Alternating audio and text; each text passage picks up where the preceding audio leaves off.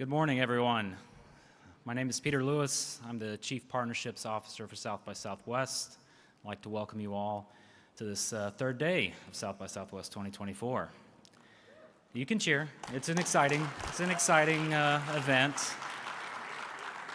Before we get started, I have a few bits of housekeeping for everybody. So number one, our Creative Industries Expo is on the first floor of this building, the Austin Convention Center. It launched today. There's a lot of incredible technology and creative companies down there. I encourage everybody to check it out if you have some time.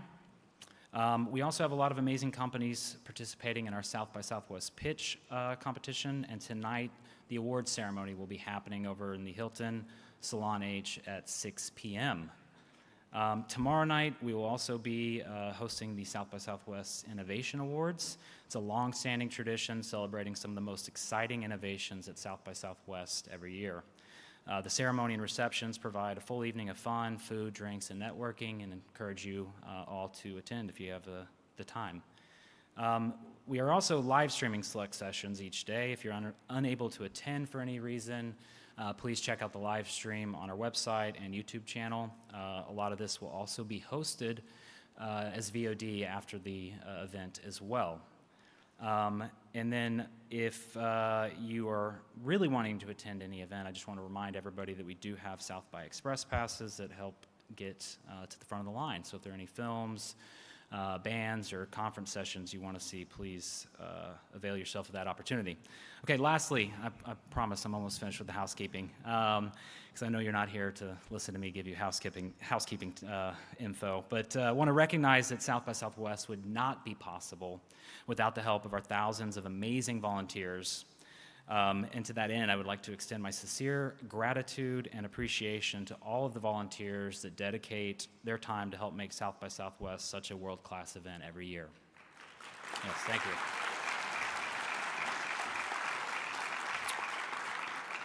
Okay, speaking of world-class, we're on to the fun stuff. I can't think of a more appropriate phrase for the visionary and empathetic leader joining us on stage shortly.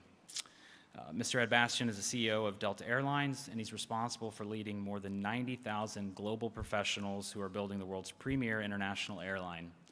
His servant leadership propels a people-driven, customer-focused culture with a spirit of innovation that is unrivaled within the industry, and positions Delta as a paragon of corporate stewardship and one of the best places to work in America. Mr. Bastian will be joined by Alyson Shontell, editor-in-chief for Forbes. Together, they're going to be discussing how to put values at the heart of your business and why people-first strategies are integral to the success of any organization. So, before we welcome them to the stage, there's a quick video that's going to help set the scene. I hope you enjoy the show. It doesn't take much to fly. Wings and wind. But to truly soar, that takes a flock. Delta's secret sauce for sure is its people. It's our company. Ed runs it, but it's still our company. Soaring above and beyond the turbulence. We were 2 weeks away from not being able to pay our people. The leaders were confident enough to say, we need your help. Lifting each other to new heights. Delta is not for sale. We climbed. We can come together and be amazing. We climb. It's more about the people than the dollars. Always looking to be better. We keep climbing. All right. Good morning, South by Southwest. It is so nice to be with all of you today. Can I just start with a show of hands? How many of you flew Delta here? There we go. Okay, Ed, you've got a lot of customers here. Absolutely. It's great to be here, Alyson. And Alyson is the editor-in-chief of Fortune magazine. So yes, let's give it up to Alyson as well. And thank you, Peter, for those opening remarks. Thank you. So, Ed, I want everybody to get to know you a little bit. You were the oldest of 9 children. Yeah. You grew up in Poughkeepsie, New York, yeah. And you never stepped foot on an airplane until you were 25 years old. Yeah. People ask me how I ever got this job. I have no idea. Do your siblings feel like they trained you for this role? What sort of values did you get growing up that you apply to today in your leadership? Well, I don't want to sound like a dinosaur, because it sounds like a dinosaur. I'm from the caveman era, almost never having been on an airplane. But growing up back then, life was simpler, and being one of 9 kids is not the norm today. Certainly, it was a little more easier to manage, but certainly you learned lessons about leadership, about accountability, about showing up on time for dinner or else you didn't get food, or your chores in the responsibilities you took. And it also inspired me to get the heck out of the house as quick as I could. So I left when I was 18, went to college, and never came back. But I love my family, and we're all still close to this day. Amazing. And you don't have 9 children. I do not have 9 children. That's the one thing I said. I will not have 9 children. Amazing. So you've had a long career at Delta. You were an accountant before that. You were at Pepsi before that. But since 1998, you've really been with Delta. So you've been there for over 25 years, but there was a little blip. There was 6 months where you were not there, and the airline was going through quite a bit. And you returned 6 months later at a huge salary cut. I was told maybe half your salary. What happened at that period? Why did you leave and come back? Well, the airline industry is a great industry, but it's also a tumultuous industry, as a number of our industries are. And following 9/11, there was traumatic impact across our industry, and all of the airlines were in pretty bad shape because travel was changed forever, and people candidly didn't know travel, particularly internationally, was ever going to come back. And the company was going through making a lot of adjustments, pay cuts, job losses, reductions in service. Customers were feeling the pain, employees were feeling the pain, and I was there at the time, and I wasn't in the leadership role that I am today, but I was there, and I was a voice that I thought we were going about it a little bit counter to the values that we established for our nearly 100-year history, and that's putting people first. And people seem to be last in that environment, and at some point, where you go through and you can't have your voice heard. Sometimes your feet have to do the talking. And fortunately, 6 months later, the company reached out to me and said, "You're right. Would you please come back to help lead the restructuring, help lead the company's resurgence?" And it was the best choice I ever made. It was the best pay cut I ever took. Wow. So sometimes you need to take a haircut, I guess, to accelerate your company. Well, the absence of your voice sometimes speaks louder than your voice in a crisis. Yeah, voting with your feet. So how did you help Delta come back from the brink of, it was bankrupt. In 2005, you and other airlines filed for bankruptcy. You rejoined as the CFO, tasked with a major restructuring of the company. You had to cut jobs, do all sorts of things. What are the steps you took? Now Delta's the largest airline by revenue. What steps did you take in that? It's not just the largest, it's the best too. Yeah. So, I have a lot of great leaders. Tim Mapes, Alicia, Betsy. We're a company of people, and while the CEO tends to get outsized attention, it's really the leadership team that resurrected the turnaround of our company. Many of us collectively were there then, and we're still running the company today. But there were a couple things. First of all, we needed a business plan that worked, and we understood that through a restructuring, you can actually make some real changes that otherwise you couldn't have made in normal times. And so we were pretty bold and aggressive about changing a few things about how we flew and where we flew and what our network consisted of. But most importantly, we let our people know that they were not the reason that the company was failing. It's so common today and throughout my 45-year history, professional history, for people in times of crisis to feel like it was somehow their fault. They're paid too much, they're not as productive as they need to be, the competition's doing better, they're not innovative, they're not fast enough. That's management's responsibility to make those decisions and to set the path, not the employees. The employees bear the brunt of that. So the single most important thing we did, Alyson, is we started to gather our people together in groups of 200 to 300 at a time. And we would do these sessions that we called Velvet, which today, almost 20 years later, we still do. I'm speaking one in Orlando Friday of this week. And we bring now, they're larger, there are 700, 800 frontline employees from all over the company. And we talk about the business. We talk about their role in the business. We have some fun. We celebrate the success. And we talk about where we're going. And we cast vision together. And over time, if you do that over 20 years, that culture is palpable. People talk about culture all the time, and they wonder what culture means. And culture seems like it's the soft stuff, it's the nice stuff. No, it's the hard stuff. Culture is the fabric of your company. It's the fabric of your values. Your values are input into your culture. We invested into the culture of our people, and we actually unleashed them to go do their very best to take care of customers and that we would take care of the business. And together, we've never looked back, and we continue to fly to new heights. And certainly how we got through the pandemic, of all things. So it sounds like people are at the core of your culture. In 2007, I believe maybe even a little bit earlier, you started doing a profit share with employees. Can you explain how that came out of the bankruptcy and the turnaround, and you just gave $1.4 billion back to your employees this Valentine's Day? Yeah, so back then, we were going through some real difficult pay cuts, as I mentioned, some job losses. We needed to get smaller in order to get bigger eventually and to restore our status and our scale. And the thing I promised our people was that when we did turn profitable, that they would get the first rewards, the first fruits of their sacrifices.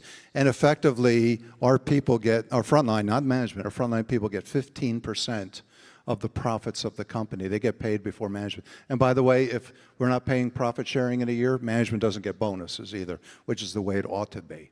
And so oftentimes, the company's not doing well, you see this management still taking these outside, no. It starts with people first.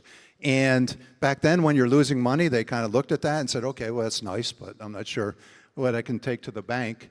And in 2007, we had the first payment, and it was about $100 or $200 million of, I forget what the exact number was, but it's grown over time. We always pay it out on Valentine's Day. Valentine's Day is the best day to fly Delta. Everyone's happy. Everyone is having a party. We celebrate it loudly.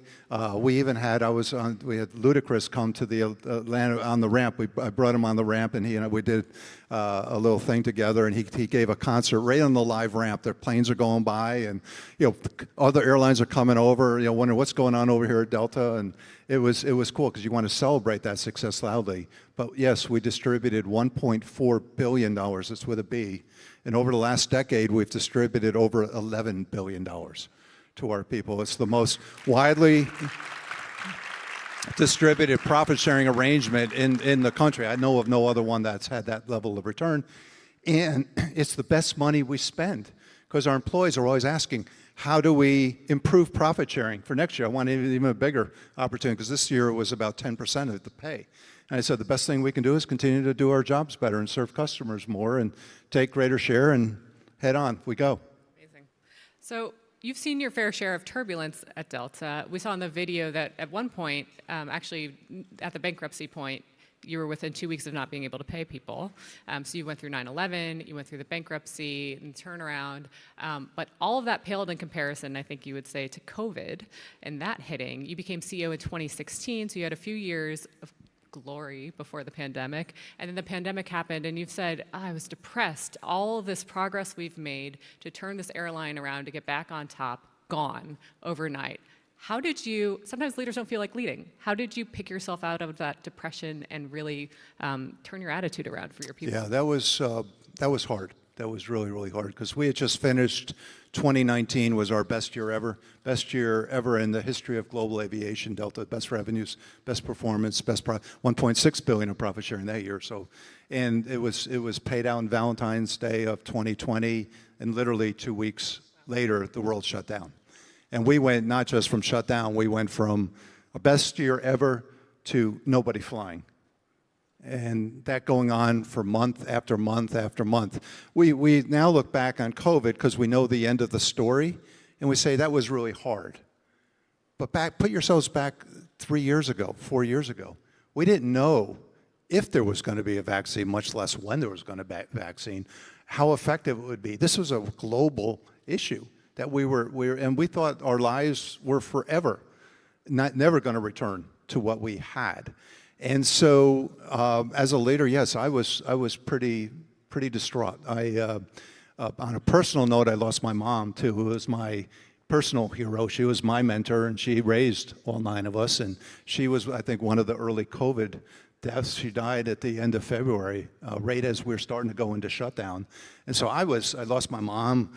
I lost my business. I thought I was Job in the Bible. Kind of what's coming next. And I allowed myself, because I think it's important to allow ourselves to be honest with ourselves and to grieve a little bit and to acknowledge the pain that we were going through. But I also realized how important it was to lead, to get back up again. And so I gave myself a couple of weeks and started to realize that this was not the time to feel sorry for myself or anyone, this is the time to lead. This was actually the most important time to lead in history for our company and candidly for our world, because our world needed to know who to follow, who to trust, where to go for information and leadership. And maybe it was a little bit of a mind game, I don't know, but I appreciated that it was a privilege to lead. It was not a burden, it was a blessing to be in that seat in our 100-year history, never a more important time. And that gave me the strength every single morning to get up and to go lead and put that brave face on and provide that confidence and that spark and that motivation, and never stopped. And it was hard. You know, there were times that you didn't feel like it, but that's what leaders do, is that you have a unrelenting commitment to succeed. You realize it's going to be hard. You don't sugarcoat it. You realize the significance of what you're going through, but you never doubt that you're going to get there. No one ever doubted. And then when they'd ask me why I believed because the power of what we get to do is to connect the spirit and connect people together. And we saw how isolated the world was during COVID and how hard life seemed and how that's where fear and anxiety and depression sat. We're a force for good in this world, and our business model is to bring the world together, not to separate, and the world needed to be together. So that's why I knew we were going to get there, and people just started following. So a lot of the employees during COVID naturally turned over. 20,000, so about a quarter to a fifth of your workforce turned over. We brought in 25,000 new people in that time. But you didn't lay people off. I think you did other things. We did not lay one person off throughout the entire pandemic, which was amazing. I think that was our biggest statement of who we are. Wow. So how did those 20,000 people transition out, if not layoffs? And then how do you recruit 25,000 people in a short period of time and maintain the culture that you've worked so hard? So we have an employee base of about 100,000 people. And right when the pandemic hit the first few weeks, one of the outreaches I made to our people was that we needed people to take time off. We had just finished Valentine's Day, the profit sharing payment the week before, or the month before. It was 17% at that point in time of pay, so I knew people had some money. You know, you talk about paying it forward. I asked our people to pay it forward to take off time to allow those people who couldn't afford to take off time to keep their jobs. And our people responded. You talk about culture and spirit showing up. We had 50,000 people take up to 2 years off without pay. We certainly kept their benefits intact, and we gave them travel privileges. Best time to travel ever, by the way, guys. If you weren't traveling, you missed it. Everyone wants to know what private travel was? Well, that was private travel. And we wound up shrinking our company in half overnight, which in a big fixed cost business, which was really, really hard to do. And then we also offered inducements for retirements. We had about 20,000 people agree to take an early retirement, again, to hold the jobs of a younger person who couldn't afford. So we went down to like 30,000 people quickly, which is unheard of. And then we started to bring people back, and those people that took that time off without pay have returned. The people that we've needed to hire, about 1 in 3 people now today at Delta are new over the course of the last few years. And so we're continuing to bring them in, and we're back delivering the quality of experience and reliability that we're known for. The last 6 months, Delta has been an amazing airline to fly, and we continue to be a better airline for the experience, not worse. Another thing you did during the pandemic, and some of it is still intact, you made some decisions that hurt revenue short term, with the hope that it would be long-term beneficial. So there were no middle seats sold for a chunk of the pandemic. Yep. They're now back, darn. They came back. And there's no more change fees, which you were generating about $1 billion a year from change fees. So talk me through how you weigh the short-term costs that are significant in the hope that it'll be long-term beneficial. Yeah.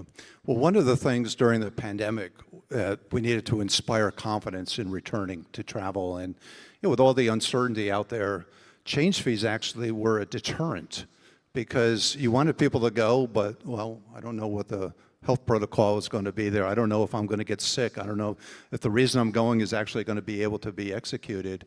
And then I'm going to have to pay a penalty if I have to change. So we said, let's get rid of these change. By the way, we wanted to get rid of change fees for years. It gave us the perfect opportunity to get rid of this so that people can travel without a punitive tax on them in case they needed a change. And it's actually inspired even more travel as a result, because people feel free to this day to book their plans without fear of loss. The other thing, though, on the middle seat, we did block the middle seat throughout the course of almost the entire pandemic. It was almost 2 years that we blocked those middle seats, and you know, we had a lot of debates internally as to whether we should do it. I had my revenue team, you know, hating me for a while. They said, "Come on, you know, it's, you know, we need to sell these seats. We have no revenue coming in," and we would constantly continue to extend that and extend that and extend that. And they kept asking me, when was it going to be okay to sell the middle seat? I said, our customers will tell us when it's okay, when they feel confident. And the confidence came when the majority of the people were vaccinated. People started to feel the demand set required it, and then we started selling them almost 2 years later. I still have people to this day stop me when I'm flying, and they'll thank me for that, because the people that were traveling back then were not people that necessarily wanted to travel. They're people that had to travel, people that had to get to the bedside of a loved one, or they had a work emergency or a supply chain issue, or they were a frontline hero going out and saving a community. Those are the people that really do desperately appreciated that policy. And we became known as the airline of choice, the airline of wellness during COVID. If you were going to travel, this was the only airline that you should be traveling on, was Delta, and that enhanced our brand reputation and the impact. And we wound up, believe it or not, when you do the right thing, it often turns to be the smart thing. We actually had more revenue on our planes, like for like, compared to our competitors' planes who were selling out their planes. We were only selling 2/3 of our planes, but generating more revenue than those that were selling all of their planes. And that's you know, that was actually really encouraging to see, that people appreciated what we're doing. Final point on that, while we certainly did it for our customers, to me, even importantly, it was for our people. Because our people that work the flights, our people that are in the airports, didn't want to be working in a crowded airport or a crowded plane any more than when our customers wanted to sit in their planes. And we say your people first. It's easy to say. That's hard to do. We say, well, we're not going to take revenue because of our people. And it turned out to be the right thing to do. So, Ed, you've got a pretty good track record, but you had one snafu in the fall. Yeah. When I told people that I was interviewing you, they were like, oh, tell Ed I'm angry at him for the loyalty program. It's so hard to get into the top tier now. What the heck? You changed the rules. And you actually recanted a bit. You said, oops, maybe we went a little too far. Sorry, guys, we're going to roll this back a little bit. Not all the way, but a little bit. So what happened in the fall with the loyalty program? Well, success does have its cost. And one of the costs of our success is that we have a tremendous pull for our brand. And you know, thank you all for being here. I know many people have stopped by the lounge and our various activations. And there's lines out those doors, too. So just like the clubs at Delta, there's lines here, too.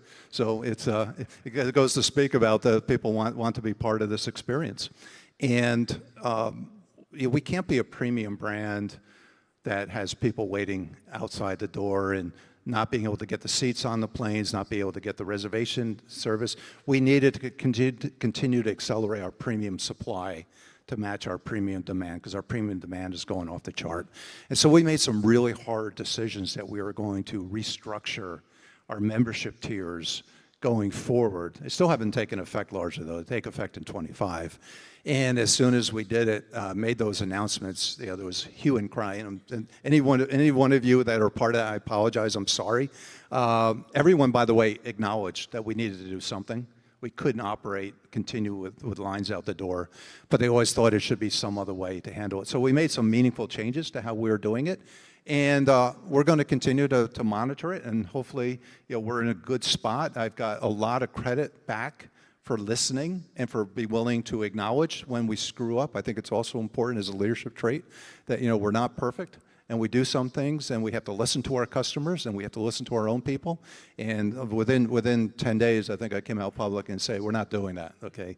I'll tell you in a few weeks, and we did, and we relaunched the program. But it was hard. It was really hard, because, you know, we want everyone to love us. We want everyone to I just so appreciate it. And we're a company, by the way, that's called Sky Miles. membership. And no longer there was like Skype money was what people were calling. And by the way, we deserve that because we were resetting plans based on value, not just on duration. And that was one of the hard decisions we had to make, but we needed to make it in order to preserve the value for our best and also opportunities for people to come into those programs, younger people that were working their way up the tier. And you heard a lot of those complaints firsthand in your inbox. From what I understand, you have one email address. I got one email address and one cell phone. Yeah. Life is really simple that way. Someone was telling me backstage that a customer was complaining about their armrest and emailed you, and they got a response within 24 hours from the Delta team. So how do you be on the front lines for customers? You're flying coach when you can. You're responding to their emails. How do you personally show up? Well, one of the pieces of advice I received when I became CEO 8 years ago was I was already too public. I needed to have a private identity. I had to have a private email. I had to have a private phone number so people couldn't find me or else I'm going to be inundated. I said, thank you very much. I'm not going to do that because I want to be accessible. I want people to feel like they can reach out and let me know how they're doing, how we're doing. I want our own employees to be able to reach me and say, I've got an issue here. What can I do to help? I got people in the community that want to reach out. And so, yes, I get thousands of Deborah's here. She can validate that. It drives her crazy. I'm on my phone, I'm kind of sorting through stuff. But I've got a system I've developed. I've got a team around me, and I see everything that comes in, but I distribute it. I don't have to respond to everyone, but I got a team that responds to it. And you know what the value is? First of all, people are amazed. They say you actually do care, and it sets the tone, by the way, for your leadership team. Because when your boss is checking, guess what? Everyone's checking and making certain that we're on top of what we're doing to take care of our business. The second thing is people ask me, you've got a job, you've got so many big responsibilities, how do you manage it all? I actually feel pretty calm and relaxed because I know what's happening. I generally know what's happening before people tell me because I can see it coming through my email chain, and so I'll know what to do. So there's a level of engagement that today's leader, I think, has the opportunity. Technology can create an awful lot of bad behaviors in terms of people, proliferation of emails or texts or people's privacy, not being what they might want it to be. But there's also great value in staying engaged and being part of this experience together. At Delta, we talk about family. We are a family, and I view myself as being responsible for that family, and I want to be there for them. Whether it's 8 o'clock on a Sunday evening or 4 o'clock on a Monday afternoon, doesn't matter to me. I'm there for them. So speaking of family and protecting your employees, you have sometimes strayed outside the traditional lines of being CEO and into more social, even political issues. You received a lot of feedback, I think would be a delicate way to put it. When Georgia was changing some voting laws, you got involved, and you said, well, we are the largest employers of Black Americans in Georgia. We have to stand up for our people, especially as you head into an election year where we're looking at another Trump-Biden face-off most likely. How are you thinking about where you show up as a CEO outside of the traditional lines?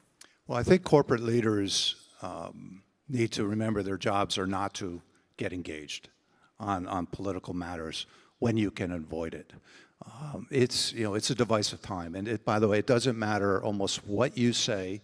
Half of the country is going to be with you, and half the country is going to be against you, and that's shown in our political system. And by the way, it's not just true in the U.S; it's true around the world. You see a lot of divided polarities.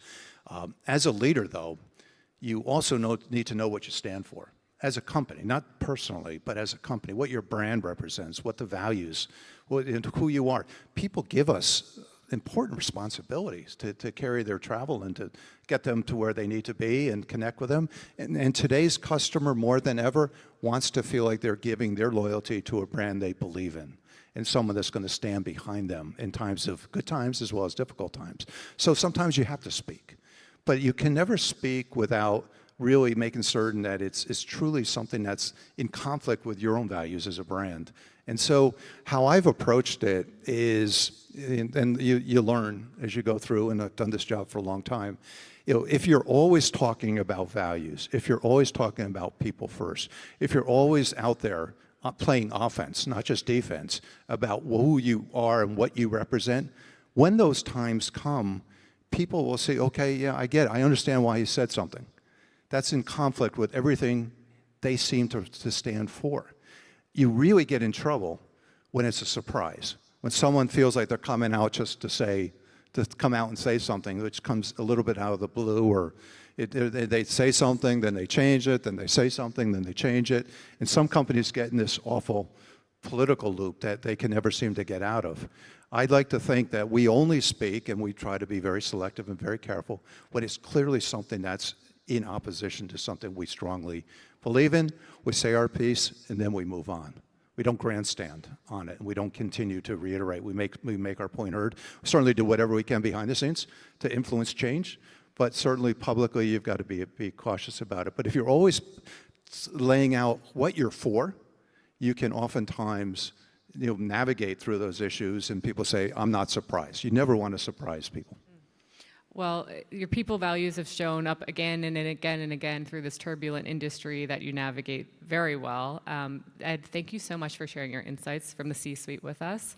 We hope you took value from this conversation and look forward to the next phase where you're in the interviewer seat. Yeah, Alyson, thank you you did a great job with this conversation. Thank you. Let's give a hand for Alyson for joining me. And thank you, Alyson. And I'm going to call up to the stage Jamar Harrison, who's going to lead the second half of an exciting conversation we're going to have. Jamar, come on out.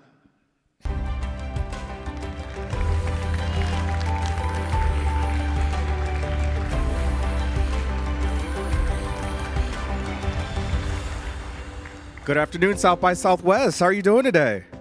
Yeah. My name is Jamar Harrison, and please let me start in gratitude. I am honored to be here representing the 100,000 strong Delta family. So whether or not you're in the room or tuning into the live stream, I feel your presence. You too are on stage with Ed and I. I currently right now lead in global sales, and I'm honored to serve as president of BOLD, which is Delta's Black Community Business Research Group for employees.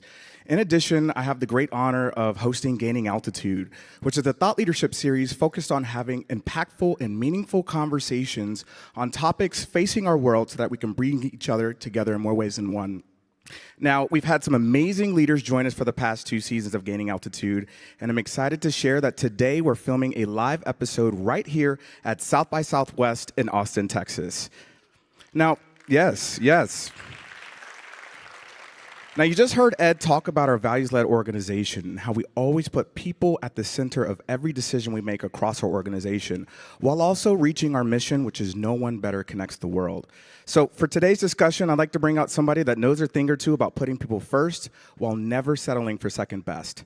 Twice named to Time's 100 Most Influential People, today's guest is an author, an innovative culinary, and also an Emmy Award-winning TV personality who's focusing on serving people across the world. He's not only known for being a pioneer in tapas here in the United States, but also known for serving people across the globe, having served hundreds of millions of people worldwide. Please help me give an Austin welcome to our guest for today, Chef José Andrés. Thank you. Hi. Hola. Hello, Ed. Hola, Eduardo. Hola. Yeah, absolutely. Please join me, Chef. In Spanish, we will call you Eduardo. My Eduardo. little brother is Eduardo. Eduardo, I like Eduardo. I like Eduardo. That's awesome. How are you today? How are your sneakers? You look very comfortable. Look at my sneakers. What are those? Hey, I think we are the most sexy sneaker couple in all of South by Southwest. Yeah, you need to put that on the Twitter feed, right? That's so cool. I love it. That's awesome.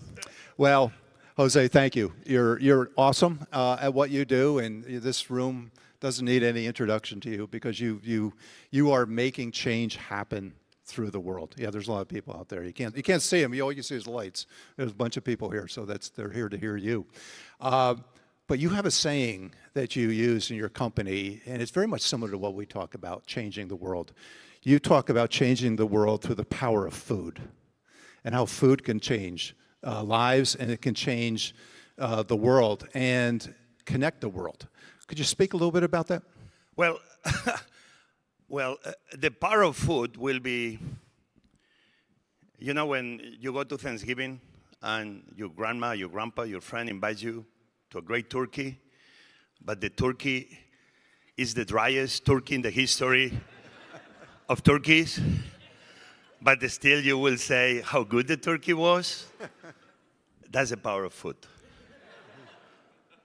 That you will protect the people that love you, and they're cooking that with love.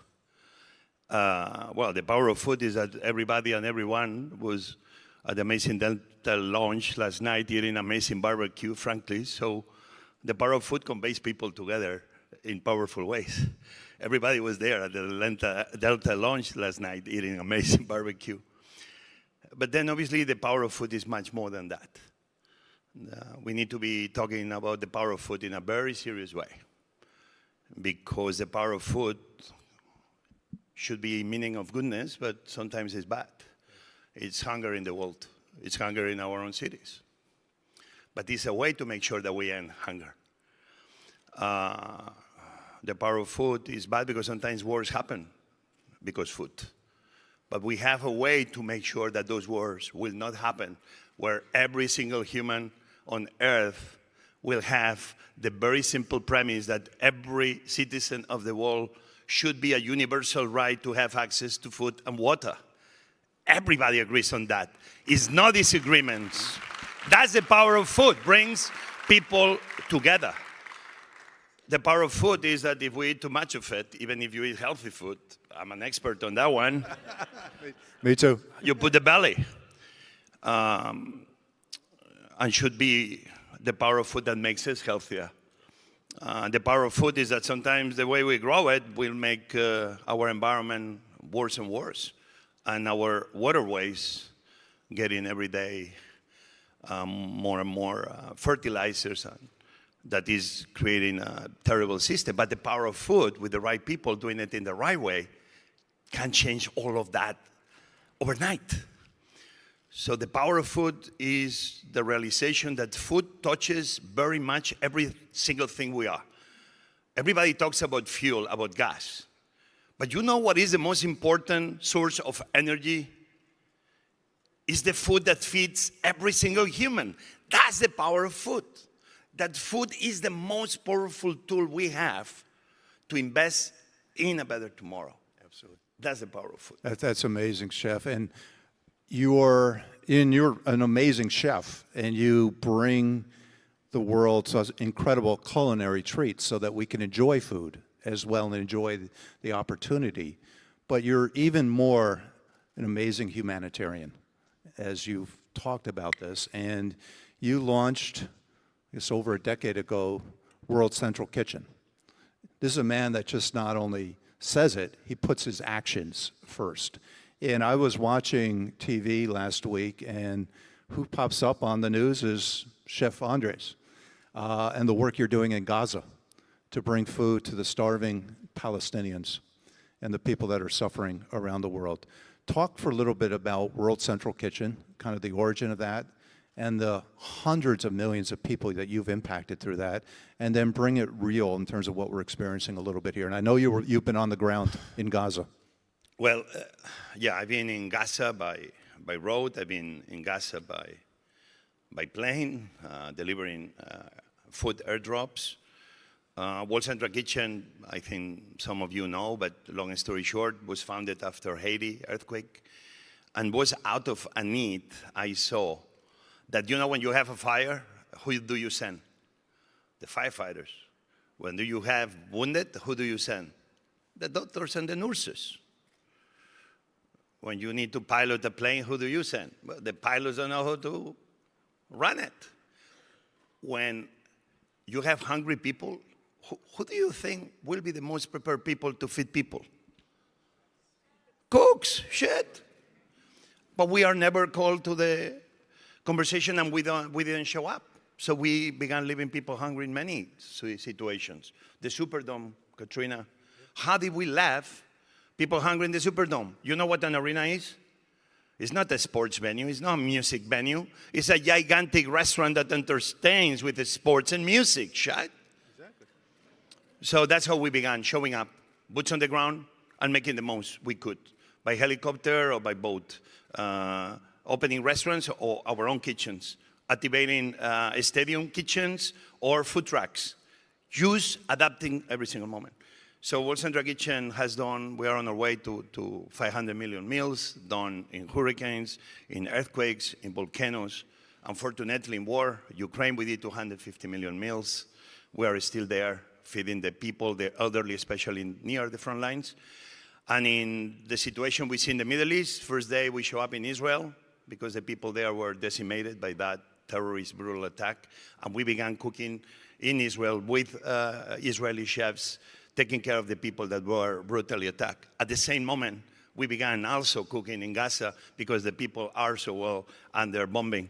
And right now, our main operation is inside Gaza. We have 65 kitchens, 10 more are being built, 350,000 meals a day. We've done more than 35 million meals. We put inside more than 1,400 tracks, and we've done airdrops, and we're about to embark in the most crazy mission probably we've ever done. That's why I spent some time in Cyprus and in Israel on top of everything, because we are trying to reach the shores of Gaza by boat to make sure we can be bringing millions of meals through the beaches of Gaza, specifically to feed people in the north of Gaza that really, they are hungry. We may fail, but the biggest failure will be not trying. That's what the men and women of World Central Kitchen are doing.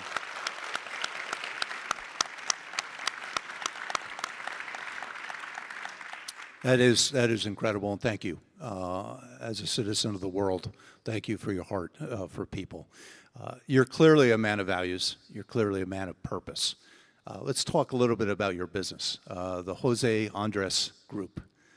We've talked about this in the past. You're not quite certain what that means sometimes, but what it represents is you. And so what it represents is your values and your culture that you said, and how do you get your culture and your values across an organization that's growing and living in tumultuous times? Yeah, it's funny because my company used to be called Think Food Group, and I was very happy with that name. And everybody around me said, no, we need to call it the José Andrés Group. And I'm like, why?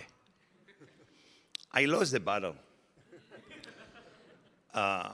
And believe me, sometimes I wake up and I want to go back to call it the People's Group. Because when we talk about values, obviously in companies, private sector, NGOs, even government,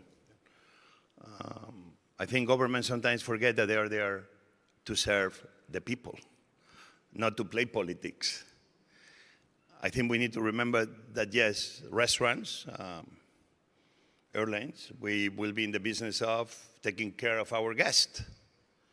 But if you really think about it, we are in the business of trying the best we can to take care of your team members, your employees. That's in the value business we should all be. Absolutely. And for me, this has been important. I have many members, many. We have almost 40 restaurants now. I don't open business, I tell stories, and also I open opportunities for team members that don't want to leave to stay with us. I have many members that they've been with us 30 years when they could be going anywhere else. Believe me, everybody's hiring in the restaurant business. Yeah. If anybody has a resume, please give it to me because we need people. So we had a lot of people that they've been 30 years and 25 and 20, a lot of them. Yeah. So I don't think it's the values, our values, what keeps them. They are the values themselves. It's just the gift that keeps on giving, where everybody's part of telling you the good moments, stories, but also the difficult stories. Importantly, the difficult stories. Importantly, the difficult stories. And I think the next will be the serving your community. For me, it was always very important to say, in my profession, in your professions, we all have the talent. In my case, in the case of cooks, in the case of restaurants, you feed the few. But with that same talent, you can feed the many. In the pandemic, my restaurants, they changed from being a restaurant in the city to community kitchens to feed the city, people in need. It's not like I decided to do it. It's like everyone in the restaurants was like, okay, what are we going to do? Go home? Everybody wanted to be part of not just running the restaurants where things were going well and we were celebrating birthdays, but taking care of the communities that were about to go hungry because everything was about to be shut down. Absolutely. For me, that the values within the company allow many people volunteer. We had more volunteers than people we wanted to have in the pandemic inside the kitchens. I believe it. To try to take care of the problems one meal at a time. I learned that it's not me or the top bosses of the organization writing the list of what we are all about, what our values are, but it's the same team members that they are the ones writing the values with every one of their actions. It's what your team members are doing, not necessarily what they're saying, that speaks to the culture and the purpose of your organization, and it's really incredible. And we share that in common, which is one of the reasons why we wanted to have Chef Jose join us today in this conversation, because our companies are about companies of purpose and making a difference. Together, we both live in the experience world. So we went through tough times through COVID and the pandemic, and people weren't able to come into your restaurants. A lot of people weren't flying, but we had to keep the airways open. You had to keep the food coming in alternative ways. But coming through that now, it seems like the demand set that we're both seeing is phenomenal. People want experience more than ever. That's, by the way, that's what South by Southwest is. This is an experience that we all gather together. That's why we're drawn. Our brands are drawn, our companies are drawn to come here to experience that and be able to put our brands out there with other brands creating a difference in the world. Speak to how the experience of serving food and being in the restaurant has changed, because the food is great, but it's really the experience around it. That's like my job. Our planes are great, but we don't want to talk about the planes. We want to talk about the experience while you're on the plane. Yeah, it's funny because I've been in restaurant business for 4 years, and the more I know I'm supposed to become an expert, but I'm realizing that the more I know, I know nothing. And it's almost like every day I go even into my own restaurants like it was the first day. And I try to understand and live the experience, not like I own them or I'm the chef, but like I am one of those guests coming in. I always say I don't open business. I'm actually a very bad businessman. Really bad. I mean, I'm technically the CEO of my company, but I'm not. I don't know why they keep me with that title. I cannot wait for the board to fire me, but they keep giving me more titles. It doesn't work. But I know a thing or two about the feeling, the heart, the emotional moment. That's what it is. So I never think about the restaurant in terms of what's the profits, how much we're going to sell. Luckily for me, I have great people that do that very well. But me, opening a restaurant is telling a story. My restaurants tell the stories. The stories not of me, but of the people that made many of the dishes, of the people that work with us, the young sommelier that just came, and he's telling his story through the wines he recommends and the people behind the wines. Because it's never about the food, but it's about the people behind the food.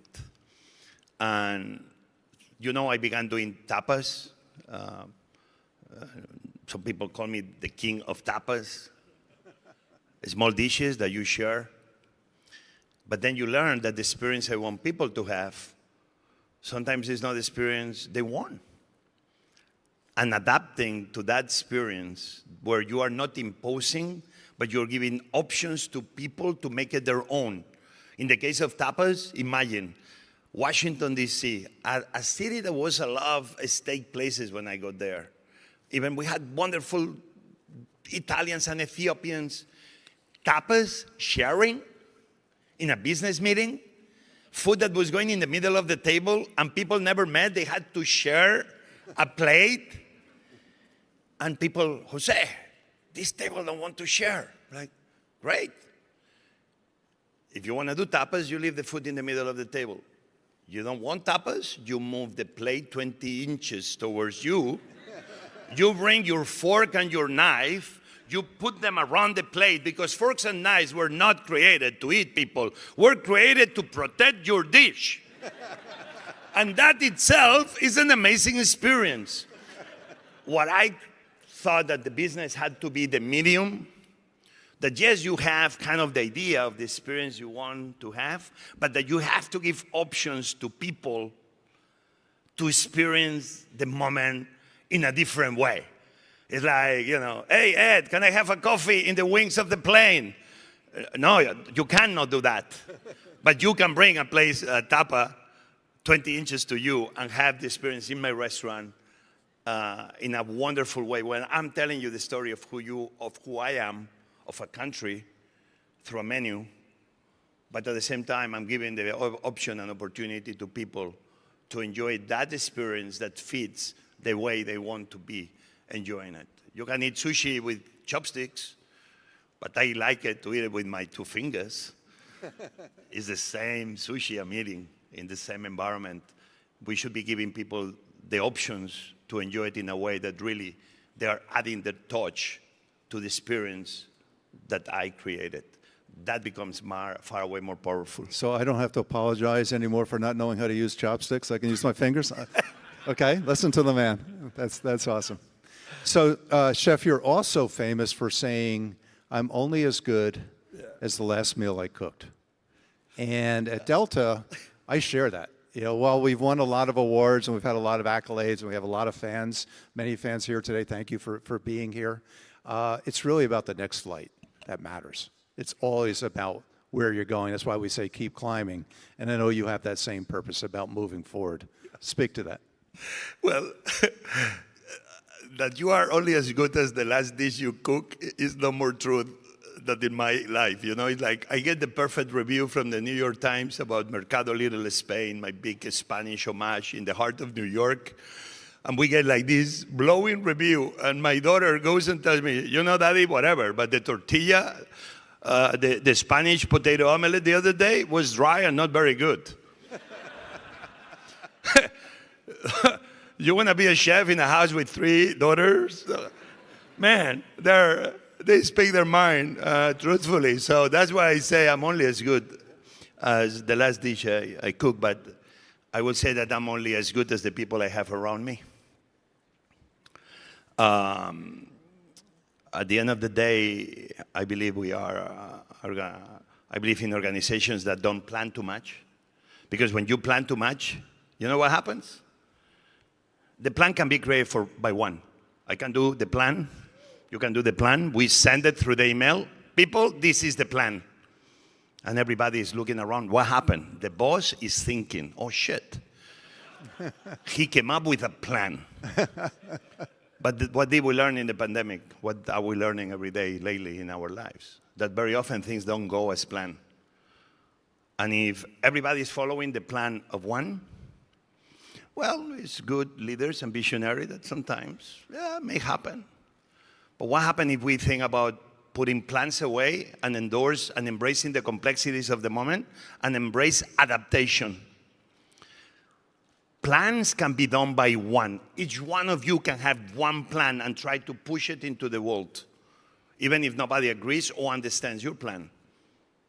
But when you embrace the complexity and you push adaptation, adaptation cannot happen if everybody in the room doesn't have a sense of ownership. Plans can be done by one. Adaptation can only happen by everybody joining. And that means that organizational charts, they need to be changing. They are way too pyramidal, where somebody sits at the top and says, blue, and everything is blue the next day. Why? Because the boss said blue, and the gravity of the power of that brings that information down. Everybody's watching. Shh, what happened? The boss is thinking. Shit, what is he thinking? Blue. Terrible. But all of the time, when you get that pyramid and you make it flat, where you are not just the boss because you sit at the top or because the title behind your door, but because you are with boots on the ground, next to your teams, in a more equal level playing field, and where you are giving the power to everybody to adapt to the circumstances of the moment. In a restaurant, whatever happens in a table, whatever happens during the shift, when the lights go off or the gas stops coming in and we have no fire to cook. The plan of the one will not solve the problem of the moment, but the adaptation of the many will come up with the perfect solution to make the most out of the mayhem of the present. That's why I love adaptation, because it's about the power of the team versus plans that they are the imposition of the one. Adaptation will always win the day for me. Absolutely. That is so powerful. Do you agree with that? Absolutely. Absolutely. Hey, I mean, we don't charge for clapping people. That is so profound. You talk about the power of the table. We do the same thing. We got 5,000 flights a day. And they don't call me to let me know what should we do when something happens, when there's weather, when there's a customer that needs some type of special help. Our people are empowered to make the decision, which means that they need to know that they have your trust and you have their back, and you are always there to support them when they make those decisions in the earnest desire of providing great service. We are only as good as the people we have around us. So, and you're right. And there's so many business people that could actually continue to hear that rather than those plans is actually the people that make the difference, and that's the power of what we get to do together. That's why I don't call myself a chef. I don't know how to run a kitchen. That's why they named me CEO. No, I'm serious. You know, I don't even know how to run a board. They call me emeritus chairman. When they give you the title emeritus, it's like, thank you for your service, but can you move aside? Do you know how to pilot a plane? You pilot? I don't know how to fly the plane. But you're the CEO of your company. You rely on everybody. I don't know how to fix the plane. I have a hard enough time getting through an airport. And this is the power of the team. I'm believing precisely right. That is not bullshit, but this is the realization. It's the real deal. That you are only as good as the people you have with you. Okay, we're starting to get the cue here to wind down. So I'm going to give you a couple real quick rapid Anybody knows Manchester, Liverpool? What's happening? 1-1? Shit, Richard. I'm so happy for you. Finally, your team is able to tie a game. All right, keep going. Okay. We have 2 minutes. Okay. Other than Austin, what's your favorite city around the world? Other than Austin. Other than Austin, of course. Austin is very awesome, but oh my God. I will take right now, we were 36 hours in Tokyo. I love Tokyo. Tokyo is awesome. Getting lost in the streets of Tokyo. You don't need reservations. So many amazing places, all of them small. Oh my God, and they don't understand your English and they keep sending you sushi after sushi after sushi. And they don't stop. And you are like, I surrender. And then they think that you want more and they keep giving you more. Like if you are a seal in the zoo. I love Tokyo, people. Okay, Tokyo. Okay. What's your favorite dish to cook? I love many dishes. I don't have one, but the big pot that will feed the world. Every culture has the big pot. The pot that you put things, and those things are like, and then when the pot finish, the warmth of the fire, like giving birth to an amazing dish, sharing out of the pot. My favorite pot that will feed the world is paella. Yeah, awesome. One day I say, I hope that every backyard in America, every Sunday or every other Sunday, will start making a paella. Now, very often Sundays, I receive photos of people making paellas. Some of them, they don't look very paella-like, but I love them for trying. That's awesome. That's awesome. Well, I love you for who you are and the impact you're having in our world, the impact you're having in our kitchens. And I want to thank you, Chef, for just an amazing. Now, before we sign off here, we actually are gonna have a little fun here for a second. Okay, there are two people who have stickers on the side of their chair. And if you have one of those, two of them in the room, look on the sides, everyone look on the side of your chair. If you have them, you are getting free Delta One trips for you and a guest anywhere in the world we fly. With me to Tokyo. There's two people sitting down. Has anybody found the stickers yet? Oh, man. Anyone found the stickers yet? Everybody look. Oh, did we find somebody? Who do we find? Let me see you. Are you taking me with you? If you found it, stand up. Let me see you. Okay, we got, yay, congratulations. That's awesome. We got one other one. Is there one other one over here? Where's that, in the back? Oh, congratulations. Thank you for being loyal customers. Chef, thank you. Thank you, It's Ed. been an amazing, amazing time. Enjoy Southwest. Thank you. Thank you. You're great. Thank you. It was fun.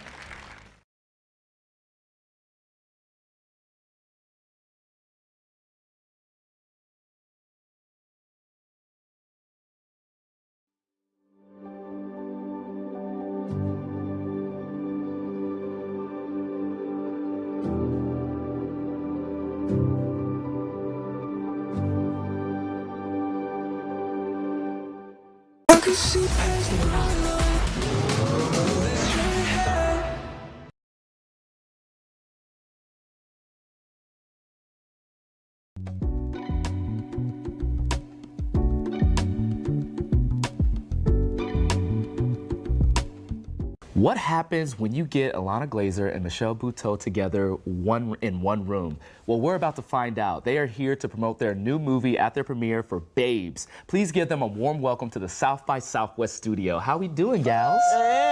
Yeah, see, it's already lit. I feel like we already know each other really, really well. I agree. You know, it's kind of crazy seeing you guys play off each other in a movie. Like the chemistry on point. Loved it. Laughed my ass off.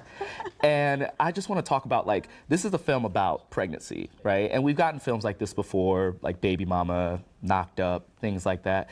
But can you talk about kind of creating this new form of it where it's getting pregnant on your own terms and kind of creating a film like this? Ilana, you wrote it, so I think you should kind of kick us off here. Yeah, I wrote this movie with Josh Rabinowitz, and really it's the brainchild of me and Josh and Susie Fox. We all produced the movie. And we were all in early stages of parenting, and we brainstormed and got all our ideas down about the absurdity of deciding to have kids, having kids. But what really anchored this story and the writing of it was how your friendships change in that time in your life. And not just, we've been talking all day about as new parents and as young parents, how your friendships change, but also if you don't have kids, you choose not to have kids, watching your friends become parents, and you're like, this is gonna change our relationship, and it's that tug, and it's painful, I have it with my friends, and I can feel their side. I have a child and a partner, but you feel both sides of it, that push and pull, and it's almost like this adult puberty. There's this awkwardness that we were so privileged to have Michelle's spirit and beauty and gifts in this movie, and I think that we've known each other for decades. We've been close friends and met through comedy decades ago. And what was so nice about our being able to just jump right into our authentic friendship was going right there about that awkwardness. It was easier to tap into the awkwardness and the sadness, the loss that you feel too at those times. Yeah. That's awesome. And also, my kids are a couple years older than yours, and so even my character has the kids before, and so there was already so many things to sort of, it was a beautiful jump off. But working with Ilana and having her and her friend write this, they're truth tellers, and so much comedy comes out of seeking the truth, being real, understanding what pain is, growing through it, getting to the other side of the mountain, looking back, saying, if I'm going through this, other people are going through it too. How do we talk about it?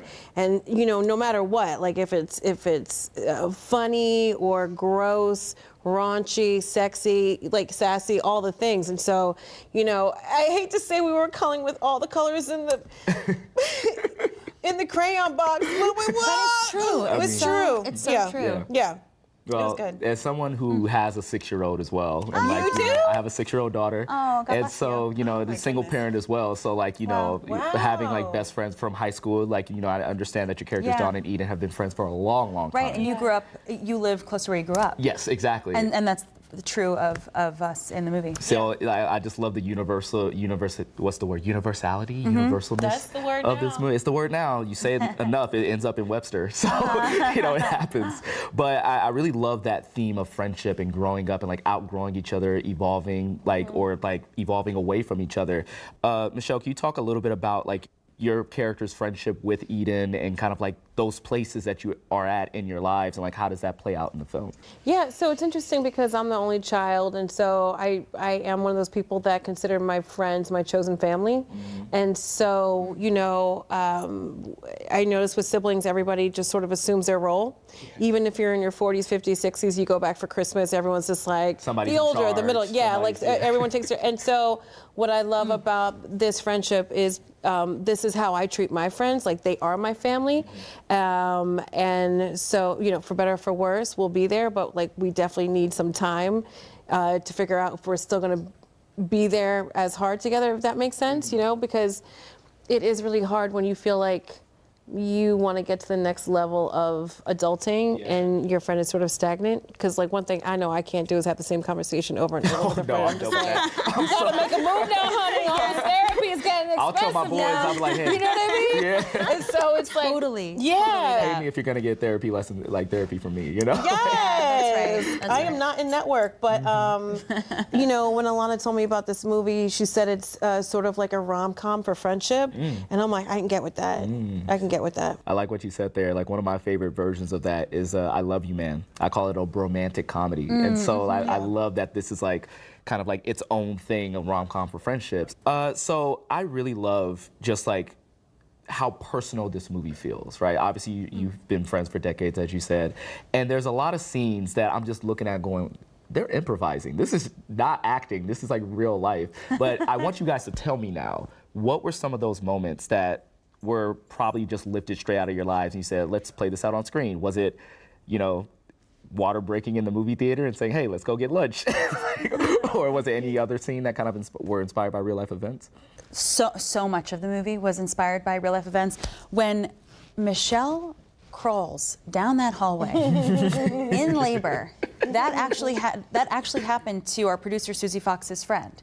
Because when you have a second kid, everything's a little bit opened up but from before. So she knows someone who was laboring and delivered driving herself to the hospital and crawled in the hallway at the hospital. That happened, and Michelle captured that moment. Like so it feels like it's happening, the way that Michelle puts herself into her performance.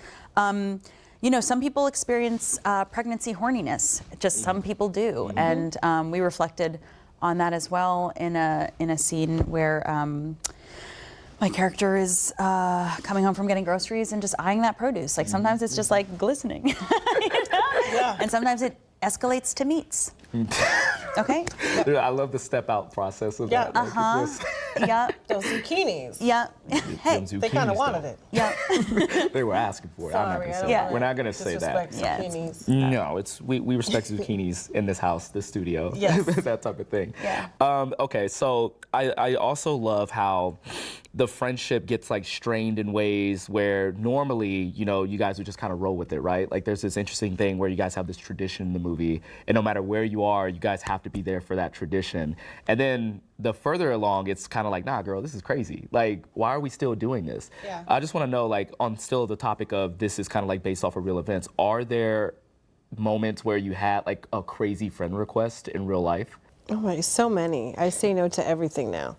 I know. But yeah, it's like, let's go to St. Martin, but like the little island of St. Martin where there's like no airport. And you have to like take 3 airplanes there with your kids and then like a little boat. And it's like, girl, you crazy? Or come visit me in Maine. On purpose? Like, yeah, when people ask me to go somewhere besides the 5 boroughs I live in, I'm just like, send me a picture. I'll send you, I'll FaceTime you, high-speed internet. So I want to be there, but I realize I don't have the bandwidth, and I will be there in other ways. Right. You know what I mean? Yeah, I like get I'm the that. person that's definitely gonna like bail you out, but also don't do something stupid where I gotta bail you out.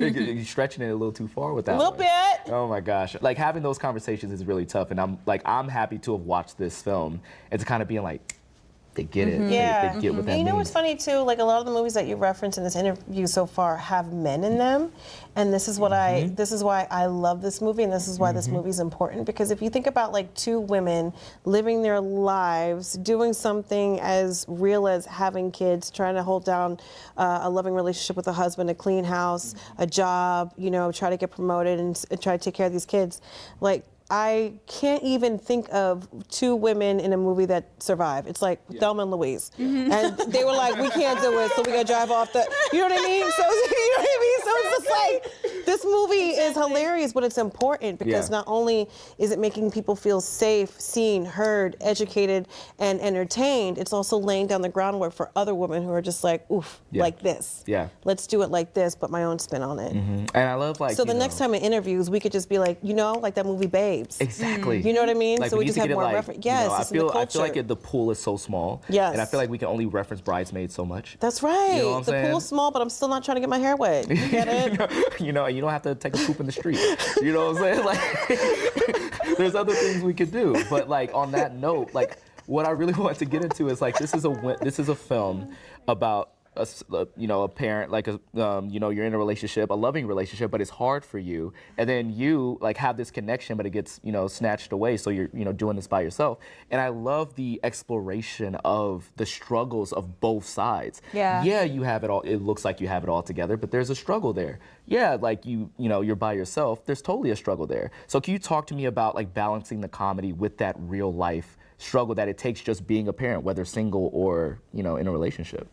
There's so much gain when you choose to have a kid, and there's so much more feelings, more things happening, more brains, more bodies to take care of. But the loss there's loss too. As much as you gain, you have to make space for it by loss. And there's so much grief, and we hit that grief really hard in Eden's storyline, but there's like that long con of the grief and loss storyline between our characters.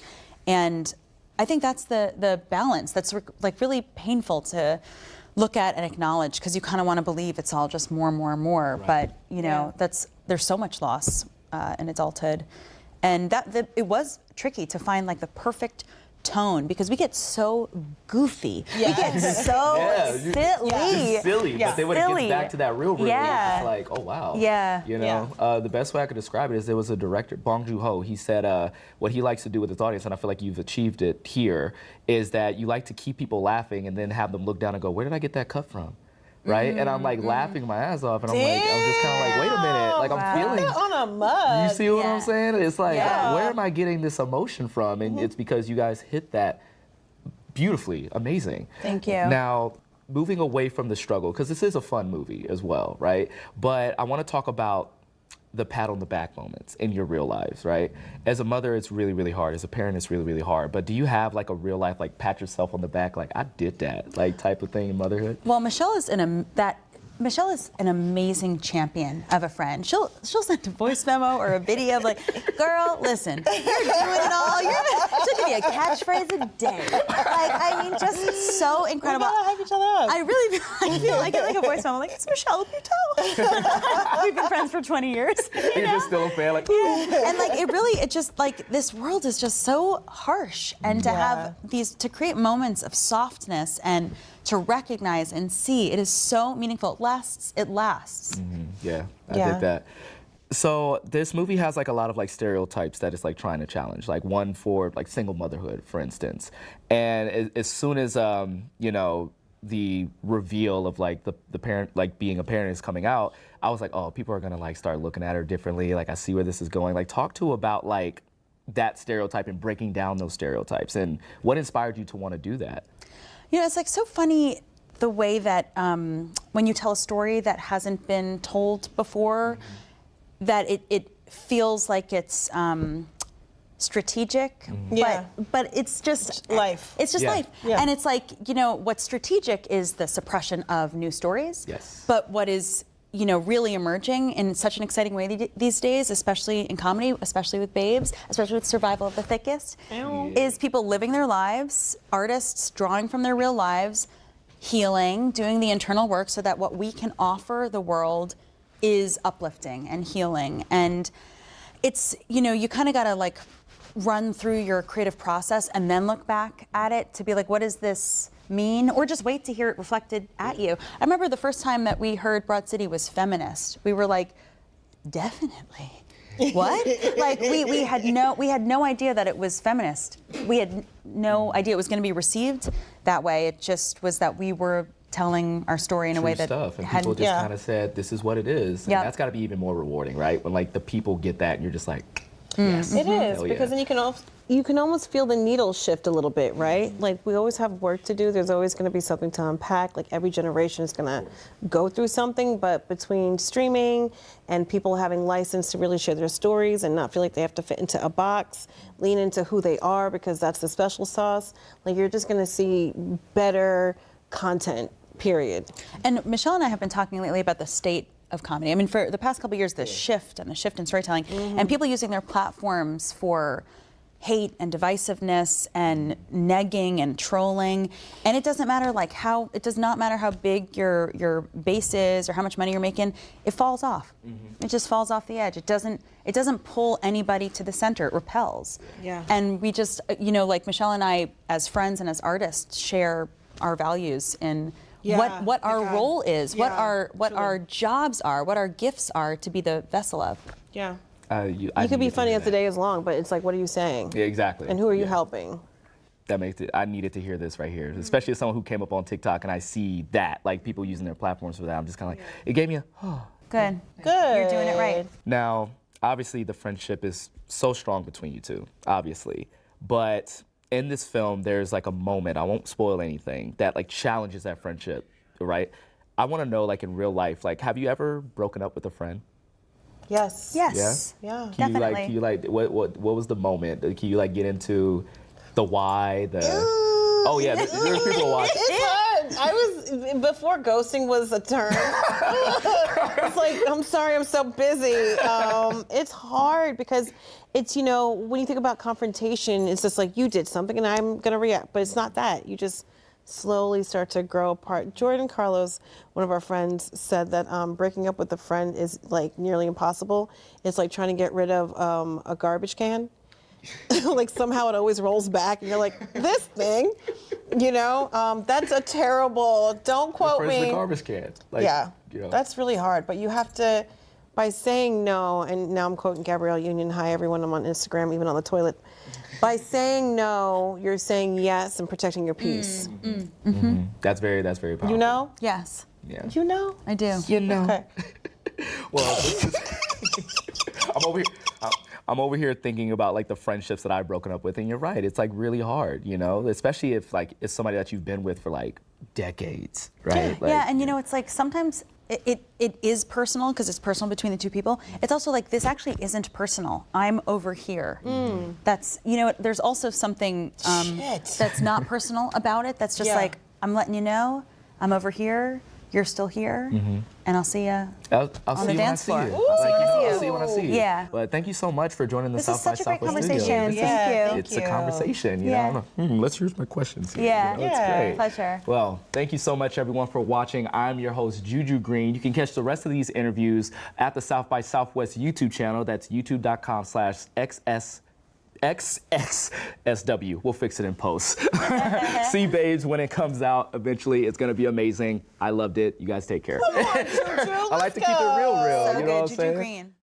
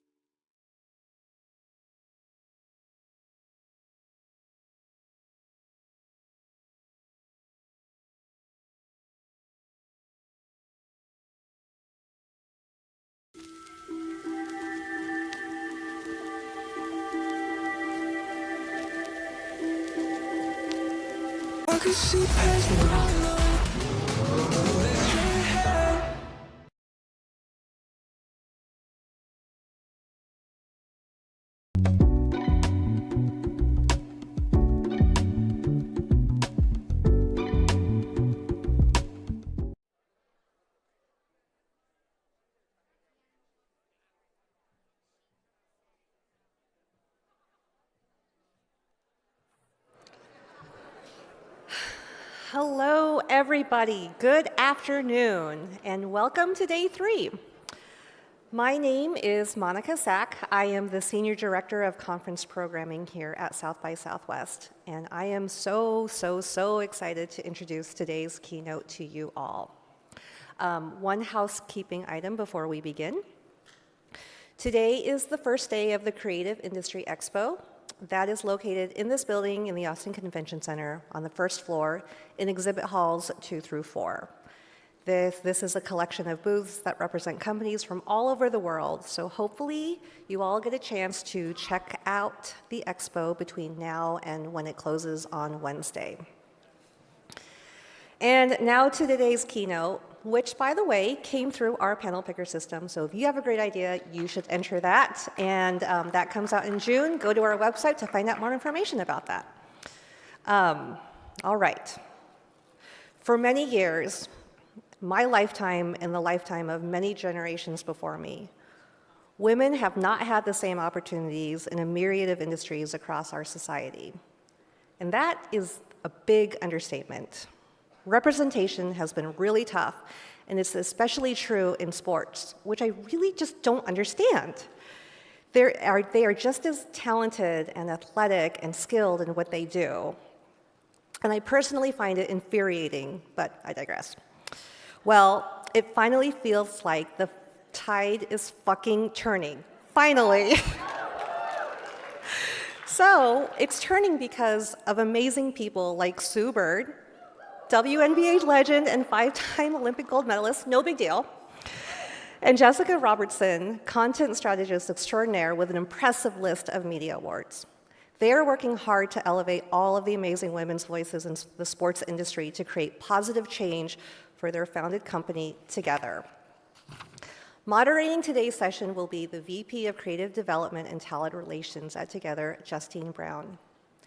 Reminder that questions will be accepted through the Slido platform. You can find that in the South by Southwest Go app, as well as the online schedule. Just find the session listing and hit the Engage button. Now, please join me in welcoming to the stage Sue Bird, Jessica Robertson, and Justine Brown.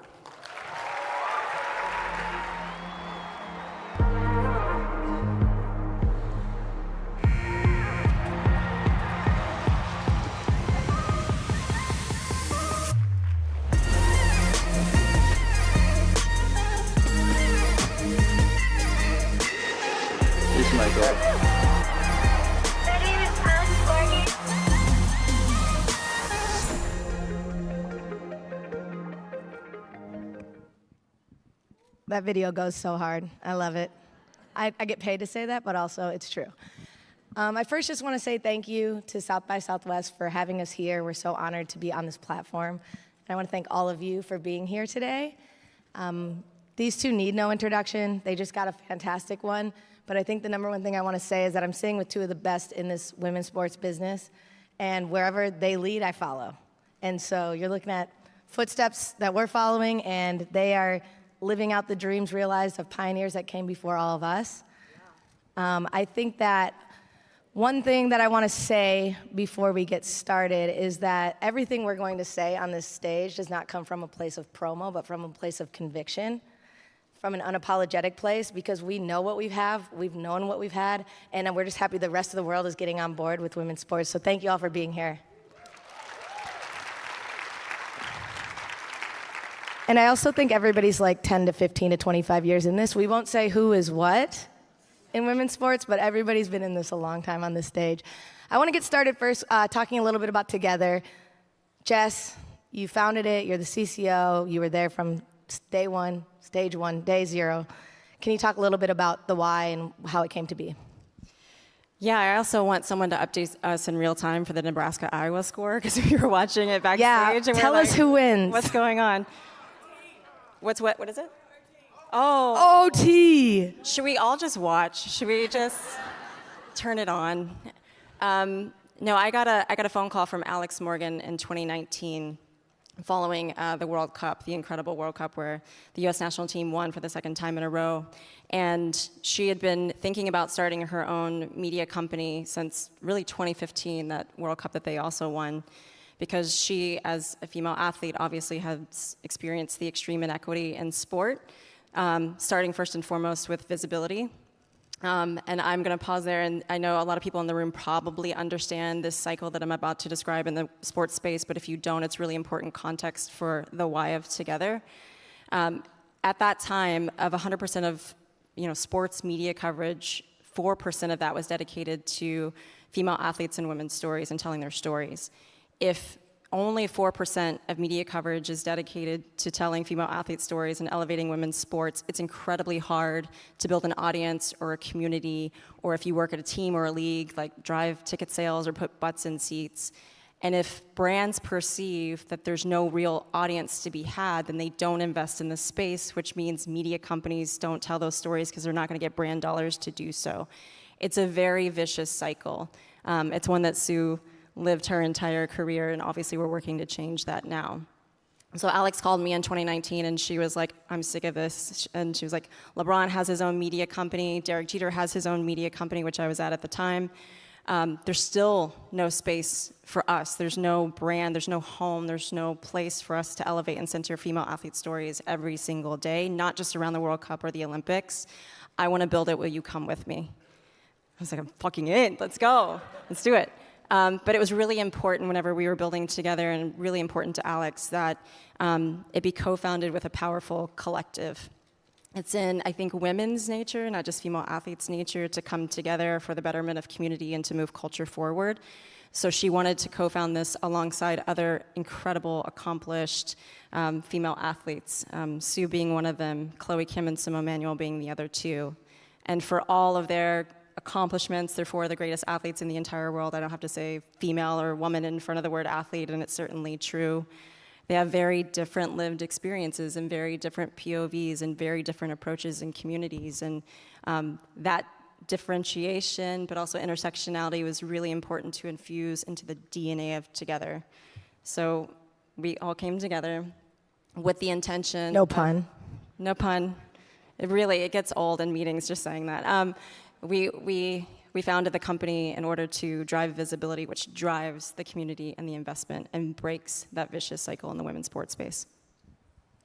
And Sue, I just want you to tell a little bit about, and then Sue got a call from Alex Morgan, and this is how that went. So then I got a call from Alex Morgan, essentially saying the same things, and two things for me happened in that moment. I actually had another opportunity to do like my own production company of some sort, and to Jess's point, it was what drew me to Together, what drew me to Alex, Chloe, Simone, was doing it with others, right? Being collaborative. I knew that was gonna be way more powerful. So that was immediately like, all right, I'm cool, I'm in. And then I thought to myself, this is amazing because I sit at home and I complain a lot about how women's sports doesn't get the coverage, how our stories aren't told. And here was an actual way to change that, to be a part of change. And I knew in that moment, it was 2019, I ended up retiring in 2022. So I knew I had, less years left, or not that many years left. So this was a way for me to pay it forward, for me to help out younger generations. I wasn't gonna be the beneficiary of most of what Together has accomplished. I knew that, and that's actually even more so why I wanted to do it. So when Alex called, she explained the thing. I was like, give me a second. Okay, I'm in. And now here we are, Together just celebrated the 3-year anniversary in March. I wanna just start with, what are you both proudest of that Together has done or built? We built Together an effort to be a see it, be it brand. Storytelling can change the world, and visibility is critical in moving culture forward, especially telling stories that don't traditionally get told, and pulling these stories and these women from the margins and centering them and giving them platform. I'm proud that we're sort of the tip of a spear of a much larger investment that's happening in the women's sports space. But more importantly, I'm incredibly proud of the community that we've built around the brand over the last 3 years. Our intention was to be a home for, yes, female athletes and their stories, but also fans. To be sort of like a safe and empowered space and brand where fans could come in and actually commune with each other, or interact with our athletes, or consume the content, or watch, engage, buy even, because you can't find a lot of women's sports merch, although it's changing. The impact that we've had through that community, and more importantly, the storytelling and hoping that we're a see it, be it brand, the impact that you can have on culture is sort of unprecedented, I think. Yeah, for me, it's actually piggybacking off of what I just said, which was, being able to pay it forward, being able to help younger generations. So for me, anytime I see other athletes, but particularly WNBA players or women's basketball players, interacting with the brand, rocking a t-shirt. A great example is the Sid and TP show. These are two WNBA players with Together, actually created like a show, like a TV show, a real one. So to see younger people interact with the brand, knowing that I played a role in creating that, is incredibly special to me and incredibly rewarding. I just want to add, also, this is my notes. I'm not texting my mom, so I hope my mom's not texting me, but she probably is. I want to add, because it's not in my notes, the Sid and TP show, I think, is actually an incredible example of a project that we've done. Because I said, we're not new to this, we're true to this, so we know what we have, and we know the talent, and we know who's in it. And Sid Colson particularly, if you're not familiar, look her up and laugh a lot, was an athlete who honestly comes off the bench for Vegas, was out of the league for a while. She talks about all this herself, but we knew she had something, and because we existed, we were able to say, hey, we want to create something with you, and then a different brand came in and invested in it and said, we want to get on board, and that mattered a lot. And now she's being literally called the face of the league, which is kind of a joke from the show. But I think if it's not for somebody like Sue being here and all of us who are involved, knowing what we have to tell the stories, which is what I was getting to. You already said the stat, but 4% of coverage historically has gone to women's sports. In 2022, that number was up to 15%, and in 2023, as of as of like a stat updated a week ago, that's up to 16%. And yeah, give it up for that. And It's we're still so small. Yeah, and we're still going up and still need to. But I think that what people don't realize, that's all media. So that includes like a brand like Together. So I did want to get into a little bit of our storytelling and the why and the what we're trying to do with that.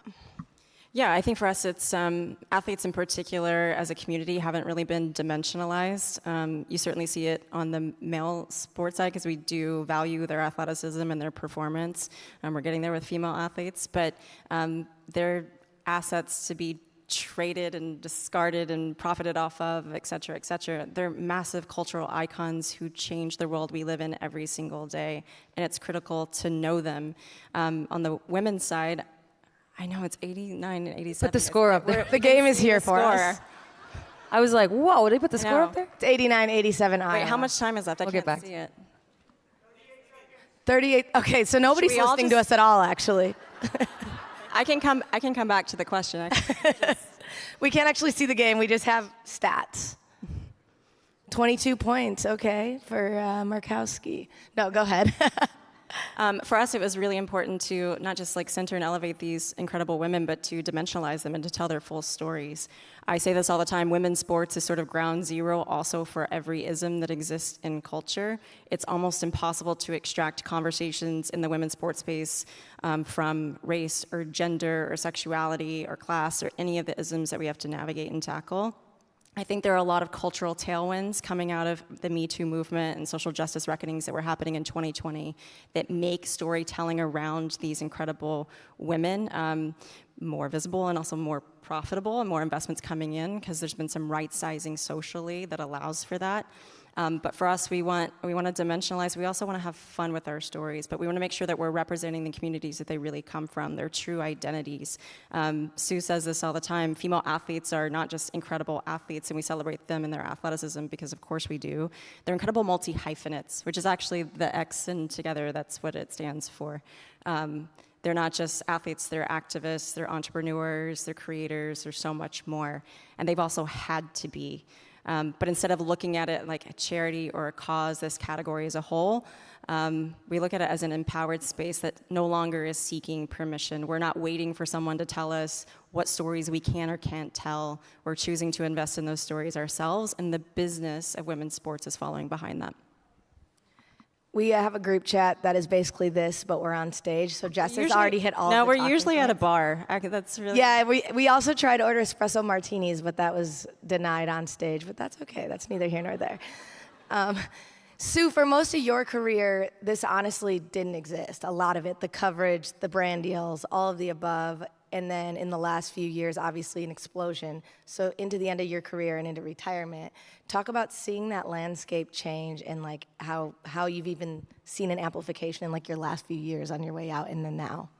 Yeah, night and day. When I entered the WNBA, it was 2002, and it was kind of sort of at the tail end of what was initially like hot about the WNBA. So when the WNBA hit the scene, you know, you've got Lisa Leslie and Cheryl Swoops, Rebecca Lobo, the We Got Next commercials, like everybody's excited, arenas are sold out. And I came in like right when that started to do this a little bit. So I experienced a little bit of that heat, but then it cooled off. And, you know, for a while the league was in an interesting place. It plateaued a little bit. I think we were being marketed in the wrong ways. We were trying to appease, we were trying to be something, thinking that that's what people would want, and then they would come watch us play, when what we figured out around 2020, like Jess said, and to your point, you fast forward to that part of my career, as it turns out, if you're just authentic, you're genuine, both to yourself and then to the league itself, that's actually what is going to draw people to it. That's actually what is what going to get, what's going to get more engagement, more people interested, and we really started to lean into that. But again, like Jess said, so much changed in our worlds in 2020, and that did benefit the WNBA because now all the isms, you were being held accountable for you know, treating marginalized communities in certain ways. You were being held accountable for these things, and I think that really helped change the tide. But the way I like to frame it is society caught up to us, and from a business standpoint, how I like to frame it is think about the WNBA prior to 2020. Like I said, I can acknowledge it was coasting a little bit. We had some moments here, but then we had some moments here. So I like to say plateau, we'll call it even. And yet, the basketball product itself was on the up and up always. We were still able to, as athletes, we started to figure out how to market ourselves, how to create our own brands. My point is, we were still surviving, thriving at times, mostly surviving. And that was without investment. That was without media deals. That was without corporate sponsorships. That was without a platform like Together. So imagine if we had it, right? That's always how I felt. I'm like, God, we're right there. Imagine if we have those things. We've been doing our thing without them. Imagine if we had them. And then what you're seeing in the last couple years, particularly now, my last couple years, now I'm into retirement, it's like, oh, we have it now, or we're getting more of it. And now look, there's way more players that are quote unquote household names. We're becoming part of the cultural conversation. It's not crazy to see highlights on ESPN anymore. It used to be like once a month. Now, they're showing that way more. They can do better, but they're showing it way more. And so it's just for me personally, a really exciting moment. You took me to a place that I was going to go later, but now it feels like a good time. We've talked about this extensively, and like I said, this is the group chat, so I'm giving you guys the inside look of how much of it was like nobody watches women's sports, and I hate that saying for the record. Everyone watches women's sports. Everyone watches women's sports, right there. How much was it that, and how much was it actually there's nowhere where we can watch women's sports? We can't find the game. The heel was actually on women's sports. It was actually being suppressed, and all of a sudden, give a little space, and what do you see? Records, sellouts, games, viewership. I've got the numbers, and we're going to get there. But it's one of those things that it's like, we talked about even seeing stars at the game, which is amazing. But then I was like, well, at UConn, wasn't so-and-so and so-and-so and so-and-so at your games? At Tennessee, so-and-so and so-and-so and so-and-so is at our games? I'm like, they've actually been there too. The NBA players have been courtside too. You're just seeing it because there's coverage. So can we talk a little bit about that visibility? Well, I think there's a generational shift that's also happening. I think, one, I blame decision makers. Like if you're in a seat at a big media company or you're at a brand and you have a massive budget to spend, we're in March Madness, we're about to be in March Madness now that I can call the women's tournament March Madness, which I couldn't do 2 years ago, which is crazy. If you're looking at your spend across sports, let's just start from an investment standpoint and then we can talk visibility because they're connected. If you're looking at your spend in sport, this was true in 2021 with one of our brand partners, which I can give an anecdote about, and you're spending across the NCAA tournament. And Sedona Prince turns on her TikTok in 2021, live from the weight room, and on display, talk about visibility, full display, is the extreme inequity. We're talking about a weight room. We're not even talking about broadcast at this point. Extreme display of inequity. You can't ignore it. If you're a sponsor, an NCAA sponsor, and you don't use that moment to look in the mirror and look at the check that you're writing on the men's side and the check that you're writing on the women's side and start to reconcile and have parity across both of those things, decision makers are at fault. You could consciously wake up every single day and make a choice to invest in this space. If you're a media executive, you get to decide which stories you tell and why. Women's sports fans have had to be digitally native. It's been hard to be a fan. Like, where do I watch the game? How can I watch the game? It's 9 a.m. on a Saturday. I'm on XX Plus, whatever platform we're talking about. Like, it's really hard to be a fan. If you can flip that switch, you're a decision maker who can make that decision. It becomes easier to be a fan. You're tapping into a significantly underserved audience. It's not if you build it, they will come. They're here. You guys are here. You know, we know. We're experiencing that on the Together side. Yeah. So I think decision makers they're changing. There's a change of the guard. I think socially, people are being held accountable. But now it's a business case. The proof is in the business. If you're not investing in this space right now as a storyteller or as a brand partner, VC, whoever's represented here, you're missing. You're late, actually. Sorry, it made me laugh because 2013, I got hurt, so I wasn't playing. It was so hard to watch the games. It was impossible. I was like, this is impossible. And it just made me think, like, remember when they put that one NFL game on Peacock and everybody had a fit? I'm like, the one time? I'm like, welcome.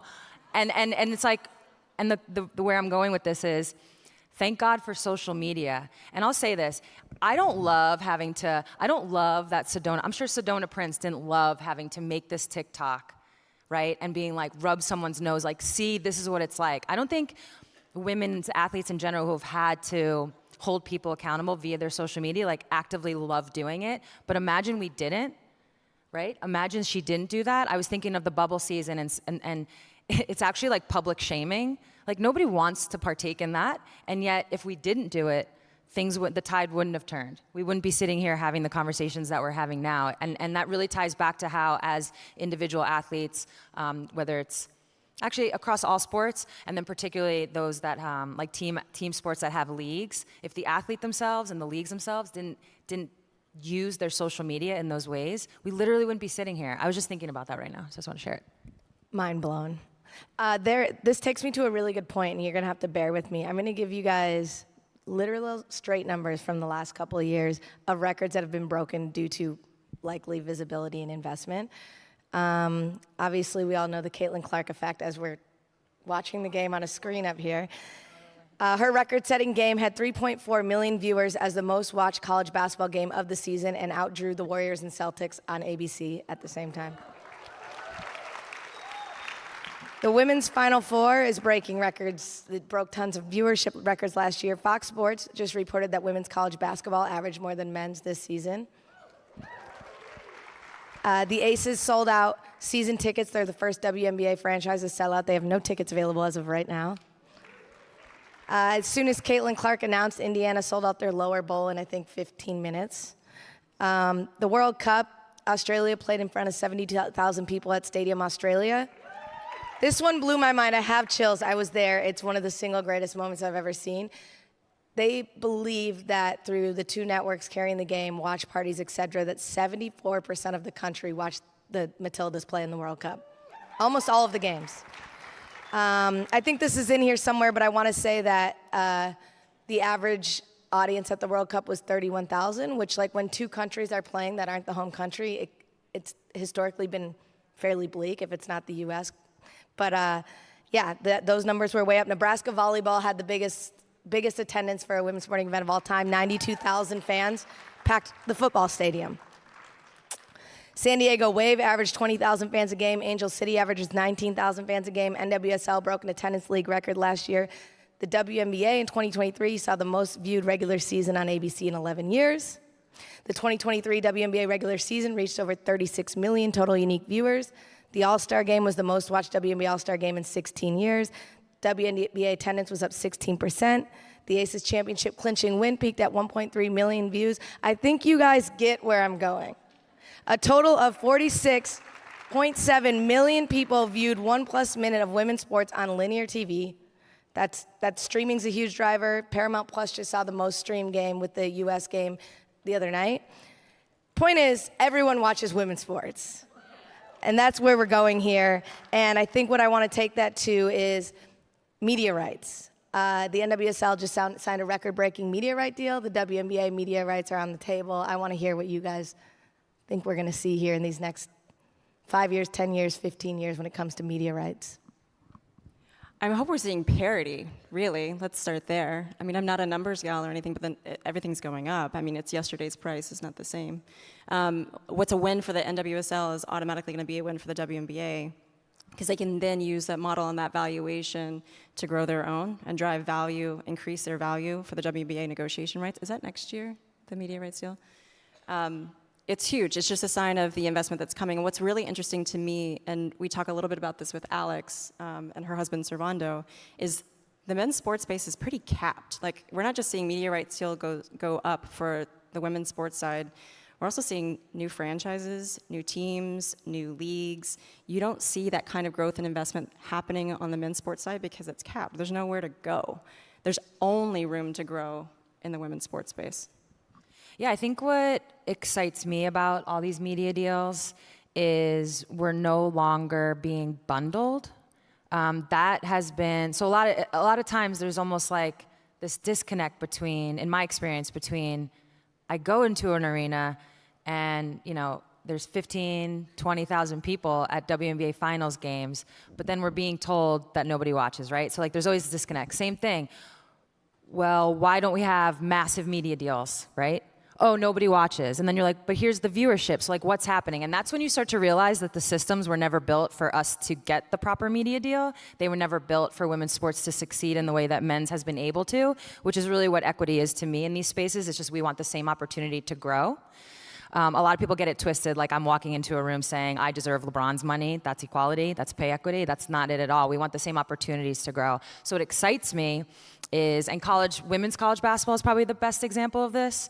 It still was bundled a little bit in their past deal, but for so long, I always like to say, women's college basketball was the penthouse in a building. And yet the real estate agent came in and just sold the whole building for a flat fee. And you're sitting in the penthouse like, what? Like, I'm worth $10 million. You just sold me for $500,000? That's not, how can that be? And that has been the case for a lot of the leagues or the sports and women's sports when they walk into those rooms to try to do those deals. So what I'm just really excited for is the fact that we're gonna know what our market value is. And that's really all we've ever wanted to know.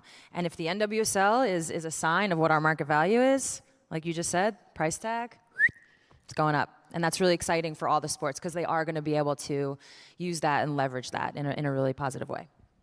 Another thing that's really interesting is, so because of Title IX, which we actually have a question monitor here, so feel free and submit them, and I've seen a couple about Title IX. Because of Title IX, women's sports and men's sports in college has a little bit more equal coverage because there's actually equal sports being played. Women's pro sports has less sports being played. So even that is part of how you don't have as much to cover.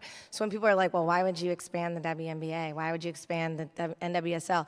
Expansion leads to more games being played, which leads to more games to cover, which is actually why it needs to happen. It's also more inventory for brands. One of the reasons brands say that they won't invest in the space is because, one, there's not enough eyeballs, which we know is not true because we can create those eyeballs if we make things available, but there's actually not inventory to buy. Like, when was the last time you saw a pre or a post show?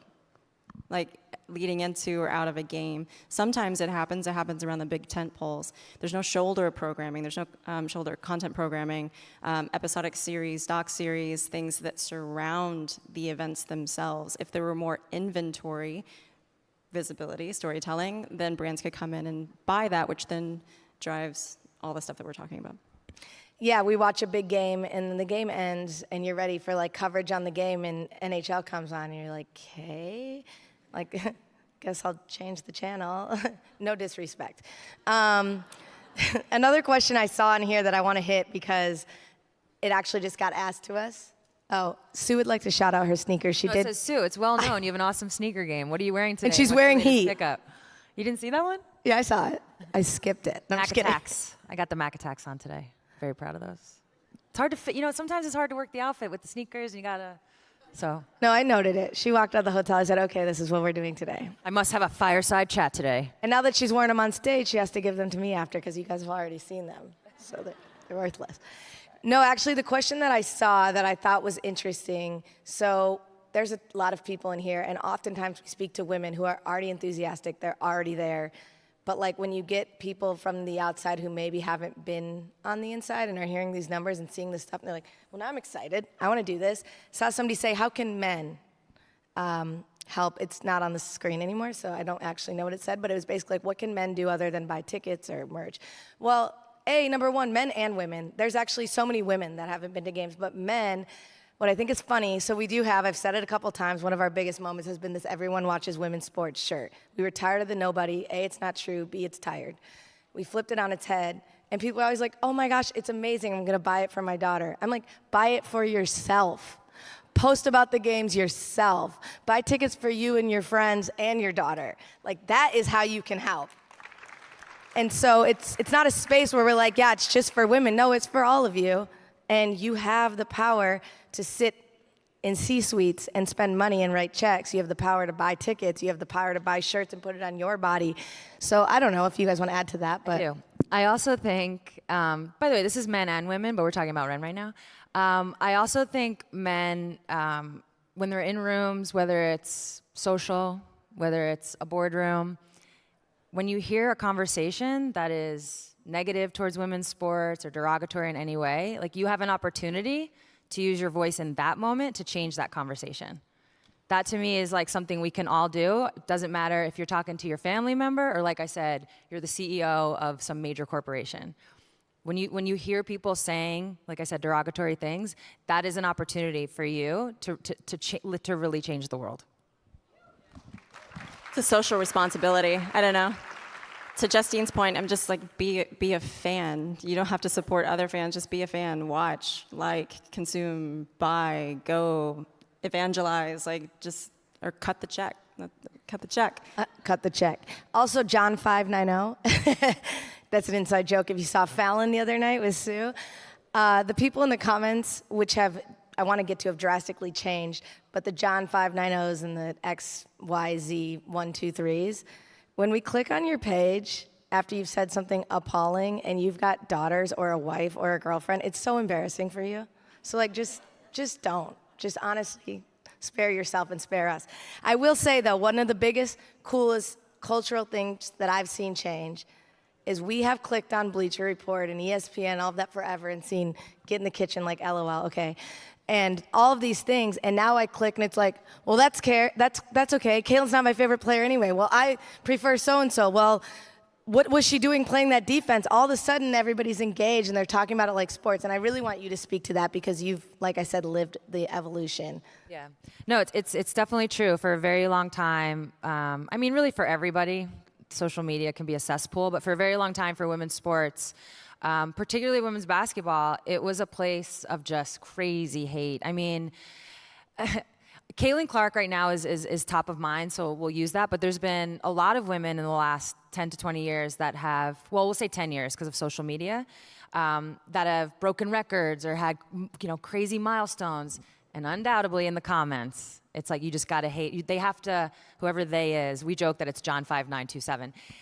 They have to find a way to tear it down. They have to find a way to point things out. And it's not that we're totally immune to that, or it's not that it's not existing at all. Sadly, it still does, but it's way less. I mean, it's true. Now you open up, maybe ESPN posts something about Caitlin recently breaking the record, and people actually have respect for it, and they're actually engaging in, by the way, I'm all for debate. If you don't like Caitlin and you think Angel Reese is the best ever, have at it. Like, have at it. But you don't have to tear someone down, or you don't have to, especially for a woman, you don't have to tear her down and say that what she did has no value. That's where it goes sideways. So it's been really interesting. I try to stay out of the comments for like my own mental health, but it's been really interesting to see that change. And again, it's just a sign of things catching up to what we already knew. We're back at that point, Yeah, when somebody does say now, we don't care, somebody's like, get out of here, John 590, we don't care about you. And we're like, that's right. No, also in the group chat, we're like, are men okay? Are they good? By the way, there's a lot of men in here. We do love you guys, I promise. I promise.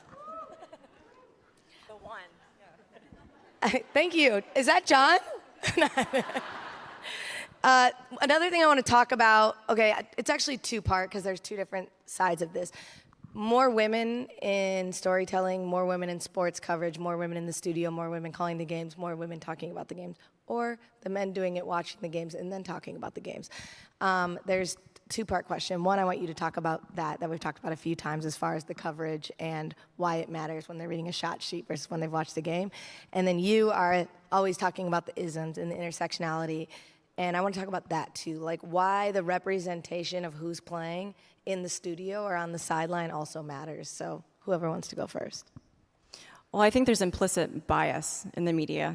And from a storytelling POV, and it's sort of like mission critical, and one of our values at Together is we hire and employ and work with creators and makers of all kinds across the entire industry who reflect the identities and the communities of the talent and the subjects of our docuseries or our films or our social content.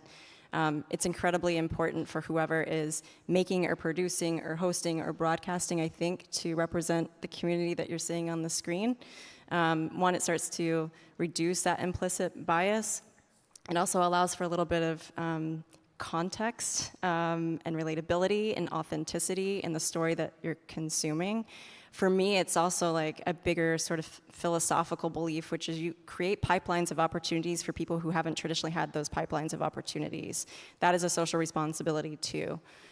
It's not just women who've been left in the margins, and especially in the women's sports space, we're largely talking about women of color, black women, queer women, non-binary people. We need to also employ and deploy and create systems and pipelines of opportunities for them in the industry. But having storytellers who can relate to or who come from or who share identities with the subjects of your content is critical. And I just want to add quick before you go, a critical part of our mission, we use female producers, female shooters, female writers, all women of color, women from all over. Like, we very actively try to create that space on the back end too, not just the front end. Just to piggyback on that, I think in the ecosystem of coverage, there's a variety of different ways. It could be the highlight you see on SportsCenter. It can be a podcast. It can be a docuseries. So on and so forth. And I think for a long time, a big issue has been that when they do talk about women's sports, they're not educated. They barely know. And let's use like a podcast interview because there's space for everything. So it's great if a female athlete goes on a very popular podcast and gets to have a conversation about her career, absolutely. But it's even better when she gets to go on there and just have a conversation about anything, right? About something in her career, about, oh my God, what about that? Weren't you on that team where there was a fight in the locker room? Oh, were you there when, you guys met the president? And to get into the nitty gritty. And I think a really funny example that just happened of this is, and just to like make my point, yes, we need to have times where they go through my Wikipedia page and we hit every milestone. Yes, that story needs to be told. But I don't know if anybody, and sorry, Justine, I don't know if anybody caught yesterday in the semifinals of the SEC tournament, there was an epic, tragic, still heartbreaking, bad, terrible loss. 2 Lady Vols fans. Too soon. Yeah. Sitting next to So UConn. South Carolina, who is undefeated, #1 team, killing it, plays against Tennessee, unranked in the semis. Tennessee is winning. They give up they're up by 2 with 1.1 seconds. They give up I don't even know what the hell happened, 3. They make it, game over. She's 1 for 2 on her career. 2, she's taken 2 shots, one of which she made yesterday. That's why I started with, I'm sorry, Justine. So she went to Tennessee. It's a whole thing. So what was really fascinating to me is that the coverage was great on social media. And, they cover the highlight. And they're doing their best. And they're trying. You know what was the best part about that? That Candace Parker FaceTimed Asia Wilson to talk shit. Asia screenshotted it and posted it. That everywhere. Now, I don't know. I actually know those two. And even I felt like, I feel like I was a part of it. Like I got to enter their little FaceTime chat. And it's little moments like that draw fans in, that keep them there, that engage, that people respond to. Yes, I want to know that Candace is an Olympian and a mother and all these wonderful things. And I want to know that Asia is a 2-time MVP. But I also want that moment. And that to me is where the coverage of our sports, where the storytelling of our sports, where I think the people that host whatever shows we're talking about, it becomes really important that those people start to be educated or just have an understanding of the nuance of our world so we can tap into those things. Because as we said earlier, we are multi-hyphenated. We do have a lot to us. We've had to build our own businesses because nobody would build them for us. So to tap into that, I think it's kind of like that next layer of conversation around what we're looking for in terms of the media coverage that we are starting to get. Also, shout out to Camila Cardoso because big-time players make big-time plays, so I can't even hate. She has been hating on her talking for the about last, this. 20 I was actually hating on our own team. I was not hating on her at all. I'm not gonna lie. Fair. I meant the situation. Fair. You're right. I mean, you made a great point about this with the Steph and Sabrina 3-point contest. The commentary and broadcast that we all heard, had it been maybe a woman on broadcast talking about what a milestone that was and what an accomplishment that was and putting Sabrina's performance into context, which was missing in all of this. Yeah, honestly, if I was on that, I would have talked about how Sabrina already shoots from that range. That was never mentioned. This is like a normal range for her. I would have talked about how shooting with a men's ball is actually easier. Newsflash, it's easier. now, but I don't blame her for not doing it because it's what you're comfortable with. You should shoot with that ball. And also, she's in the middle of trying to, A, get ready for a WNBA season, but B, make the Olympic team. So I'm like, I'm not changing it up for a shooting contest. Because, you change a ball, it does mess with you for a little bit. You have to adjust. It doesn't take long, but it's a part of it. Why would she disrupt her training for that? So it's these little things where you might sit at home and be like, oh yeah, I never thought of that. But nobody on that broadcast knew enough to have that conversation. It's almost like TNT doesn't have a woman on their broadcast team in the WNBA. Yeah, I think that was a big point too that I was gonna get to, was that moment, because it's like also the things you don't hear is like that she had the same number that Dame won the contest with. So like all of that not getting talked about, and that goes back to our representation conversation. We don't have we have enough time, but I want to get to something. There's a couple questions. They keep switching. So it says storytelling is a powerful tool to draw people into women's sports. Docuseries like Under Pressure, and they just changed it. But docuseries like Under Pressure and that help tell those stories. Any plans for more of those? We have some of those. Surf Girls on Amazon right now. We have something coming out. I want you guys to talk a little bit what's on our slate and what they can expect. Yeah, we storytell on our owned and operated platforms every single day. We do that either through short form content like easy, social fire hose, consumable. We do sort of mid form, episodic, largely doc series. Also branded partnerships come through that, I would say, lane. Storytelling primarily on our YouTube, but we're hyper focused on the studio space. So last year we also, in partnership with Sue and Megan Rapinoe, launched A Touch More, which is also a production company in partnership with Together. I think she's in the building. She just wooed. The wooer was Megan. She's wooing herself. She's wooing Camille Bernier-Green, who's our head of development at A Touch More. And Tina Tosi, our head of development for Together, is also here. We have a show that we launched last summer in partnership with Hello Sunshine, that's Reese Witherspoon's company, on Amazon, called Surf Girls. That actually started as a YouTube show on our platforms, but we knew that there was an incredible story to be had and told, so we wanted to bring that upstream, sell it upstream, and really sort of dig in and document these incredible women's lives, a collective of surfers in Hawaii. We have a show, we were talking about Sid and TP on Fubo, Sid and TP show on Fubo TV in partnership with Maximum Effort. That's Ryan Reynolds' production company, which is sort of a tongue-in-cheek reality show about how Teresa Plaisance and Sid Colson are trying to become faces of the WNBA. It's hilarious. I encourage you all to go watch it. I'm incredibly excited to talk about this project. We've been sort of talking about it a bit today.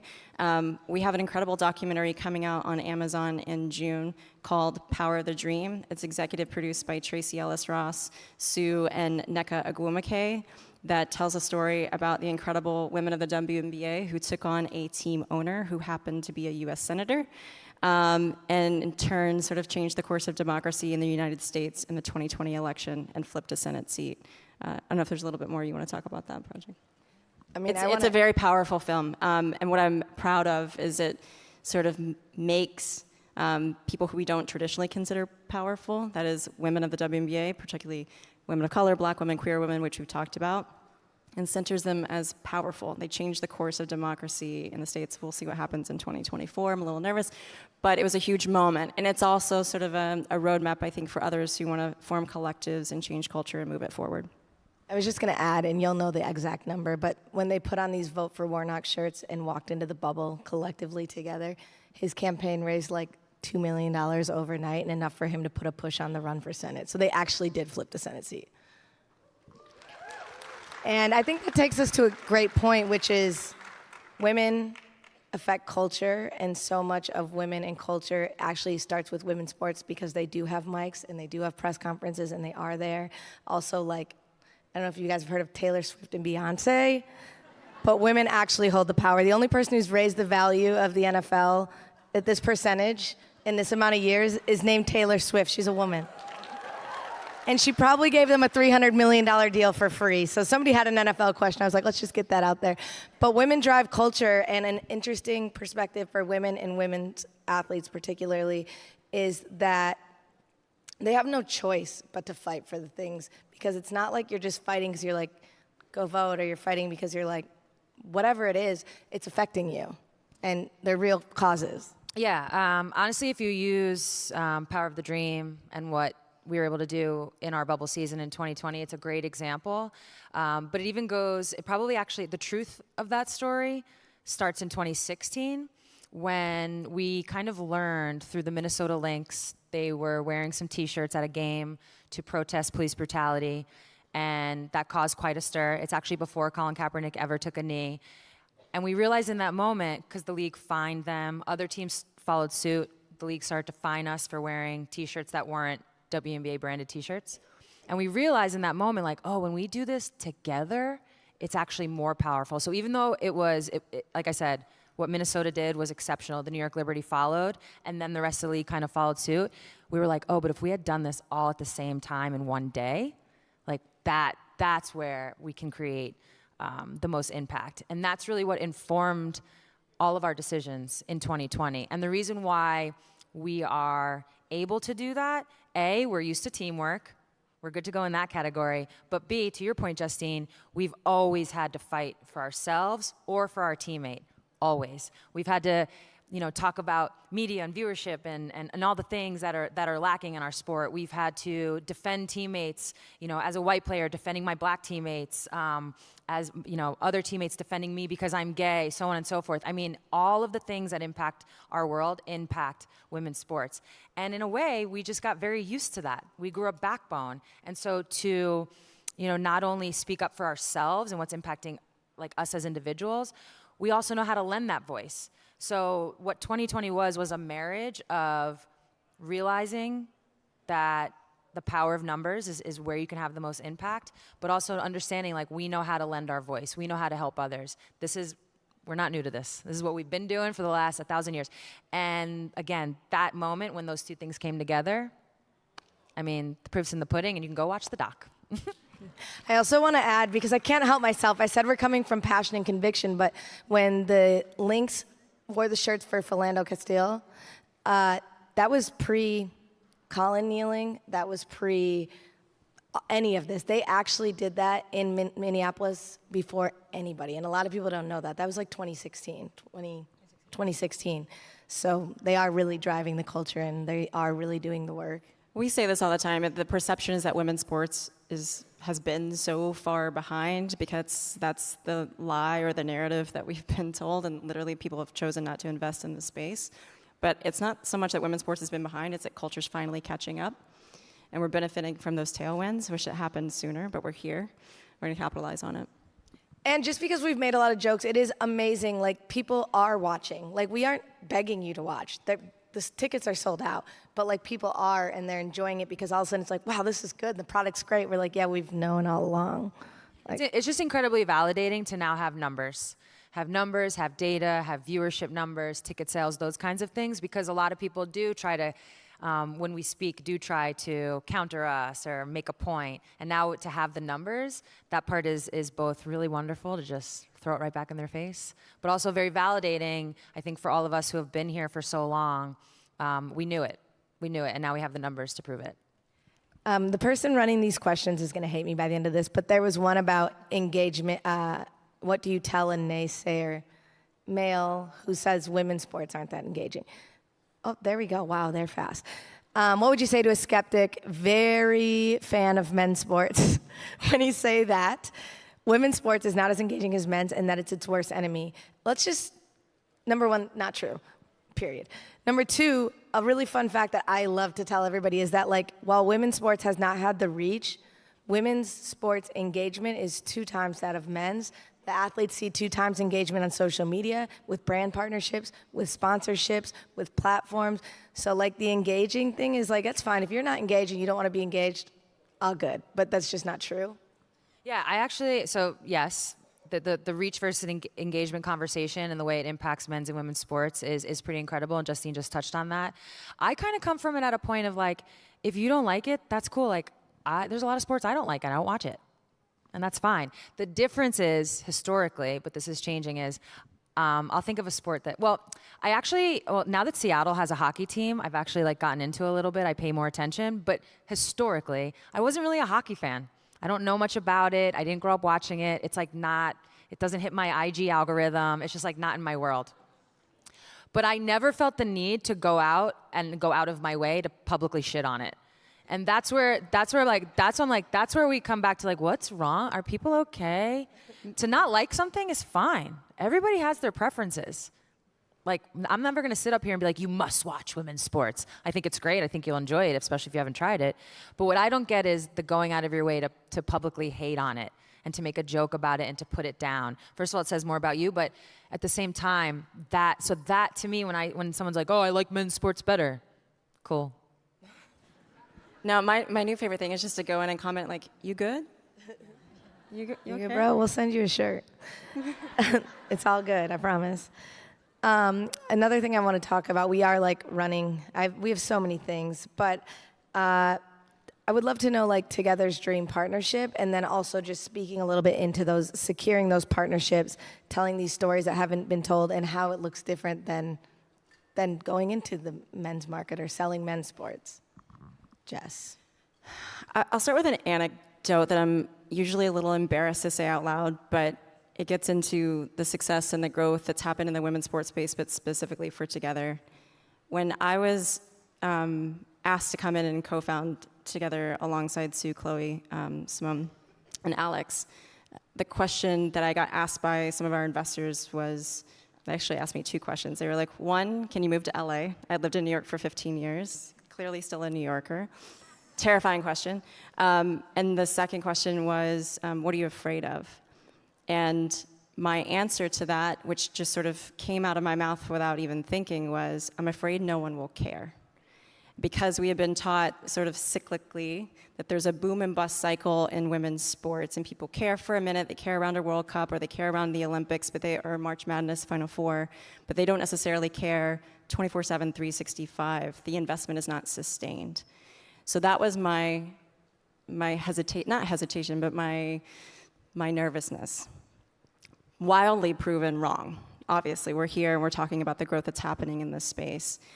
This isn't a cop-out for the answer, and the reason it's not a cop-out is we have dream partnerships as part of Together and a touch more. We have worked with massive global blue chip brands. We've doubled our revenue year over year.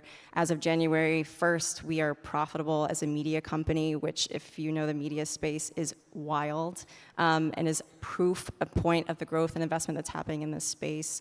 We work with Nike, with AT&T, with Coca-Cola, with Buick, with Geico, with Aflac, TJ Maxx. TJ Maxx, baby. It's honestly, and like we're drinking from a fire hose, and I know we're not the only ones. So the fact that this investment is coming in, and brands are coming to us and going, we want to get in this space, we want to storytell, we want to show up, we want to impact the space, positively impact the space, which means they're value aligned. They're asking us, like, what can we do? Outside of cut the check, it's like tell the story, eventize, activate, show up, be consistent. And then the challenge back to them is always, what's going to happen when the space plateaus? Because inevitably, with sustain, right.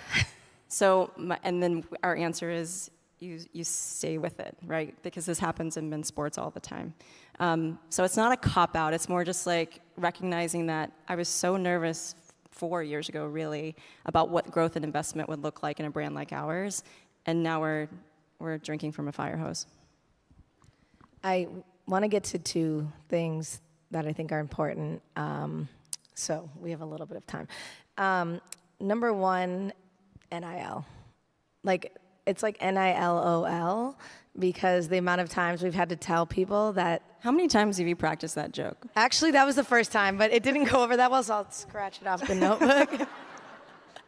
The money is great. The narrative around it is terrible, meaning they're not taking pay cuts. Caitlin just signed a multi-year partnership with a brand in Indiana. I wonder why, because she's going to the WNBA. Like, that is just not true. Sue feels passionately. We have something coming, so we won't get too far. A big exclusive coming on this topic. But I think it's important, number one, because I want you to share kind of your thoughts on it, but also the Caitlin Clark effect is real, and it's happened, and it's incredible. But after Caitlin, there's a Juju coming, there's a Hannah Hidalgo, there's stars that are to be paid attention to that are going to see record-breaking deals because Sue existed, because Caitlin existed.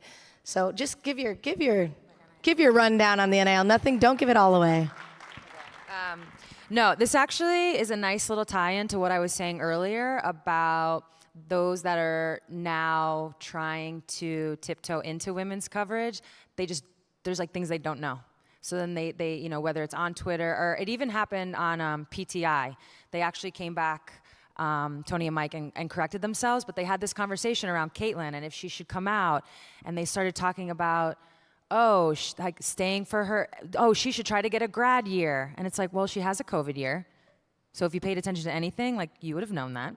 They did come out and correct themselves, but that happens a lot. And that's what I'm talking about that mainstream media and the narrative that gets put out. When Caitlyn did declare, someone on Twitter who has a huge following, you know, came out and was like, oh God, she's taking a pay cut. Like, how's she not gonna stay? And it's like, no. And if you had I mean, we're talking surface level knowledge. They don't get a salary, first of all. They're in college. Yeah. So basically, just all the rhetoric around NIL and around players, you know, taking a pay cut to leave. I think the proof is in the pudding in that all the players that have had eligibility have left. You think they're all just like leaving all this money on the table and go? No, it's because they know their NIL deals, which are endorsement deals, are A, likely going to follow them, and B, they're now going to be playing professionally, which to me, the fact that nobody says this, what I'm about to say, it's not mind-blowing by any means, but nobody ever says it. They now don't have to go to class. Or study hall. And they have more time to make more money. Like, what? There's only so much you can do as an athlete in terms of your training, your season, your play, and then fulfilling your endorsement deals. There's only so much time. And if you're a college athlete, a lot of that time's in class. And honestly, you're still, I say this like endearing, you're still a kid. You still have an adult, a coach, that is dictating your schedule. It changes all of your money-making ability in a negative way. Not in a bad way, but if you're just talking about the money-making part, it doesn't allow for a lot. But then you become an adult and a professional, and now you have more time, you can be more strategic, you can do multi-year deals. A lot of times people don't know in certain states, NIL deals can only be 1 year. There's just all of the, I mean, there's 30 other things I could say up here. I don't have enough time. But the fact that nobody in mainstream media knows any of this tells me what they know and don't know about women's sports, about NIL and how it impacts us. But they're the ones that get to start a narrative and people just retweet it and run with it, and then that it becomes real. So that's really what we're trying to combat. And stay tuned on the Together channels because we have something coming on that. We have a minute. This is rapid fire. First, before rapid fire, it says, love the Everybody Watches Women's Sports merch. Unfortunately, shipping in Europe doesn't work. We need that. So the one man at our company, his name is Tommy. Tommy. And when I don't have a job after this, you'll know why. But so 2 rapid fire. In 3 years, Together will be the most influential brand in sports. I was gonna say domination. World domination. Dominate. In 5 years, women's sports will be. Oh God. I mean, it already is. It's changing culture. It already is. In 5 years, we won't have to have these. Honestly, in 5 years, we won't be on these panels telling you about women's sports. We'll be at a bar watching all the dope games on today. Which is what we're going to go do now. That's what's going to be happening. That's what we're going to do. You're going to already know all the things we're telling you in 5 years. It's going to be mainstream. Thank you all so much for being here. I hope you enjoyed this, and we appreciate you being here. Thank you. Thank you, guys.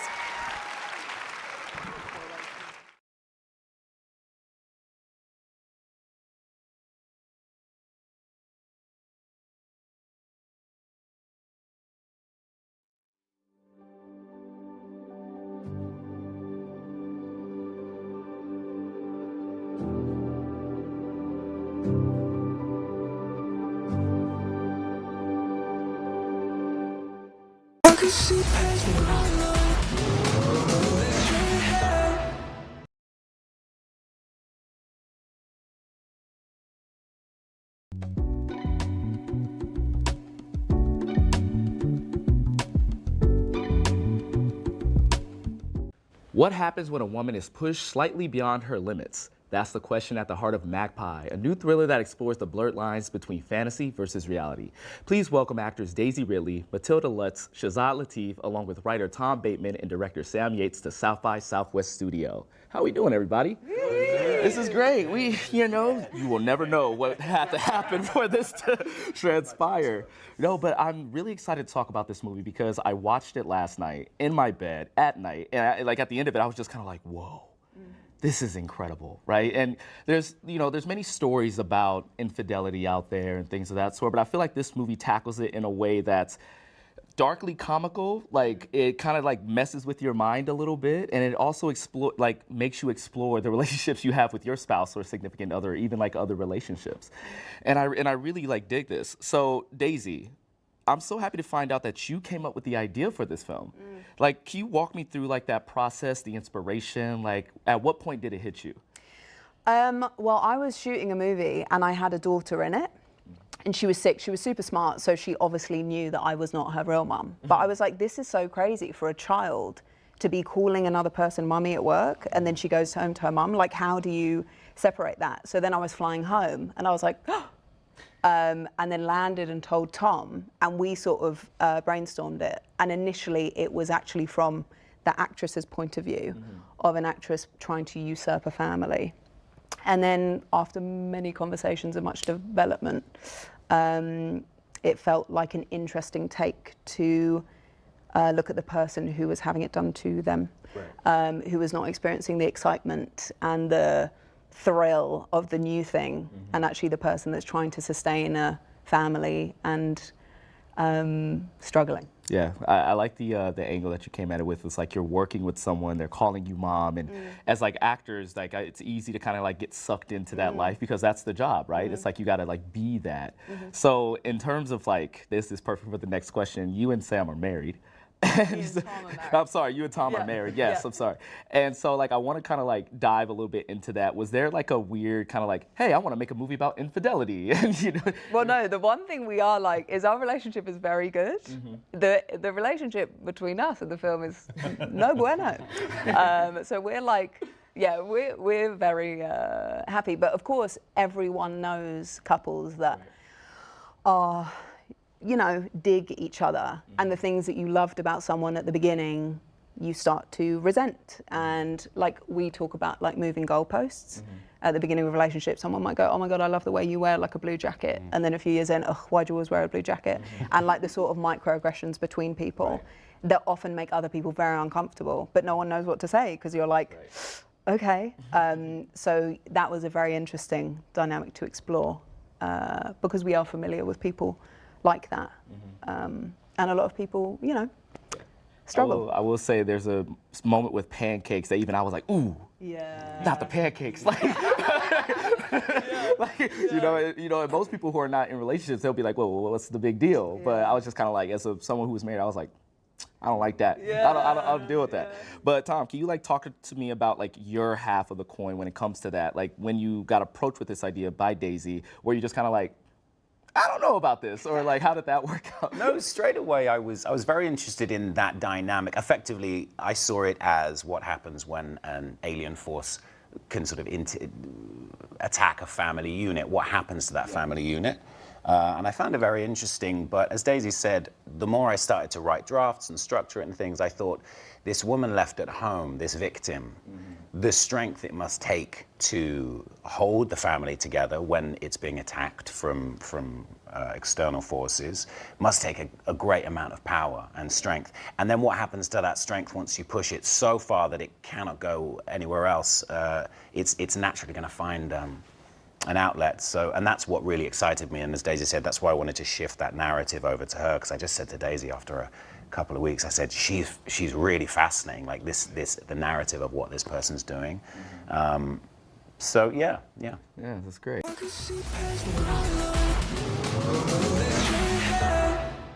South by Southwest 2024 Film and TV Festival continues with a psychological thriller about obsession called Magpie, produced by and starring Daisy Ridley from the Star Wars movies. Can't wait for you to see this one.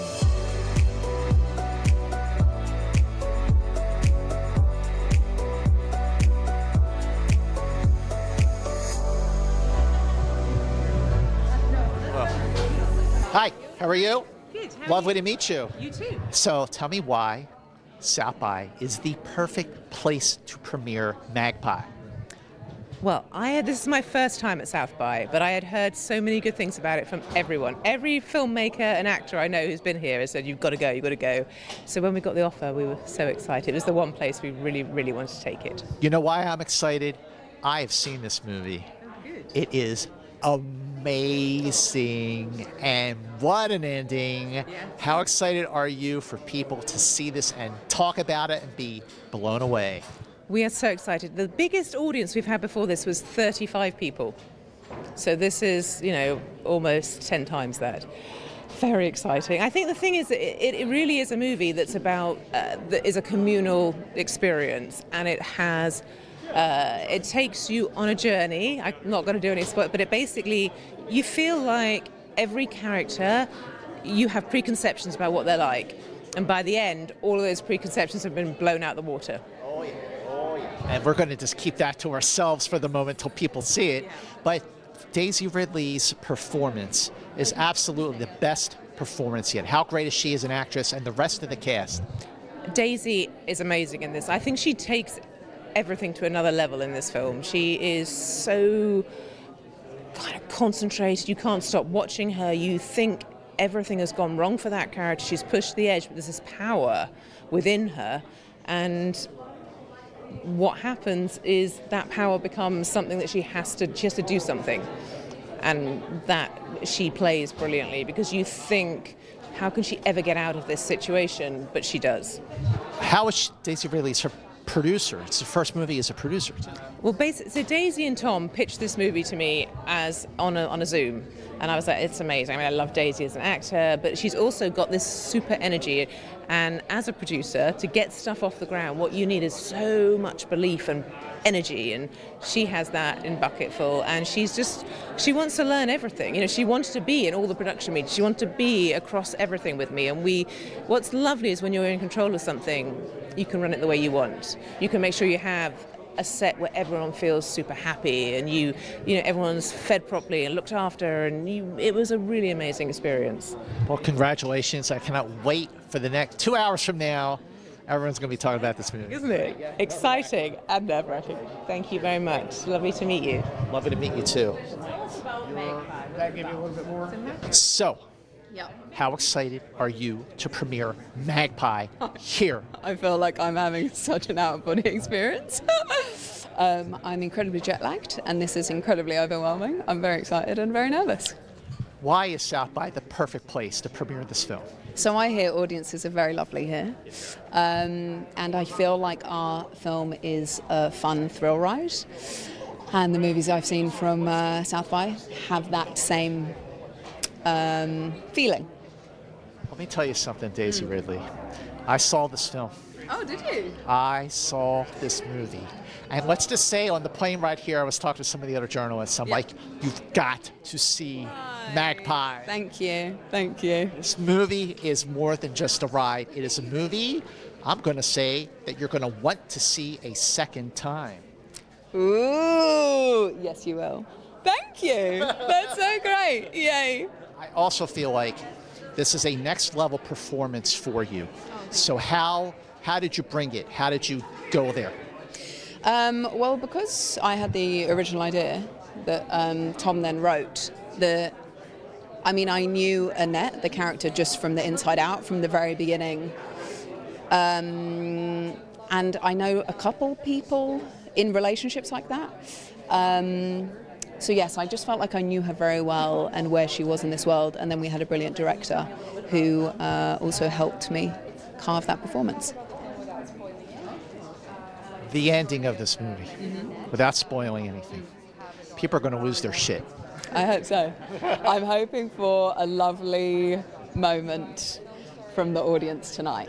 I think it's a really wonderful film to watch as a group. It's like a real fun ride, as you well know, to be on with other people.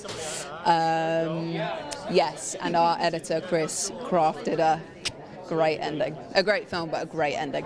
Also, what was it like producing? It was great. I mean, we had Kate Solomon with us, who did lots of the stuff I didn't know how to do. But my husband calls me the engine. I was like, this is going to happen. And I just kept that pressure going on everyone. I was like, we have to do this, we have to do this now. And here we are. Good smile. How excited are you to premiere Magpie here at South by Southwest? I'm very excited. It's my first time in Austin and my first time at South by Southwest, so I'm really excited to be here. Okay, so guess what? I saw this movie. Oh yeah? And it is amazing. Thank you. I cannot wait to see what the reactions are after this world premiere. How excited are you to see how people are going to react? That's the thing, like, I feel like when you watch the movie with an audience, it's a complete different feeling, and also, like, at a festival is a complete different, like, reaction. So I'm really excited to see what the audience is going to react like. So what was your approach to playing Alicia in this movie? So I talked to Daisy and Sam, obviously because Daisy came up with the idea, but also, you know, like Sam had so much reference to, like, you know, share with me before we started filming the movie. And it was like a build-up, because also on set we were playing a lot with nuances on how to play, I don't want to spoil it too much, but on how to play different behaviors between me and Ben's character. So it was like an ongoing process. The movie really makes you want to go back and see it a second time, doesn't it? Yeah, I mean, you know, it's really hard for me as an actor to watch myself in a film. So I'm just curious to see what the audience is gonna, you know, feel like watching this movie. Without spoiling anything, because you don't want to spoil a thing with this movie, how do you think people are going to react at the end? Well, I think it's surprising. It's definitely surprising. And I think it's entertaining all the way through, because you keep changing opinion and you have a different judgment on each character. Change loyalties. Yeah. And I mean, I was on a plane with a bunch of different journalists, and I was like, because I saw the movie, I was like telling her, you got to see Magpie. It's like one of the best movies I've seen in months. Oh, well, thank you so much. How are you? Scott. How you do, Sam?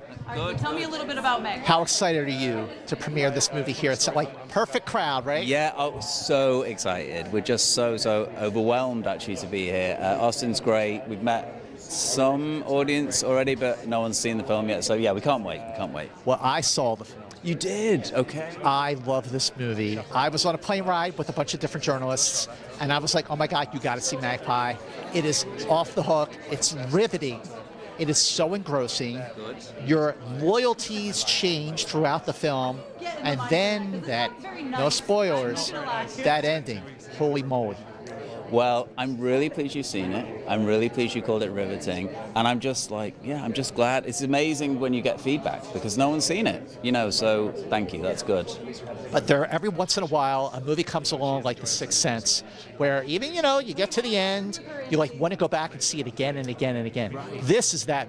Cool, well, you know, we're glad to hear that. That's like best case scenario for us. Yeah, it's like, some films you do want to watch, don't you, and go, how did we get here actually? So I'm pleased if that had that effect on you, Scott. Yeah, I remember at a certain point I was like, how is this going to end? And boy, did it stick the landing. Yeah, well, I'm glad to hear it. That's all I can say. Okay, so working with Daisy as an actress and as a producer. Yeah, amazing. I mean, when I got the gig, when I was sent the gig, I was super excited to see Daisy's name attached. I think she's an incredible actor. I think audiences are going to see something they haven't seen her do before in this film, which is always like, for a director, is like very exciting. And as a producer, amazing. Hands-on, practical, creative, connected, can do, worked all hours. You couldn't ask for more, really. She's really, really like the bee's knees. And tell me about the rest of your cast here. Amazing cast. Shazad Latif here, Matilda Lutz as well. We had Hiba Ahmed, who plays the young, the daughter of the family, and Alistair Petrie, and Sherelle Skeet, and Pippa Bennett-Warner, who are not here, but wonderful actors. I mean, I love actors. There's no secret. I talk about actors all the time. I think they're like the special effects of movies. I love them. And yeah, they're just a varied, amazing kind of skilled and committed bunch. So yeah, very, very lucky. I cannot say bravo enough to you. Well, thank you very, very much. That's incredibly generous. Really nice to meet you too, Scott. Yeah. Well, hello. Congratulations. Thank you very much. So what? Hey, how are you, Scott? Nice to meet you, Tom. Nice to meet you. How excited and why is South by the perfect place to premiere Magpie? Because it's so exciting, you know, everyone, there's a kind of buzz, even we've only been here for about 24 hours, but there's such a buzz about it and such a welcoming place. Everyone we've talked to today is just really excited about seeing this, sharing it and everything. There's a real sense of support around it, which is really exciting for us. Okay, so let me tell you something. I have seen this movie. You have? I love this movie so much. Oh, that's so cool. Oh, thank you. I was on a plane with a bunch of other journalists on the plane. I'm like, oh my God, you've got to see Magpie. Oh man, that means so much to me. I'm so glad. I'm so glad. What do you think people are going to think of this movie? What are they going to be reacting to, especially when you get to, you know, that stuff? Yeah. Well, you know, what we wanted to create, Daisy and I said when we first wanted to start making any films, we said, you know, we wanted to start making things together. Our favorite experiences, particularly with movie-going experiences, is a little community. Every time you go into a cinema or a movie theater, it's a community and you experience something together. And that energy afterwards, we really wanted people to walk out of this film and just instantly go, oh my God, that bit, that bit, that bit. To really play with your mind and engage you. And we wanted to create a story and a film that an audience leans into. They think they know what's happening and slowly it unpicks that they don't. And I really wanted to create something. It took a long time to sort of construct it, but that you could watch it again and go, oh my God, here are the signposts that perhaps I missed for what was really going on. And I hope that it creates a very rewarding, exciting experience for an audience. I don't think you have to worry about that. Oh, cool, it's good. You know what it is? You create something and you think, this is what we want you to feel and experience in the film. And so my heart's crossed, and to hear that you liked it means a hell of a lot. This crazy idea for a film. Just kind of playing with an idea. Hey, it is so great to see you again. It's been a while. It's been a while. Welcome to South by. Thank you, appreciate it. Now, why is this festival the perfect place to premiere Magpie? I think South by is it's one of my favorite festivals. I've been here since 2019. It's one of the best film festivals, one of the best film-loving festivals. So I think it's a perfect home for a new movie like this, and I think you guys are going to get it. I got to tell you, I've seen the movie. You've seen it already? I saw it already. Good. I could not wait to talk to you about this movie. Good. Holy shit, this crowd is going to lose their marbles. I can't wait to see the audience's reaction on a big screen. That's what I've been waiting for. It's going to be perfect. You're reading the script, and you're going along with it. What was your take on the story and how it all plays out? I mean, for me, it was like it had like elements of obviously The Shining, Eyes Wide Shut, Tully. There was some just thriller, dark elements that I just really, and it was a page turner. It was I was thrilled reading it. And normally you don't really get that feeling. And my good friend Tom, who I'd known for years, wrote it. He called me up and said, I was on the sofa lying down having a cup of tea, and he's like, do you want to read the script? I was like, yeah, I'll read it. And as soon as I read it, I went, bro, this is great. You know. I got to tell you, I was, at certain point towards the movie, you're like, how is this going to end? And then you get to that ending, and you're like, Being able to. That's the bit I'm most waiting for. I can't wait to see what the conversation is as we come out. I'm very excited. Working with Daisy as an actress, but also as a producer, what was that like? Daisy's a pro.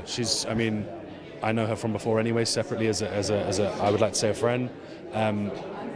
But she's a top professional. We got there, and obviously a lot of our scenes we're quite horrible to each other. So we spend 2 weeks in a room being very cold towards each other, and that's sort of the way it goes. But for her to be able to switch hats, producer hat, actress hat, it was a seamless thing. I mean, we're all pros, man. We just come to work, you know. Thank you so much. Thank you, man. It's really great to see you.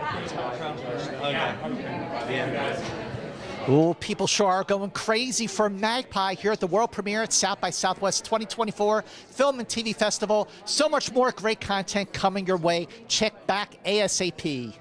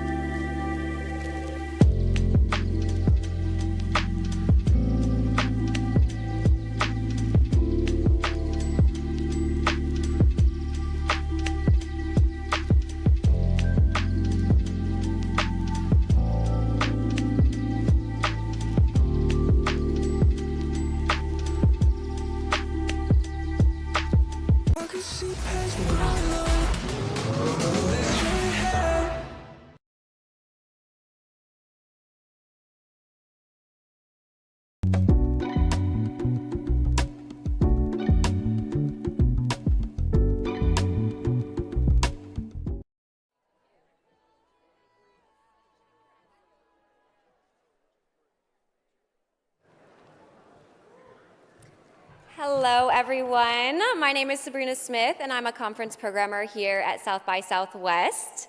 Before I introduce the next session, I want to go over a couple housekeeping announcements. So we've had so many amazing companies participating in South by Southwest Pitch, and tonight we have our Pitch Awards. Those will be at 6 p.m. in Salon H of the Hilton. We also want to thank our volunteers. South by Southwest would be not possible without the help of our thousands of volunteers. So to all the volunteers in the room, thank you. Now on to the session. Welcome to Mindfulness Over Perfection, Getting Real on Mental Health. In a world that often emphasizes perfection, this panel invites you to explore the power of mindfulness in embracing both highs and lows of life.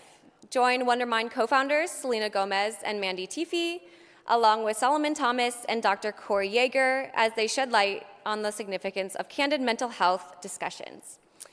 Moderated by Dr. Jessica Stern, this conversation will delve into the value of flexibility in mental health care, navigating negative self-talk, and the importance of acknowledging when you're not feeling okay. Let's embark on a journey towards authenticity, creating space for emotions, and fostering a supportive community. And please join me in welcoming to the stage our speakers.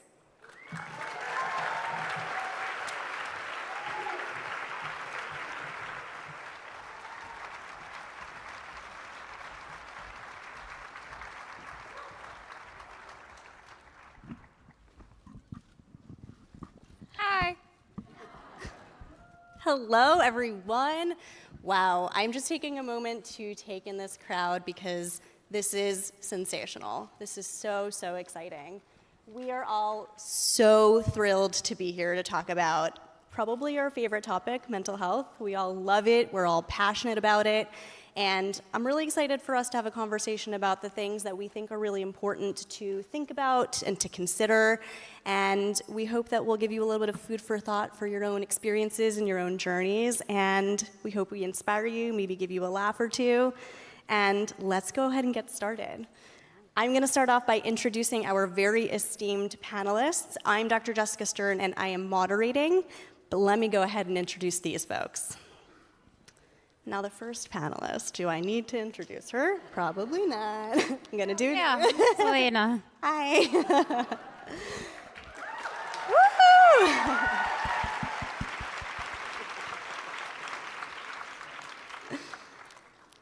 Selena Gomez is one of the most globally and culturally celebrated artists, actors, producers, entrepreneurs, and philanthropists of her generation.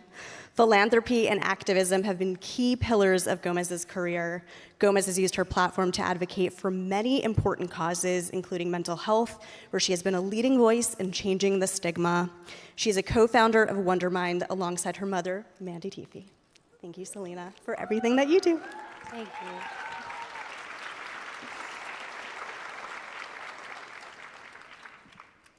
Mandy Teefey is co-founder and CEO of Wondermind, as well as executive producer of the Emmy-nominated content 13 Reasons Why and Living Undocumented. She is the patron of Women in Film and a member of the Producers Guild of America, and her philanthropic endeavors include Alliance for Children's Rights, mentoring youth, mental health rights, and organ donation. Mandy launched Wondermind in 2021 with the core strategy to achieve democratization and destigmatization of mental health by launching the world's first mental health fitness ecosystem, along with Selena. Thank you, Mandy.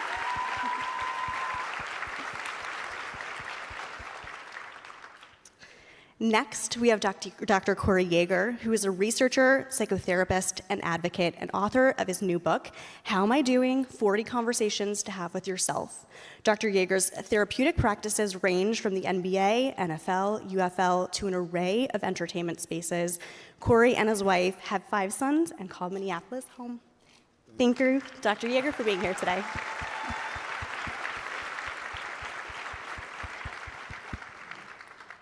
And last but not least, we've got Solomon Thomas, who is NFL defensive lineman, where he uses his platform to advocate for mental health to break stigma. He's also the co-founder of the defensive line, along with his parents, Chris and Martha.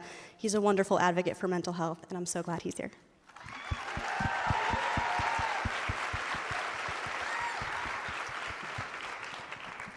Just very briefly, I'm Dr. Jessica Stern. I'm a clinical psychologist, speaker, consultant. I'm founder and CEO of 3 Lemons LLC, which does all sorts of speaking and consulting around mental health. I'm also a clinical psychologist and a clinical assistant professor at NYU Langone Health, and I am beyond honored to be here to talk about mental health with you all.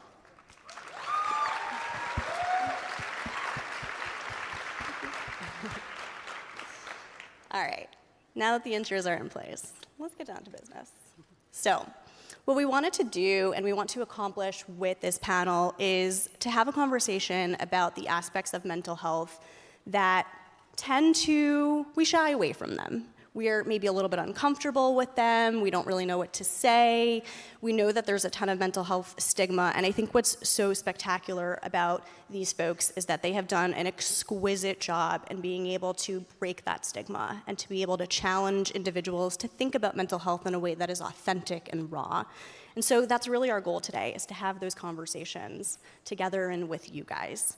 And so I wanted to think of different questions that we can talk about that relate to the value systems that we have in this space, in our missions, in the brands that we work with, in the companies that we try to achieve great missions with. And really what we want to do is talk about the gritty, the fun, the interesting, the entertaining, and make this conversation just really approachable. So let's get started.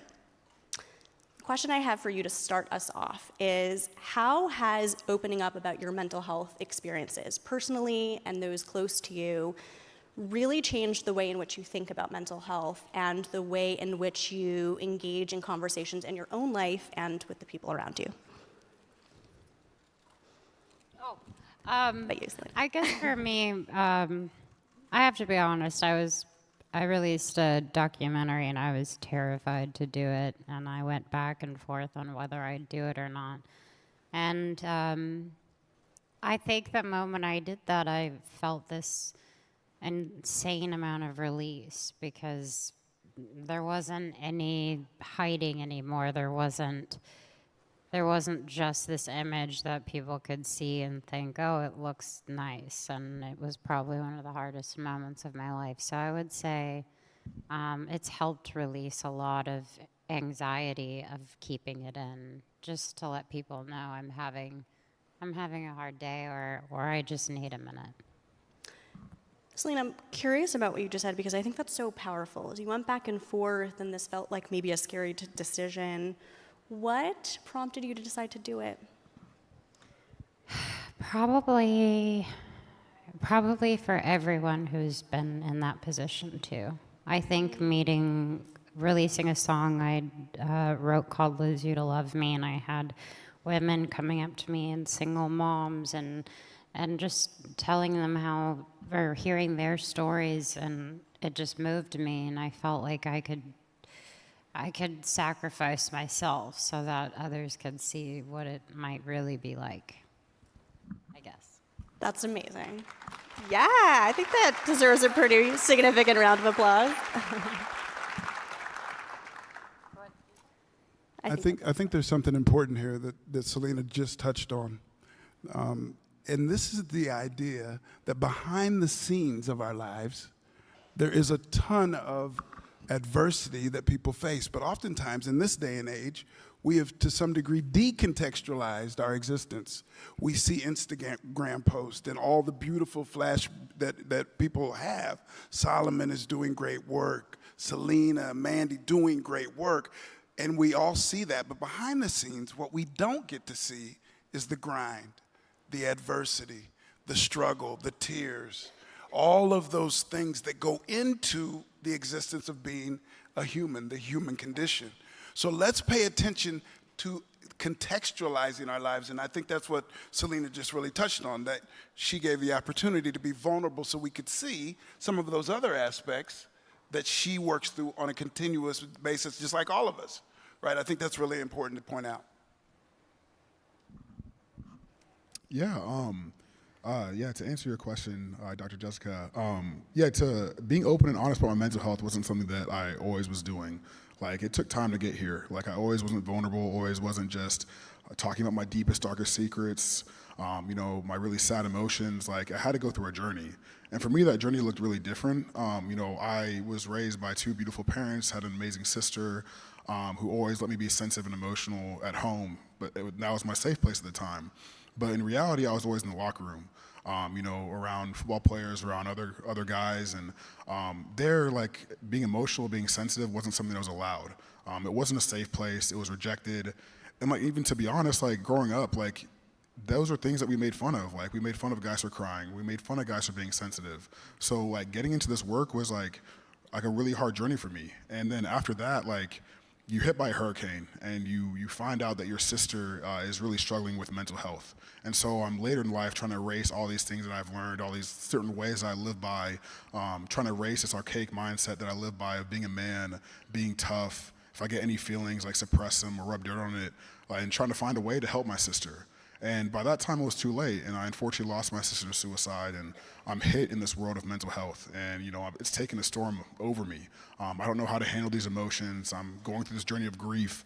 I don't know how to put my depression and grief and anxiety into words, and I'm just trying to live by every day. And I had to do the work. I had to go to therapy. I was in a place where my back was against the wall. I felt like I couldn't go to sleep. Felt like I couldn't wake up. Like, was just stuck in a place where I didn't even know at the time, but I was stuck in suicide ideation. Like, I just didn't want to be here anymore. But luckily, I went through that work, and I went to therapy, and I learned how to put my emotions into words, and I learned how to identify my depression. I learned how to move along and understand that, hey, it's okay not to be okay. Like, my sister, thank you.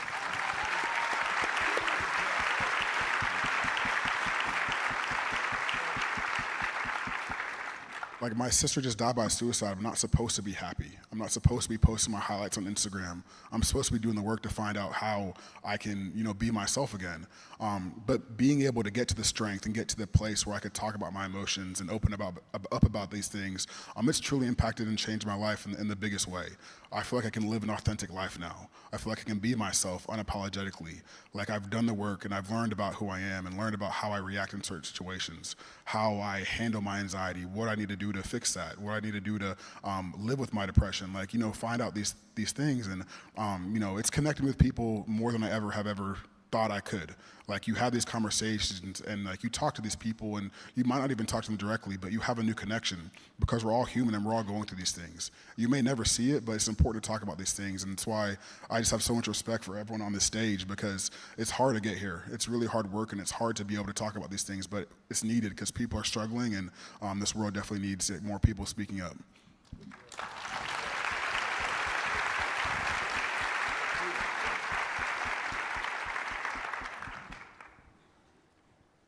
I'm very moved by each one of you. I think it's so inspiring, so impactful, and as a psychologist who does therapy, I deliver therapy in both individual and group ways, and the way in which all of you are willing, and not just willing, but excited to be vulnerable. It sounds like a strange word to use with the word vulnerability, but you're all motivated, inspired to do so, and that's where all the impact happens, and I salute you all. Thank you for being so honest and open.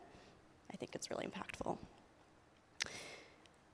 Another thing I was thinking about in anticipation of this panel, but I think even struck me now as we're having this conversation really palpably, is the way in which we change our thinking related to mental health and language. And something I work with in therapy when I'm doing therapy, but I've also thought very critically in my own life, in my own experience, is the way in which the narrative and the words that we use around our mental health has changed. So for instance, it starts off oftentimes for a lot of people with shame, where they find that the ways in which they describe their emotions and their thoughts is couched in shame or confusion or guilt. And then hopefully over the course of time, those emotions will build to more and more nuance and will add a little bit more dimension to our thoughts and maybe feel a little bit more empowered to talk about our mental health journeys. So in this vein, I'm curious, how has the way in which you've talked about your mental health, both internally in your own minds and maybe externally with other folks, changed throughout the course of your mental health journey? I can answer that one. Before I really understood what mental health meant, I always knew that I felt different than other people, and I didn't understand the feelings that I was having, and so it was just easy to chalk up and go, oh, I'm just crazy. And I didn't realize that that was negatively affecting me, and so I was like, oh, I'm crazy, and then I have ADHD, which is basically a learning disability, and so I'm stupid.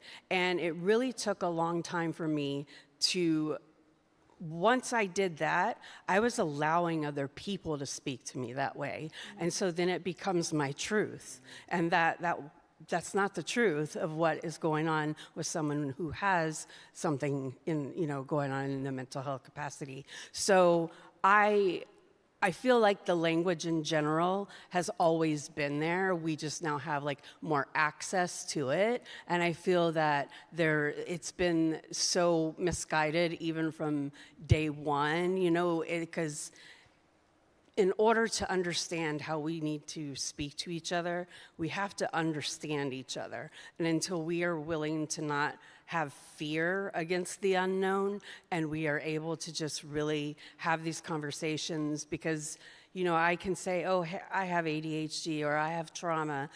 I can tell right away how that person feels about me. Like, if they're even gonna do business with me, they'll be like, oh, we don't know what we're gonna get with her, And so partly of what we want to do at Wondermind is really kind of change that narrative and really encourage people that don't have access to resources and to democratize it and destigmatize it so that we can all just flourish into our best. Because I've always spoken negative with myself, and I had to learn the role. It's like, if I wouldn't say it to my best friend, I'm not allowed to say it to myself. Preach. let me say to that point, I think that's particularly important, that the language that we use with one another is extremely important, right? That's important, how we convey what we're thinking and feeling. But the language that we use within ourselves is even more important. The conversations that I have with myself, the negative patterns that start to occur. One thing that we must know about negative and positive patterns are easy to just fall into. You don't have to really do any work to fall into negative thinking. And then one negative thought leads to another, and now we're deeply down this rabbit hole. Positive thinking you have to make a move towards that. You have to really move yourself into that positive thinking. So I think one of the things that we must get better at is giving grace to ourselves, right? We're pretty good as human beings of giving grace to someone else. If Solomon does something, I don't know him real well, I'll say, nah, it's all right, bud, don't worry about it. That's grace. I won't give that same grace to myself. I won't. I'll beat myself up. If you took a transcript of the way I talk to myself and handed it to somebody and they read it back to me, I'm ready to fight. Because I can be so negative about myself, with myself, right? So if I say it to people all the time, players that I work with, the world oftentimes will line up against us. I'm not going to stand in that line with you, though. I'm for me. I'm going to be for me, and I'm going to move in that way. So giving that grace to ourselves, I think, is critically important.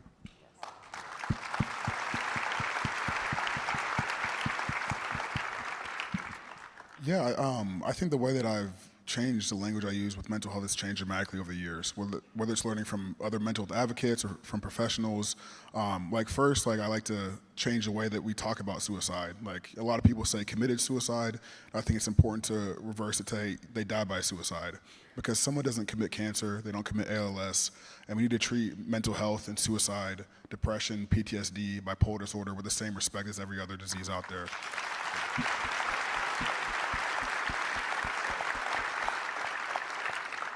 And then on a personal level, I had to change my self-talk within myself and how I spoke to myself. Like, I'm an athlete, and I got to where I got to by being hard on myself. By always telling myself, you're not good enough, you need to do more is good, that was a way that I kind of ruminated in my head. But when I got to the NFL, I kept trying to do that, and I was deteriorating myself. I destroyed my confidence, and it was gone. So I had to learn how to talk to myself differently through mental health coaches, through sports psychologists, just trying to teach me how to talk to myself again, whether it's in terms of saying I will, I can, I am the best, I am confident, I am strong. Like, during games now, after a series, I'll go to the sideline, I'll listen to my coach, but then I'm pacing the sideline back and forth, just talking to myself, saying affirmations. I'm saying, I believe myself, I will have my best game, I am confident, I am the best. Just because I've been playing football almost 18 years now, and in 16 of those years, I would talk to myself terribly, so I can't give a chance for those thoughts to creep in. And then, the last way I'd say I've really changed my mental health language is really through listening.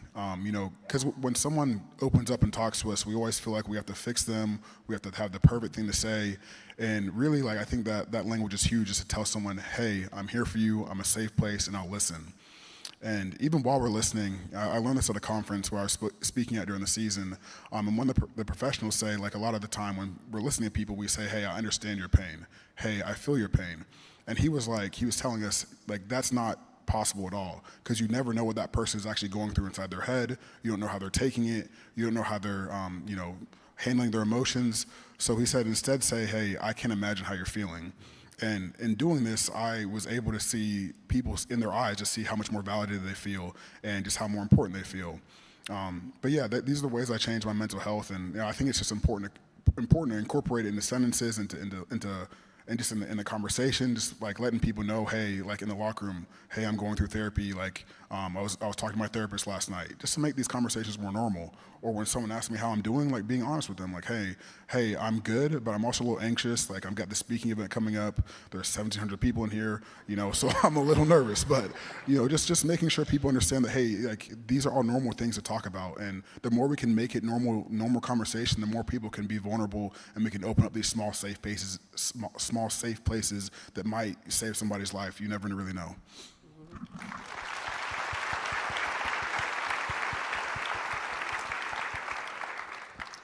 Selena, I'm curious about you. with coming out with a documentary, did that change at all, the way that you spoke about mental health and the way that you thought about the language that you used yourself and some of the self-criticism? Yeah, we shot the documentary 6 years, and makes me sick to hear the things that I was saying about myself in the beginning. It bums me out because but I think everybody can relate to that feeling. You know, I think, like everyone was sharing, it's important to speak to yourself with kindness, but I don't think I really understood that. It's funny because all the things I was bitching about then, I'm grateful for now, so it's really ironic, but I think it has taught me a lot about myself and letting, I mean, it's weird being able to see myself so long ago saying those things that I would never say to myself now. So, weird. Yeah, and that perspective too is really fascinating, to be able to look back and for all of us to see how the way that we think about ourselves and our experiences changes, and maybe we're grateful for things now that we weren't back then, and sometimes that can be pretty cool. In terms of thinking about these moments where you decided to either open up or share a story or create a foundation, for some people, maybe it was a moment in time. Sometimes it was maybe a little bit of accumulation of experiences. I'm curious for each one of you, was there that sort of aha moment, or was it a slow build in terms of when you decided you wanted to start to be a little bit more authentic with your experiences and open up to the world about your mental health? Yeah, my moment actually came at the beginning of season 2 on 13 Reasons Why. I was crumbling. Everything was like catching up to me. I had spent all these years investing my energy in avoiding what my problems were by helping other people and like giving all myself away, and I ran out of fuel. And then I said, you know what, you have to practice what you preach. And I called one person, and I got on a plane, and I went to a treatment center, and I stayed there for 30 days. And it was the first time that I had ever had to sit in what and who I was. And it was very scary. It was lovely because you had no cell phone. But like, it was like, you know, you go and you like spin this like weird relationship with yourself, and you can see how disconnected you are. And you're like, I even started trying to navigate, oh, I can help her. And I was like, no, like you have to focus on yourself. And so for me, that was the day. I was having seizures. I was like sad. I was crying every day. I was just like not happy. And I don't know that I would have made it had I not gone. And I was fortunate enough to go and have the resources for that. And when I was there, some people didn't have the resources and they were being asked to leave. And that was like a big marker for me of going, shit, that's wrong. Like, can I give them my insurance? How can I help them? How can I keep them? Like, they're like talking about suicide. Like, how are you gonna let them leave? And it was, it struck a chord into me. It's like, we need to really take the time to understand who the world is and run like Wondermind looks like from the outside in. So Wondermind is all of you, and you tell us what you need, and we navigate that and find that and help find the resources so they can get the need, they can get what they need. I absolutely love that. One of the things that Mandy just touched on is something, again, that I think is really important. And this is the idea of giving yourself the opportunity to be in the mirror of your life. Oftentimes we avoid the mirror. Why? Well, the mirror knows all. The only person that knows all of Corey is Corey. I know every single story about me. There's no one else in the world that does. My mom has a lot of the stories. My wife has a number of stories, but I'm the only one that holds every story. So that, I think, makes us nervous to sit with ourselves, because there's things that I don't want to think about that I've done in my life, or write thoughts that I don't want to have.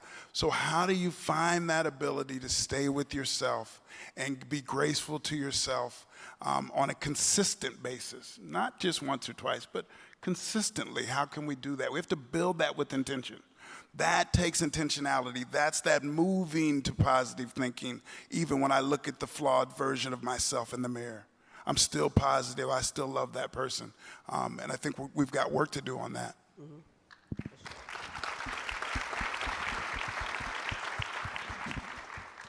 Yeah, I think that spark was really hard for me to find, because I didn't really want to be in this world. I didn't think I would ever kind of be up here. Like, I felt a lot of shame around the way I was feeling. Like, I feel like I shouldn't be feeling like this, like to a point where like I was in that bad self-talk, calling myself crazy, saying I shouldn't be feeling like this, and didn't know how to process it. Like, on top of that, like, I was a third pick in the draft, and I felt like if I talked about the wrong things going on in my life, people would be telling me that I'm making excuses for not playing the right way or not playing good enough. And then even more, like, on paper, like, if you looked at my life when I was struggling, like, my life on paper looked perfect. Like, I was a third pick in the draft, just got all this money, living the dream that I've always wanted to live, playing in the NFL. But deep down inside, like, I was dying, and so, my mom was encouraging me to speak, and I was just like, hey, like, I'm not ready, Mom, like, just give me some time, like, trying to get me to go to therapy, and I wouldn't do it. A couple opportunities would keep coming, and I would keep saying no, but finally I said yes to an opportunity. It was an article on ESPN with Molly Knight, and I remember, like, I told Molly, I said, hey, Molly, I'm not comfortable talking about my emotions, what I'm going through, but I'm comfortable talking about my sister. And so I talked about Ella, I talked about the pain she went through, the struggle she went through, the light she was in this world, and just the absence of her not being here, and how much the world is missing out of her. In the morning the article came out, I came to work early, and Molly had texted me. She said, hey, Sally, like, I encourage you to read the article and read the comments and reviews. And I told Molly, like, I told her I would, but in my head, I thought I wasn't going to. I thought I was just going to pass through and keep living my life. But I parked my car that morning, and I read the article. And, I read the reviews, I read the comments, and, just uncontrollable tears rolling down my face.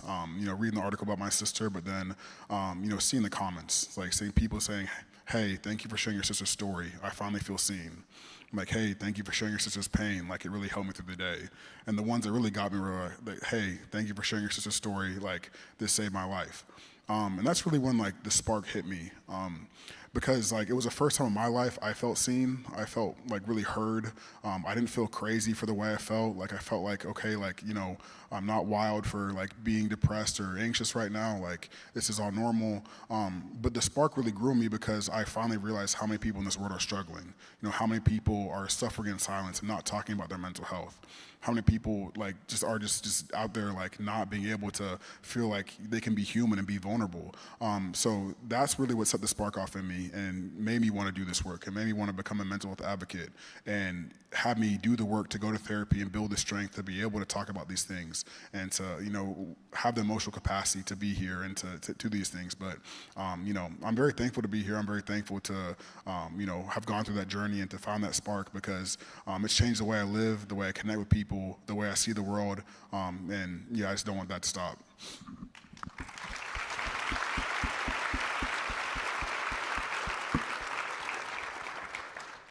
I just want to take a moment to pay tribute to Ella and to everybody else whose life was lost to mental health struggles. This panel is for all of you, but the way that I see it is it's also for them.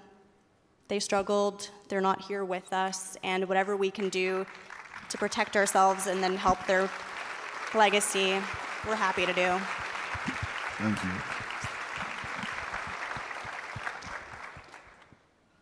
How about you, Selena? Was there a moment where you decided you wanted to talk about your mental health? My moment. To be honest, I work in the weirdest industry, and I just felt like I didn't fit in, and my mom, though, I have to be honest, was very vocal and open about how I was feeling, how she was feeling, and I think we watched Girl Interrupted when I was like 12, and I was like, oh, that's that's what rehab looks like. And I was like confused by it. And then we ended up having one of the most honest conversations that we've ever had together. And I really appreciated it. And it allowed me to not be scared. But I will say this, you can't force someone to do it.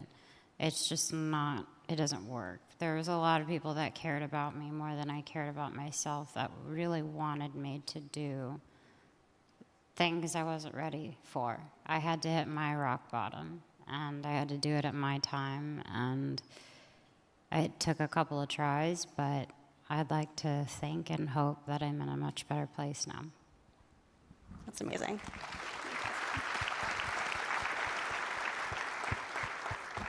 And I think what you just touched on, Selena, and what Solomon touched on a moment ago is that sometimes there is a right time, right? Sometimes you need to find that place in a natural, organic way to arrive at this place where you're ready to talk about the tough stuff and to be vulnerable and to do the work, especially therapy in particular. For anyone who's done it, therapy's work. Yeah. Powerful, meaningful, transformative work, but work nonetheless. Yeah. And Dr. Yeager, I'm curious, is this something that you experience with the clients that you work with, that they need to arrive at this place at some space and time where they're ready to do that work? Yeah, oftentimes I talk to, especially the young men that I work with, about this perception of being a man, right? And there's so many different perceptions about what it should look and feel like, and more often than not, they're really negative, right? Pushing down patterns and thoughts all the time. And so one of the things that I'll talk briefly about is the two things that we hear more often than not about in the psychological realm is anxiety and depression. And we use these terms continuously. But oftentimes we don't really understand deeply what that means. And I'm a narrative therapist, so I want to tell stories and listen to stories from my clients all the time. And from those stories, processes will evolve, and they'll emerge, and I'll spit that pattern back to the person I'm working with. But those negative thoughts that come up all the time, all too often become the pattern of our life. We think about these negative things, and then our life oftentimes falls in that way. So I'm telling the young people that I'm working with that we can be positive about things just as we can be negative, but we've got to work to do it. So it's interesting. It runs a gamut of therapeutic pieces. Depression is oftentimes when you ruminate about things that have happened in your past. Ruminating, almost to a point of being paralyzed by that rumination. Anxiety is ruminating about what may happen in the future. But let us all be clear. The only real moment that we have is right now, where we're at right now. That's the only real thing. Everything else is made up. Even the story that I have from 20 years ago, I embellish. It changes. That's in the past. What may happen in the future, I ruminate, there's good research. It says about 85% of the things that we get nervous about never happen. But I've already used the energy. I've already used the energy to ruminate about it. Now that energy's gone. So recognizing that this current moment is the most important and only real thing that we have, what I do in this moment will be okay. I'm batting 1,000 in my life on making it through my struggles. I'm here. So I'm batting 1,000. I haven't missed yet. That doesn't mean it was easy, but I'm here. So if I can admit to that and understand that, I'll make it for whatever that next struggle is.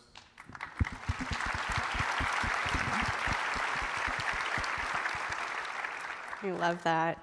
The ruminating piece is so true. We waste so much energy on this. And I think it's probably one of the most human experiences that exists. And it's just so powerful. And I think to be able to stop what you're doing and to observe yourself and your experience and what's happening in your mind and to take a pause and say, is this actually going to serve me well, is really powerful. An analogy I use in therapy a lot is the highway analogy. You're driving down a highway, and maybe there's an appropriate amount of anxiety that's helpful for you. Maybe it gets you to study for the test or to prepare for your interview or to do whatever it might be. But once you realize that you're going too far, take the exit. Get off the highway and say, I don't really need to be here anymore. Let's pull over. Let's go home. Let's park. Let's get a coffee. Let's do something, Get off the highway when you need to. Doc, when you say that, I'm reminded of asking ourselves in the midst of negative thinking, asking ourselves to stop and say, does what I just was thinking about, does it serve me? If the answer is no, in that moment, I can make a choice to change that thinking. Simply, that doesn't mean it's easy. Simple doesn't mean easy. But if I'm in the midst of that negative thinking and can be positive, change that to a positive thought, even like 180 from whatever it was I was negatively thinking about, all of a sudden, that pattern, that new synapses are firing to say, oh no, we can do this differently, right? I think that's a really important point. Yeah, absolutely. And it just allows us to reinvest our energy into the things that are important to us. Something I talk a lot about, and I talked a lot about on Baggage Drop, which is Wondermind's podcast, is values. And Mandy's heard me talk about values ad nauseum. But I love talking about what's really important to you and what your why power is. And I think, Dr. Yeager, to your point, is we can really take that energy that we're ruminating with and be able to invest it in the places that are important to us, the places that are serving us, that are driving us forward. Speaking of Wondermind, something that I think is so powerful, and Dr. Yeager and I are both advisors for Wondermind, is that it's this place that is a mental fitness ecosystem, and it's this place where we can build habits, skills, tools to practice mental wellness in a regular way. And so, Selena and Mandy, I would love for you to talk a little bit about what prompted this. And then for the whole panel, I would love to hear from you guys, what are some of the things that you do or recommend to help practice mental wellness on a consistent basis? I'll let my mom answer it, but it honestly stemmed from a conversation that we both had with each other, and it was about our journeys, and we ended up relating a lot to each other, and it was a turning point. And I think it was more like, how can we do that for other people? And then, you know, you can explain how it became what it became, but it just stemmed from us really wanting to help other, you know, mom and daughters to have like real open, honest conversations, but turned into this, so. Yeah, when we were exploring new avenues of how we could continue the mother-daughter component and really just trying to create like family support amongst the conversations that you can do it together as a family was really the message behind that. We realized that there's not one place that you can go to help you kind of explore whatever you're feeling.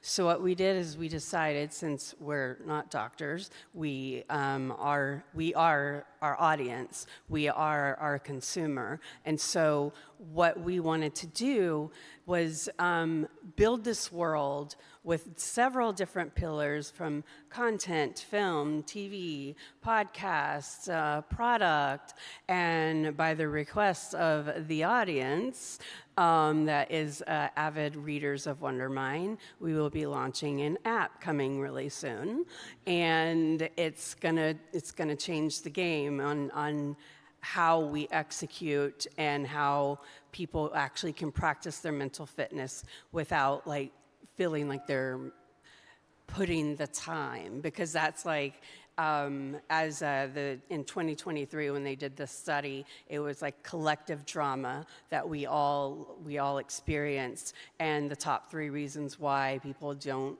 do therapies: they don't have the time, they don't have the insurance, or they don't believe it works. So let's gamify it and see if you can play that game.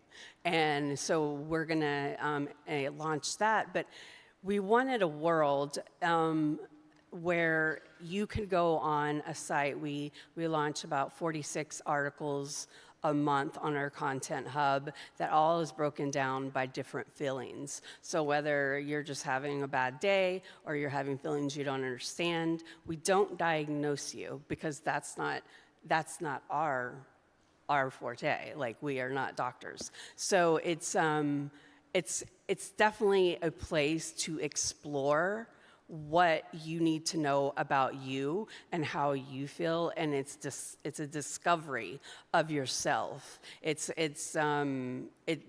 what I think is so beautiful about it, is you could spend days and days and days of just comparing other situations that you were in and then have a different feeling for it. And because it's so important, not only for you to understand yourself, but for us to understand each other.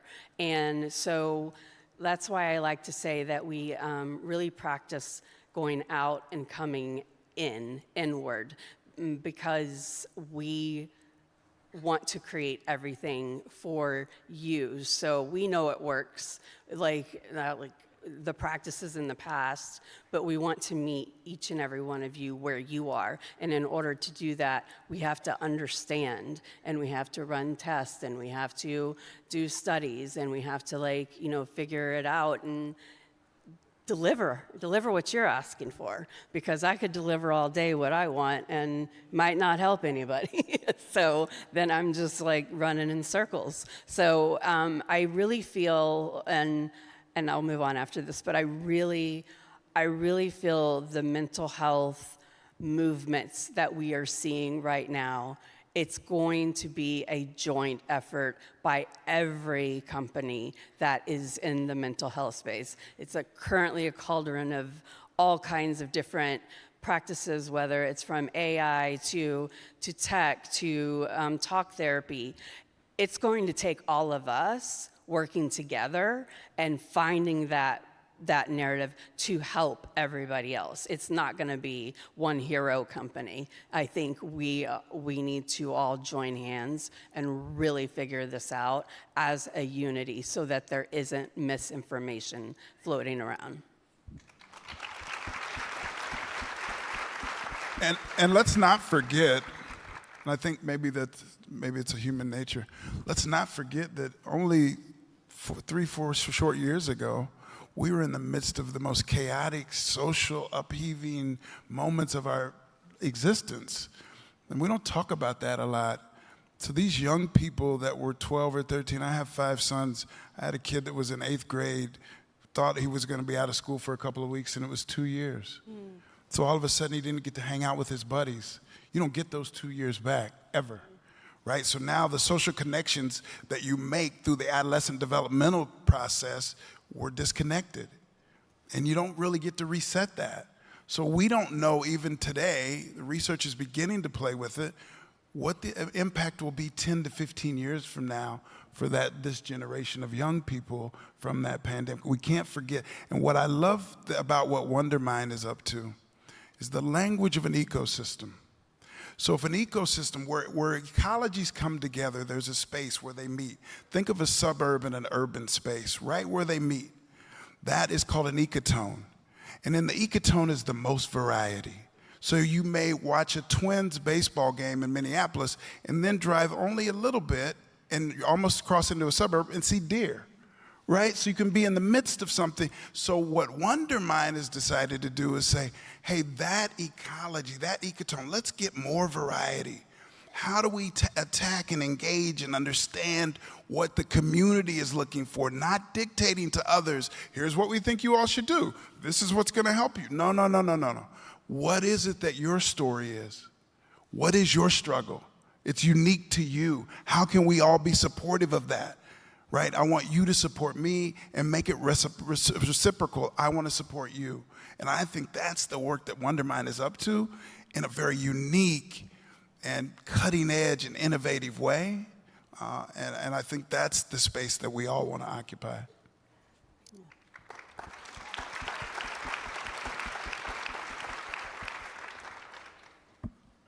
Mandy, did you want to share something else? Oh, no, I was just, when he was talking about generations, I just learned that there's a generation called the glass generation. They were actually born during COVID, so all they know is quarantine. They don't know life before that. That's like 4 years of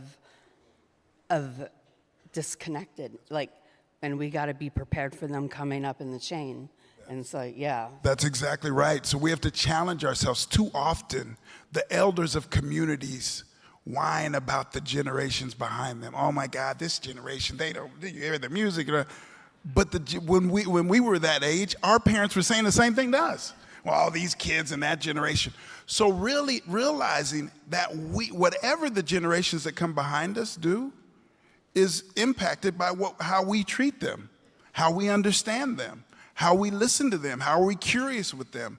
All too often we stand in positions of authority, especially as parents, and we dictate to kids. We need to allow them the opportunity to grow, be a safety net for them, listen to them, be curious with them. That's the best thing I can do as a dad, is to be curious with my babies.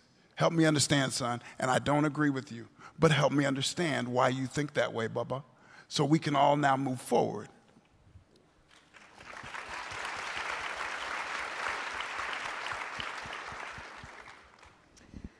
So now a question for all of you is, what are some of your go-to mental fitness tips, the things that keep you fresh, the things that maybe support you when you're going through a tough time? What are some of your coping strategies, the things that you keep in your toolbox? I am a huge believer in having a well-stocked toolbox that's going to need to replenish at times. It's going to need to change through different seasons of our lives. So the toolbox we have now is going to maybe need to change in a couple of years or in the next phase of life. But what are some of the things that you use in your own lives that you feel like are really helpful for you?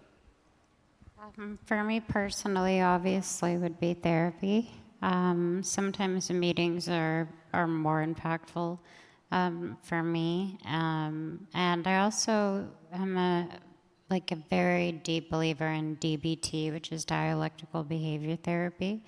And that's something that I hold close to me. And a lot of those skills are things I've learned, like RAIN, which is recognize and allow your feelings, investigate them, and then nurture yourself. And things like that will kind of pop into my head, and it's reassuring. But sometimes I just have to let myself feel it and let it pass. Yeah, I love that. If I'm feeling something that I don't understand or I don't have a method for, I will sign up for a course. I'll find one online, and I sometimes complete them. I sometimes don't, but I'll take those courses. And then I also am a huge journal, as you know. I love to create and write. It just soothes me. I think it gives me a sense of control. I can control this moment with, if something's going on. And it just it centers me and brings me so much peace and helps me find usually the answer that I really need. So yeah, that's what I do. I would say a couple of things. I love the journaling idea. The research tells us one of the two ways that we can really get things off is to talk to someone or to write. Right? It relieves pressure around that issue, because you can think, if you have a struggle with a significant other, as soon as that struggle ensues and it's done, what do? You oftentimes pick up the phone and call a friend, and you begin to describe to them what you're struggling with. Well, innately, they can't fix it. They can't fix it, so why do we call? Because we want to relieve pressure. I want that pressure off of me. I want to talk about this and get it out. The other thing, a tool that I think that is really important, especially as you engage with the things that you already currently have, is in my book I talk about creating a Supreme Court in your life. Those 3, 4, 5 people that know you well and will be truth tellers, not just will co-sign, but will be truth tellers. So when I have struggles, I can go to my Supreme Court and say, all right, so here's what's going on. You know me well, and I don't want no BS on this. Tell me what your thoughts are. I think I'm going to do this, or I'm considering that, and get that feedback. If you go to 3 to 5 people that you're close to and they give you real feedback, a pattern will emerge. The truth will emerge. More often than not, you already know what the truth is. They just confirm it for you. So that's a little thing I think that you can use.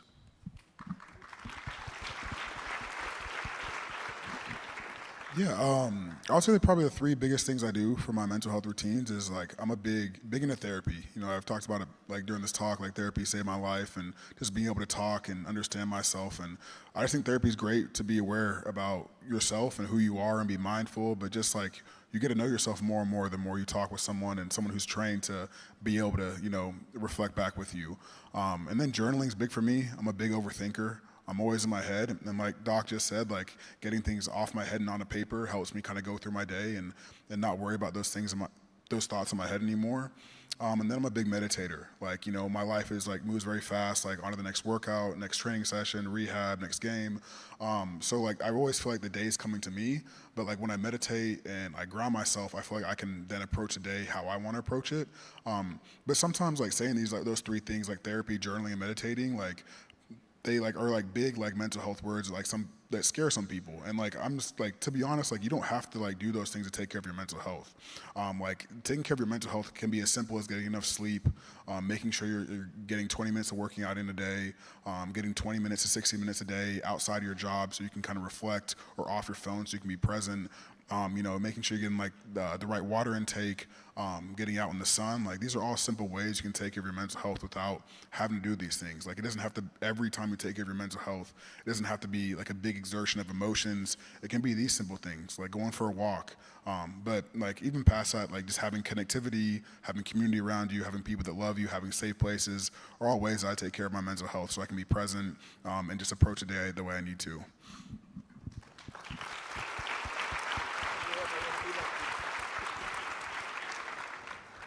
Holland's also really good at baking bread.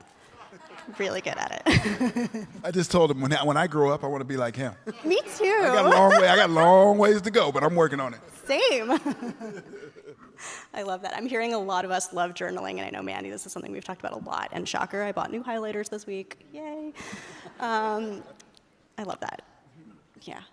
And what I'm hearing also about what so much of you all are saying is it's this idea of looking inwards and thinking about the things that are critical to observe, your thoughts and your feelings being real, and then also looking outwards too. So talking to your Supreme Court, getting out there, doing exercise, and so there's this delicate balance of being in your head in sort of a healthy, therapeutic, productive way, and then also getting out of your head, so that way you're not stuck there. Does that resonate? Yeah, that's... Go ahead. Well, first I want to ask, do you have a woman on your Supreme Court? Yes. my mom and my wife. I wanted to sign up. Hey, you don't have to sign up. You're already in. Come on now. Yes. No, I feel like with the loneliness epidemic that we have going on right now, it should be an opportunity for us to really take that time to explore, like, individually and like internally and what you feel. But instead, there's so much noise everywhere that it keeps you preoccupied that you probably don't have a clue what you really like. Like, put that phone down, turn the TV off, like, to do all of that, and then, like, sit in that loneliness. You'll probably last a couple minutes before you start squirming, because it's real, and that's who you are, and you need to listen to that, because everyone is so alone, and you're feeling it with, like, nonsense, and there's so much meaning, and there's so much opportunity for you to, expand into the greatest person ever and to find that happiness. And you won't be lonely when you're alone, because you have that relationship with yourself that you truly understand, and it's not filled with other people's agendas. Let me say this. I love that. Two things. That we must be clearly understanding that my happiness is no one else's to give. It's mine. I will create my happiness. All of the things, people in my world can help facilitate that happiness, but it's mine. I own that fact, that if I'm happy, it's because of me, right? And we oftentimes don't realize that all healing, all happiness must come from within. Healing must come from within. It does not happen from outside. I'm a therapist. I cannot heal anyone. I can facilitate their healing by being curious with them, so they get the opportunity to have aha moments and say, I had never, ever thought of that. I didn't realize that about myself. Well, that's an aha moment, but that's your stuff. You had all that stuff in there. You just want someone to help facilitate it. Friends can do it. Therapists can do it. Tons of people can. But realizing, recognizing, healing, happiness must come from within. Yeah. And I think that aligns with something that I think about frequently, and unfortunately we're about to run out of time. We could sit here for hours and talk about this stuff. But just very briefly, it aligns with something that I think about a lot, is that there's this delicate balance also between venting a lot and also deciding when you're going to walk away from that process. And I think sometimes that's a delicate balance of trying to figure out how can I be productive in opening up, seeking support, versus when is it actually keeping me stuck in the pit? And how can I find a way to get out of that by turning some of those conversations into action in meaningful ways? And so in this vein, I actually want to take a quick moment to do a very quick exercise. Very quick exercise. I'm going to encourage all of you to think about 3 W's. You guys too. And if you want to take some notes, put this in your phone, please go ahead and do so. I'd like you to think about a wish, something that you wish for yourself, something you'd like to try to do, a goal you'd like to set.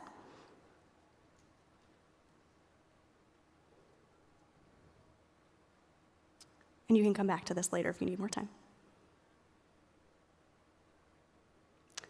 I'd like you to think about a wonder, something that you can be curious about, a question you can ask yourself non-judgmentally, reflective, something that's going to inspire you, move you forward, give you pause.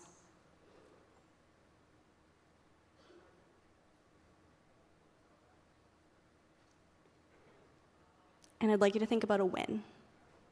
What's something you're doing well? Something you're proud of? Something you want to keep doing?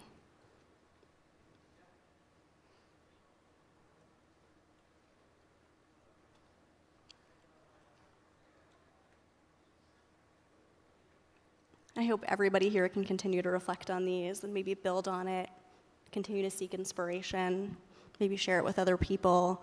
And I hope that everyone here can take some food for thought from the incredible panelists that we have here and start to get uncomfortable with whatever it is that you have in your life and then turn that into something meaningful. Thank you.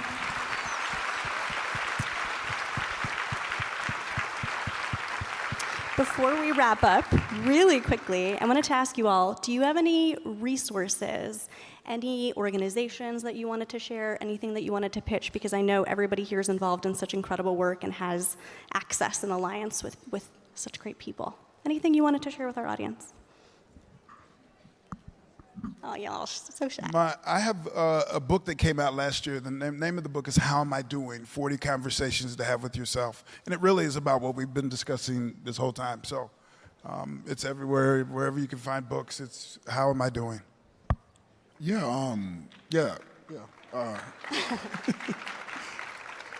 just want to talk about my foundation real quick. My family and I, we started a foundation called The Defensive Line, where our mission is to end the epidemic of youth suicide, especially for young people of color, by transforming the way we connect and communicate over mental health.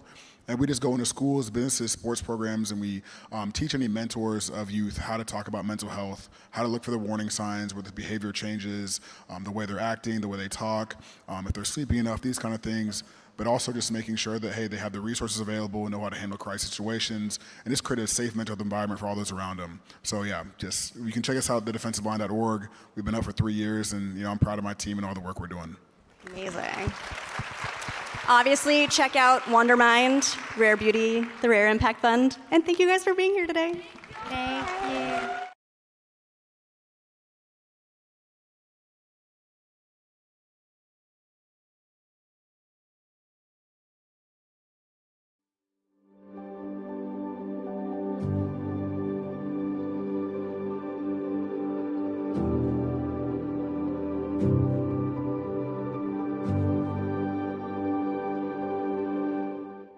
can see past the line.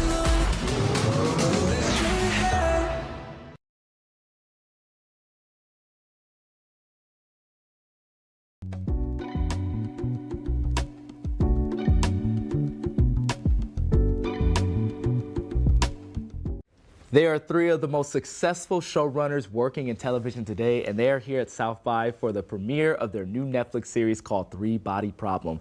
Please welcome David Benioff, Dan Weiss, and Alexander Wu to the studio. How are we doing, guys? Really good. It's fantastic. Thank you for having us. I feel like, you know... Your reflective headset goofy today. It's, you know, I'm going to change my handle on TikTok and everything just to that, just for you.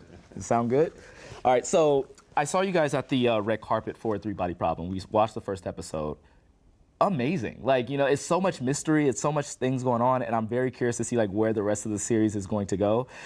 David, I heard you just go, it gets good. Like, you know, like I believe it, you know, like blinking lights. I just feel like if we can just get the audience to episode 5, we got them. We got them hooked. I mean, you already got me hooked on episode 1. That's good to know. Episode 5 just tells me things are really going to kick off and go like nuts. Things are ramping up. Yeah. Well, I just want to like talk to you about like this film because I mean this series because there's so much that goes into it. Like there's sci-fi, like there's like it almost feels, I want to say supernatural because there's a thing going on with science, right? And when you throw science out the window, things tend to get like, well, how does the universe work? But there's so many different concepts in it. If you was to explain like just the plot of Three Body Problem for the people at home, like how would you describe it? I always get this answer. We always look at Alex as he's the best at this. At some point, like the first time it was asked, you know, I was put on the spot and I just blurted something out that had sounded good enough that we just keep using it. No, I think Three Body Problem is the story of humanity from the point of first contact with an alien civilization all the way to the end of the universe. That's it. That's it. Wow, you got it in like one blurb too. Can we get like fewest possible words? There it is. There's like you said, you try to blurt something out, and now you're just kind of like, I got this down, like pack, easy. So David and Dan, like you guys have come off like a hugely indie shoestring budget of a series called Game of Thrones. You know, if you heard about it, cool. So what was it like? What is it like, kind of like tackling like this story? What drew you into that? I mean, on some level, it was. What drew us into it is how different it was from Game of Thrones, but how similar the feeling was that we got reading Thrones books, which was just, I love this genre, but I've never seen this genre done this way before. So it was kind of like, it had nothing to do with Thrones. We definitely wanted to step away. We loved that experience, but 13 years in the mud, trying not to get stepped on by horses that was enough of that. So we kind of wanted to move on from that, and we knew that science fiction, like kind of broadly speaking, was the right place to be.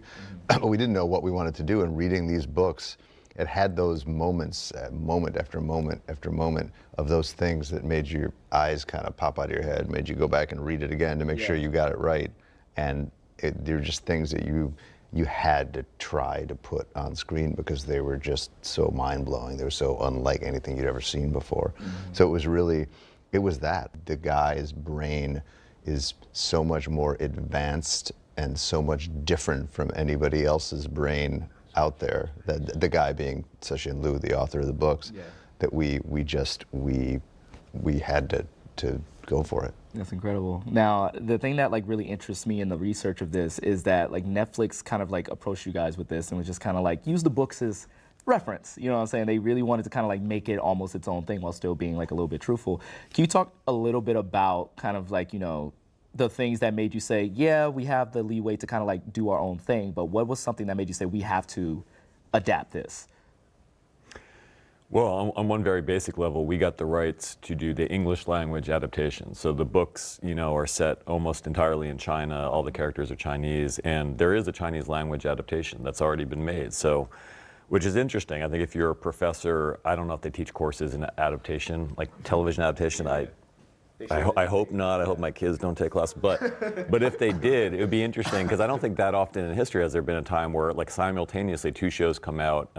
One is very faithful to the books and in the original language, and then there's ours, which is mostly in English. There's some Chinese, but it's mostly in English, and it's less faithful. But you know, Alex was talking yesterday about how what he's going for is to be true to the spirit of the book and to try to give to the audience the same feeling that we had when we're reading the books. And I think that's really accurate. I think that gets to the heart of it, which is, you know, the first scene of the show is very similar to the first scene of the novel, and the last scene of the season is very similar to the last scene. In between, there's all sorts of deviations, all sorts of things. We brought in some stuff from book 2, we brought in stuff from book 3. There's some stuff we invented, but at the end, like, we're trying to be true to Cixin Liu's vision and to that what he made us feel, which was, wow, the universe is a lot bigger than we thought about before. We're almost certainly not alone in the universe, and that might not be a good thing. Yeah. Well, as someone who like was not privy to the books before, like finding out about this, hearing that I don't know if you've talked to the author about it, and you know, I'm assuming you have. Like, what was it like, kind of like getting the green light from him, like to like kind of like go nuts with it and like create that different version? That's, you know, because most people are really close to their own source material, but you guys got the green light. We approach it with a bit of apprehension because you don't know, how they might feel about someone adapting their source material. So this was during the pandemic, so we weren't able to meet face to face. So we did it over Zoom, and he was in China. And the first thing I remember actually is how deep his voice was, which was very strange. You know, you'd be talking to him, almost like those Tuvan throat singers, like my goodness. But the first thing he said, first thing out of his mouth was he was a huge fan of Game of Thrones, which was like okay, you know, he knows the people who are going to be adapting this, and that he had a level of trust, and he understood that the television medium was fundamentally different from the novel medium, and you're going to have to make some changes. You're going to have to make some adjustments for the TV series to feel the same way as the book feels. And he said some things that preemptively were things we had already been talking about and thinking about. Said some of those characters that were all men in my books are probably going to be better off being female in your books, and you're probably going to have to globalize the show if you're doing it in English. You know, so there's a lot of things he had already thought, and then we thought, oh, okay, he gets it. And that felt really, really good to hear that from him.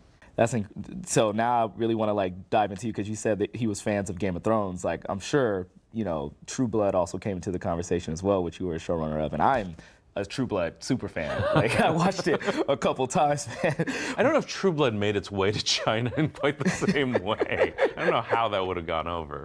I mean, you know, set in the Deep South, so like, you know, I don't know how much they watch Deep South content over there. But as a fan of that, like, you know very well, like the transition from book to the screen can be like very, very difficult. So like getting like this blessing, and like, you know, what's the key to like a successful adaptation in your eyes?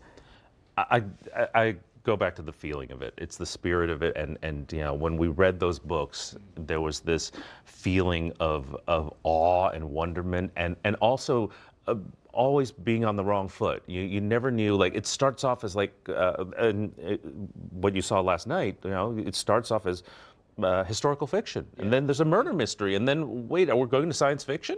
You know, and you know, David has described, you know, when you open the book, you look at the cover and you say, okay, this is science fiction. Then you go quite some time, it's like, wait, where's the science fiction? And you know, how's this going to lead into science fiction? And that was all part of the fun of it, really. It's like how all these pieces of the mystery fit together, how that headset, you know, works in with the rest of this story, and it comes together in a really satisfying way. So even if you don't take every single moment from the books to translate, you still need to have you feel the same way as when you read the books. Yeah. Well, you want to know, like I'm so glad you're describing this, because you want to know what my favorite like element of that first episode is the idea that science as we know it is over. Like, you know, it's just gone. And I never fathomed that idea of, you know, science is supposed to be law, it's supposed to be like what it is, and anything else is just like magic, fairy tales. And now that it's gone, I was like, well, what does that do for like our everyday life, right? Does high school say, oh, let's just get rid of the science class until we figure it out, you know? Free period. It's a free period, you know, and then teachers just go home and they have a drink and ponder the existence of the universe. But there's a lot of like high level physics like woven into this. Like, you talk about like taking the intellectual and like making it visual and kind of like diving headfirst into that. Yeah, I mean, it really was. The thing about a book is you can read something that goes pretty in-depth into the science, and then you can stop and you can think about it. You can go look up a word if you don't know what that word means. you don't want people to be doing that when they're watching your TV show. So it was really one of the challenges we faced in translating from book to screen was making sure that the scientific ideas were not just accessible to people, but like intriguing and exciting to people, and without bogging down in things that would make them, it would slow the roll of the show and make them stop, because you don't want people to stop watching your show. So we were very lucky. We had, it might be shocking, none of us are scientists, but we know some. And so we begged them to come and join us. Babak Ferdowsi, who works for Jet Propulsion Laboratories, literal rocket scientist, and Matthew Kenzie is a theoretical particle physicist, rather, in England, whose father was a cinematographer on Thrones, and so we had these guys come in, explain to us some of the concepts to make sure we understood what we were talking about, and explain to the cast. So when they were playing scientists, they had some interaction with a real scientist. And maybe most importantly, we watched them explain to other people really difficult ideas in a really kind of quick, succinct, punchy, sharp way. And they kind of helped teach us how to explain these ideas to everybody else by explaining them to us, if that makes any sense. So we were very lucky to have them involved. And yeah, it's ideally we want people to engage with that stuff, and we want them to do it in a way that makes the show more exciting, not less. Yo, it's so funny that you like say that, you know, you had literal like scientists and kind of teach you everything. And my next question was going to be, was it difficult to understand it? But as Einstein said, or was it Einstein? It was some scientist who said if you can't explain it simply, then like don't explain it at all. And like you should be able to take like a big concept and say this is what it is. So that's very, very interesting. There are a lot of like complicated, highly technical scenes in Three Body Problem. Like, do you have like a favorite that you want to expand on? The Judgment Day sequence in episode 5. I don't know if you've gotten that far. I haven't gotten that far yet, so but yeah, you were talking about it a little bit. I was like, ooh. I don't know if, spoiler, is this coming out before the show? It's coming out now. It's coming out now. Yeah, don't worry, if you don't want to spoil it, we don't do spoilers. I would just say it's a big sequence, and it took a lot of, you know, the joy of, we all come from writing in other formats, right? Alex was a playwright, and we wrote novels, and those are very solitary endeavors. And, you know, I guess playwright, once you get to the actual staging of a play, it's not. But making a TV show is a collaboration, and the bigger the sequence, so whether it's a big battle scene in Game of Thrones or this scene I'm talking about that I'm not going to spoil in episode 5, it was a huge, huge deal that involved all departments coming together. And we were lucky we had a great director, Minky Spyro, who is, you know, just nonstop worker. I mean, really, it ends up just being the work, you know, it's the prep work. And Bernie Caulfield, who's our physical producer, who's I think the best in the business, but you know that when you're doing one of these big sequences, it means there are going to be endless meetings. There's people sitting around a room from every single department talking about how we're going to make this work for props, for production design, for the visual effects team. You know, later on you get the sound team coming in and working on it. You get Ramin Javadi, our genius composer, coming. This is all for one sequence. It's all for one sequence, and the more complex the sequence, the more meetings you have, and the more. So it's almost like the more exciting a sequence ends up being on screen, the more boring it is to make. Every time you write the sentence 10,000 warriors charge, there are like 50 people who are just like, oh. No. I can imagine. I mean, you know, going back to Game of Thrones, thinking about the Battle of the Bastards, I was like, this, and those were real men too, as I imagine. Those like, are real horses. Like, so yeah, our horse mistress Camilla Napru was at the premiere last night, and those are all real horses, and she is so good at her job, and her stunt men and women were so good at their jobs that they could actually safely charge at Kit Harington, you know, and they don't actually hit him obviously, but they're coming close enough that when you're watching it, it's scary, and the camera makes it look like they're coming even closer. So Yeah, that stuff was real. I like to recreate that scene in my bedroom. It was such a good-looking shot. But it's amazing how like all these things come together just for one scene. It speaks to the collaborative effort of like creating something like no this. doubt. It's hard to get a horse in your bedroom. Honestly, I could talk about this all day, and I could talk about Three-Body Problem all day. It's so many interesting ideas, and it's amazing. And thank you so much for being at the South by Southwest studio. This is amazing. We should do this a third time, so it's like a third time's the charm type of thing. Oh, yeah. Right? Sounds good. Sounds good. All right, everybody. Three-Body Problem premieres on Netflix March 21st. I'm your host, Juju Green. Thank you so much for watching. And you can catch us on YouTube at youtube.com/SXSW. I got my headset on. Nice. You pull it off. It looks good. Right? Yeah, man. You know, it's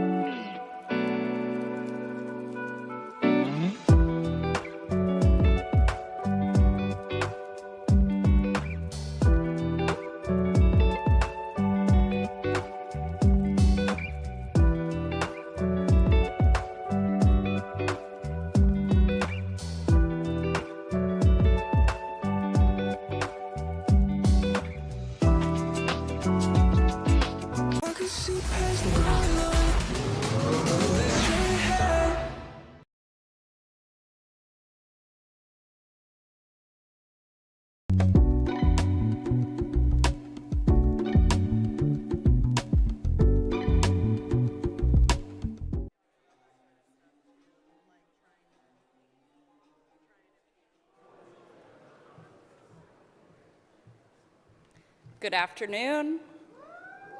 Okay, thank you. My name is Katie Pereira, and I am a member of the conference programming team here at South by Southwest. Before we get to why you're all here, I've got a few housekeeping notes to go over. First, don't forget to stop by the Creative Industries Expo that's happening on the first floor of this building. Check out all the incredible technology and innovators out on the show floor. Also, South by Southwest would not be possible without the thousands of volunteers that are here making your experience happen. So I just want to give a quick hand to all the volunteers in the room, outside, so that they can hear you. Finally, if you have any questions for our speakers today, we're running our questions via Slido.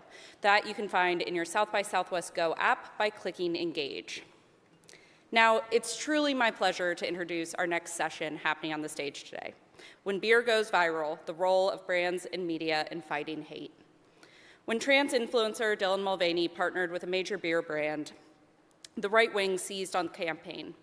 The company's response only exacerbated things further, while conventional and social media platforms help elevate small groups of anti-trans radicals. This panel will dive into the responsibility of brands and media to not fuel the fire of misinformation and discrimination. To get things started, please welcome to the stage the president of the Human Rights Campaign, Kelly Robinson.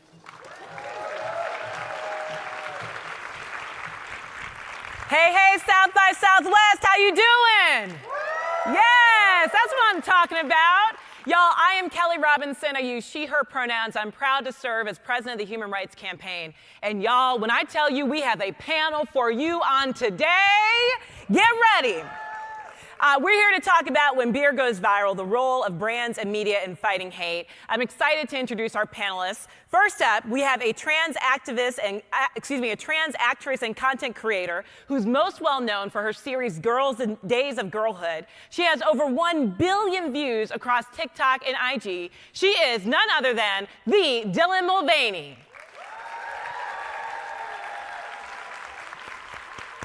Yes, welcome, welcome.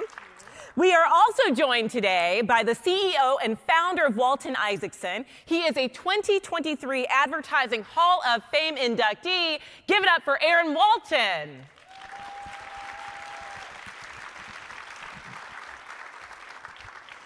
And rounding out our panel for today, we have someone who's well known for their published work in Elle, Teen Vogue, Marie Claire, really everywhere. They run the LGBTQ+ section at NBC News Digital with a focus on the trans community. Give it up for Joe Yerkeba.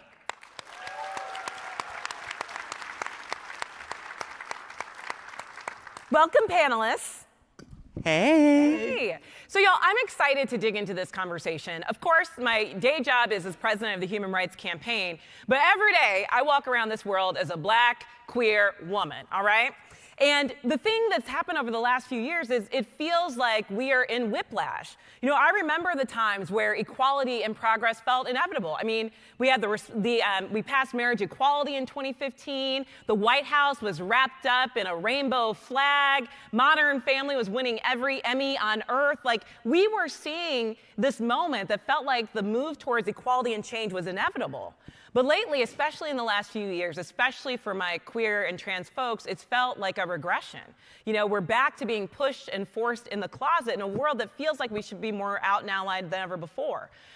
You know, I know that the Human Rights Campaign, we declared a national state of emergency for the first time ever last year in response to this horrific uptick of anti-LGBTQ+ legislation. I mean, already this year, we've seen over 400 bills targeting our community. And on top of that, the violence in our community, especially against trans and non-binary folks, especially against Black trans women, is at astronomical levels. So I think this panel for me is really about making sense of it all. How is it that we live in a world where there are more out people than ever before? I mean, 30% of Gen Z identify as a member of the community, and at the same time, we're seeing such a horrific backlash. There's something out of whack with where the country is and where business and policy purports us to be. So I want to dig into this because I know y'all have been at the forefront in so many ways over the last year about how this is showing up. And I think to kick us off, Dylan, I'm going to ask you, especially last year, tell us a little bit about what you experienced in this sort of backlash effect. Yeah, well, a beer boycott was definitely not on my bingo card, but we were rolling with it. And I think what's so crazy for me is I come from the theater world and from Broadway, and content creation really was just something that I found a lot of joy in. And it wasn't my profession to begin with. It then, you know, started to lead that way. And then to see all of the hate that came from just one advertisement on Instagram was so disheartening. And then it became a very real world thing where I had people showing up to my house and being followed and harassed in public. And that was something I would have never thought was going to be a part of my daily life. And I would never wish that on anyone, especially any other trans or queer content creator. And I think what's so wild about all of this is that I came out as a girl when I was 4 years old to my mom. And I then, you know, lived my life in the incorrect gender for quite a while. And then I did get to come out almost 2 years ago now. It's on Tuesdays, my second year of womanhood. And I was really using social media as a way to find joy and find my femininity and share and build community. And what's so sad was as a child, I stripped parts of myself away to conform and to feel less othered. And now, this past year, it was the same situation. I was taking those parts of myself away and now having to build those back up. And I think it's even more scary to know that a video that I make or a brand collab that I do now has major effects on the rest of the trans community. Because I'm one of the most privileged, if not the most privileged trans person in this country right now. And I think we need to be thinking about how these actions affect the rest of the community. Yeah. And I mean, what really stands out for me is that this is a brand that, knowing how powerful your brand is, right, as an out trans person, came to you asking for help. And then, when things get a little bit dicey, everything shifted and changed, right? Joe, can you tell us a little bit more about, as you were covering the story, how did it play out for you? What did you see? What was covered and what was missed? Sure, yeah. So at NBC Out, my boss says that our informal slogan is by us for everyone. So we really try to center the LGBTQ plus community and their experiences first, and then we make that accessible for everyone. And so in covering what happened to Dylan, the first thing that we really wanted to do was obviously like center the hate that she was facing. I think that a lot of people were talking about beer sales. And so we really want to focus, you know, how is this actually affecting people's lives? And then we provide context for that. So we really wanted to show how this isn't an isolated incident. This happened within the context of, you know, state legislatures last year considered more than 500 bills targeting LGBTQ plus people. And we saw Target face similar backlash for a pride campaign they did over the summer. So we show people that, you know, this isn't happening in a vacuum, and this has real effects on people's lives. And I think one of the other most recent examples we can see of that is in Oklahoma, where I just returned from covering the death of Nex Benedict, who is a 16-year-old trans student there who died a day after a fight in his school bathroom.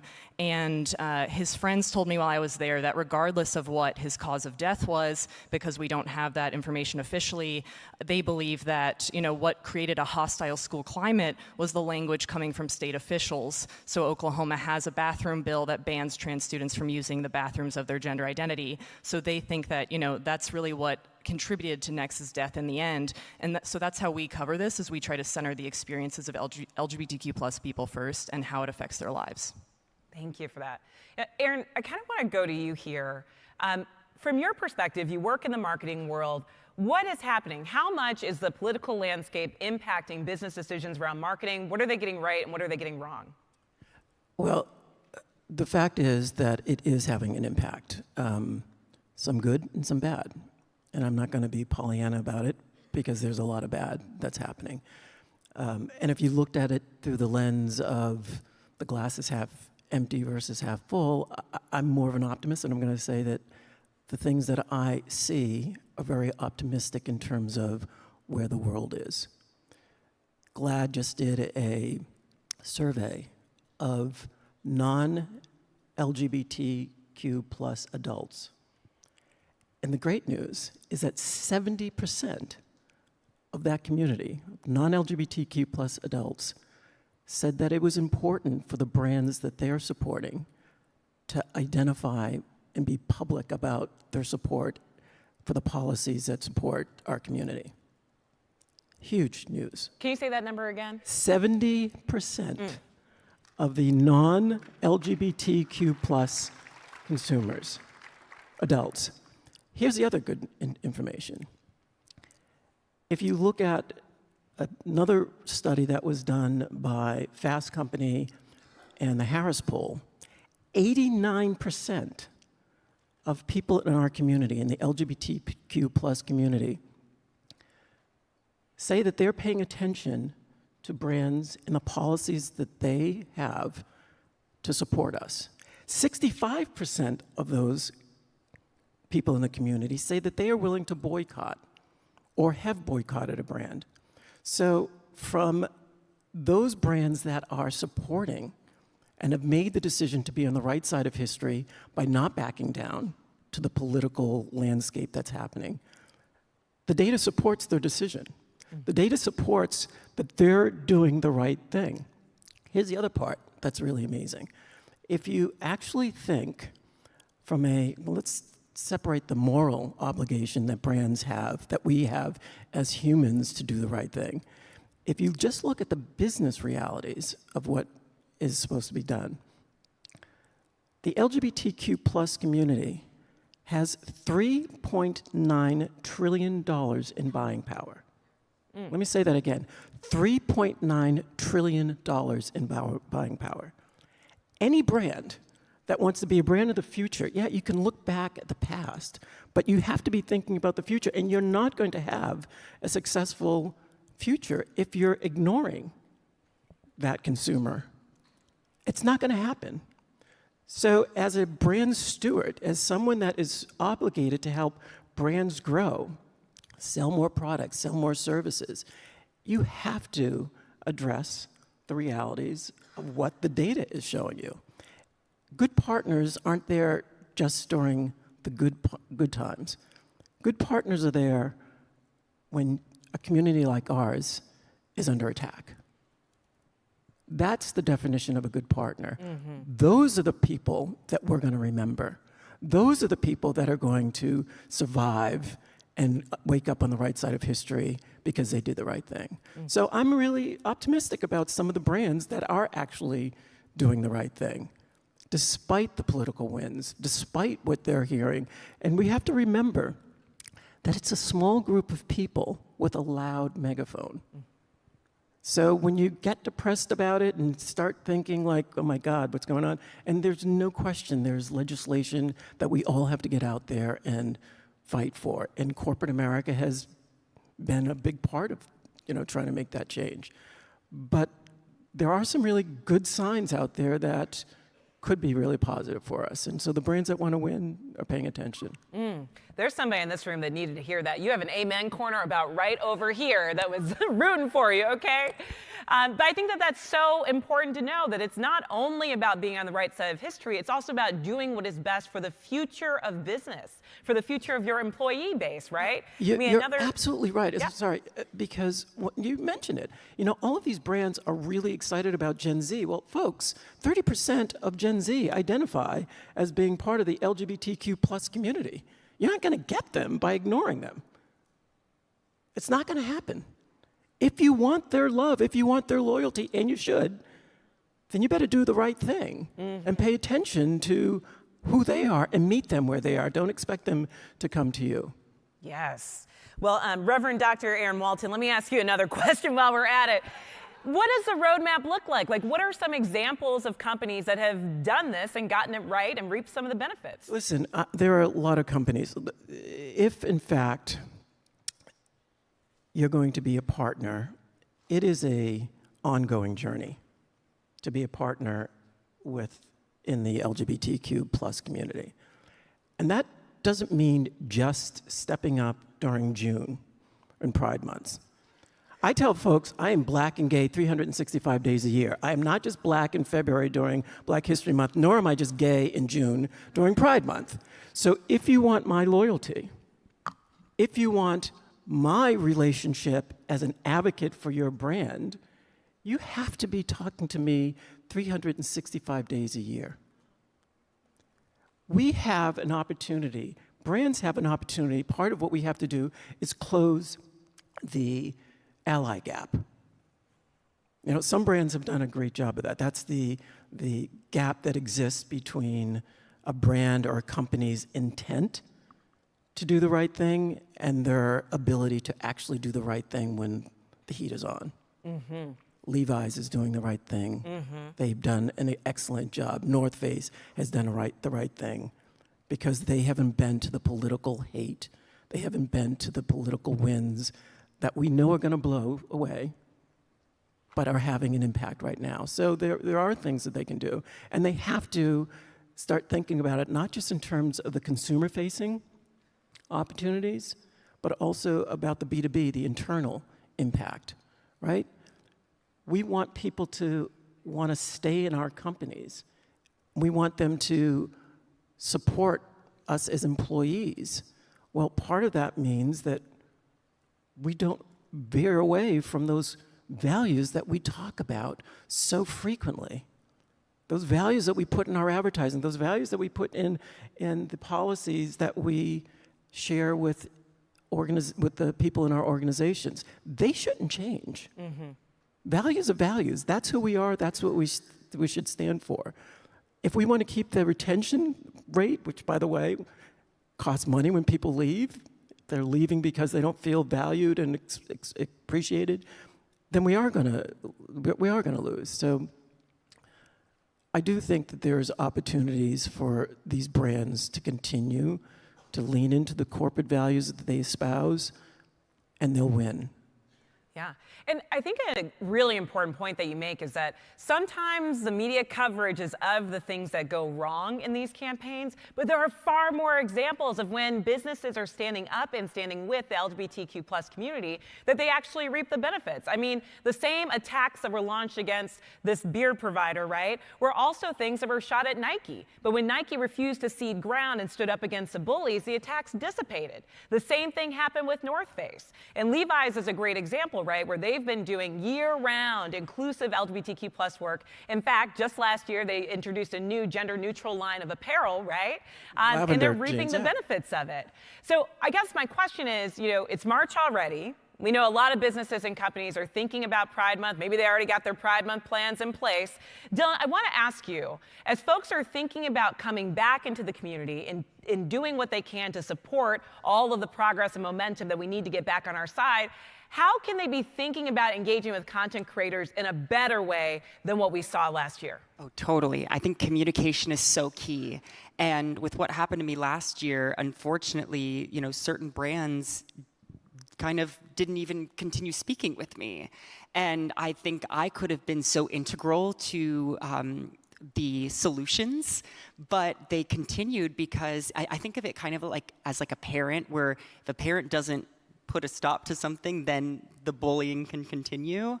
And I think that's sometimes these brands need to step up and kind of put these people just to let them know this isn't okay, and then everything's okay.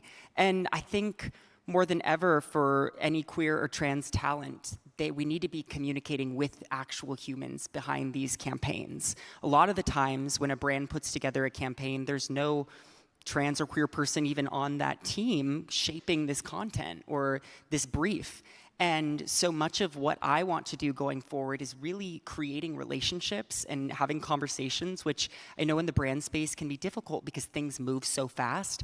But I think that extra step of really getting to know a talent and what they want to put out into the world and what their hopes are for this campaign can make everything a lot smoother. And if things do go wrong, that communication is already in place. So there's that level of trust that needs to happen.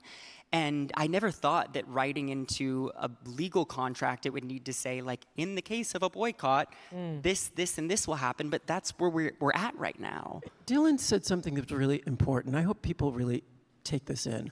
You know, companies have to stop rewarding the wrong behavior. What ends up happening when you give in to that fear, and when you start to prioritize the negative hate versus the love and the community, you ultimately will lose. It's not just the community you lose, you'll also lose the allies. You know, my mom, my cousins, my uncles, my sisters are all watching how we're treated. Well, and I did have an idea how to fix last year's situation. I thought, I come from a comedy background. I did stand up. I think humor can be very healing, and I think it can appeal to both sides. And I thought, how fun if we had done like some sort of Western commercial where it was like a cowboy at the end of the bar and then maybe a trans person on the other, and there's like one beer in the center, and it's like, just because we could have a laugh and to show that, like, as much as these are all very real world things, there's also some sort of compassion in the fact that we all like beer, or we all like this skincare brand or this makeup company, and it doesn't have to be separate. And unfortunately, they didn't reach out, so we couldn't talk about some of those things. But I do really hope to find the goodness going forward in this. And I think Pride last year was so bleak because I talked to a lot of other trans and queer content creators who had their jobs pulled from them. It was sort of this trickle-down effect. And so much of what we'd heard in the past years was exactly what Aaron was saying, like, we want to see it 365 days a year. But they even took away Pride Month from a lot of us creators. And that was when we were actually making money, and a lot of people were paying their bills for many months afterwards, and then they didn't have that. So at least give us that, at the very minimum. And I also think let us as the community, appoint you an ally and not just a company calling yourself an ally. I think that's something to be earned. And also, this goes beyond just, this relationship between the creator and the brand, but I'm now interested to know what kind of benefits you have for your trans employees. Is there gender affirming care being offered? There's so many other employees to think about. And when I go to partner with the brand, I want to think of myself as an employee, and I want to be seen the same way. This needs to be a bigger relationship. Yeah, and there's so much there, right? Like, I feel like there's this narrative out there that, companies are wholeheartedly rolling back all of their efforts here, and really the story is a lot more complicated than that.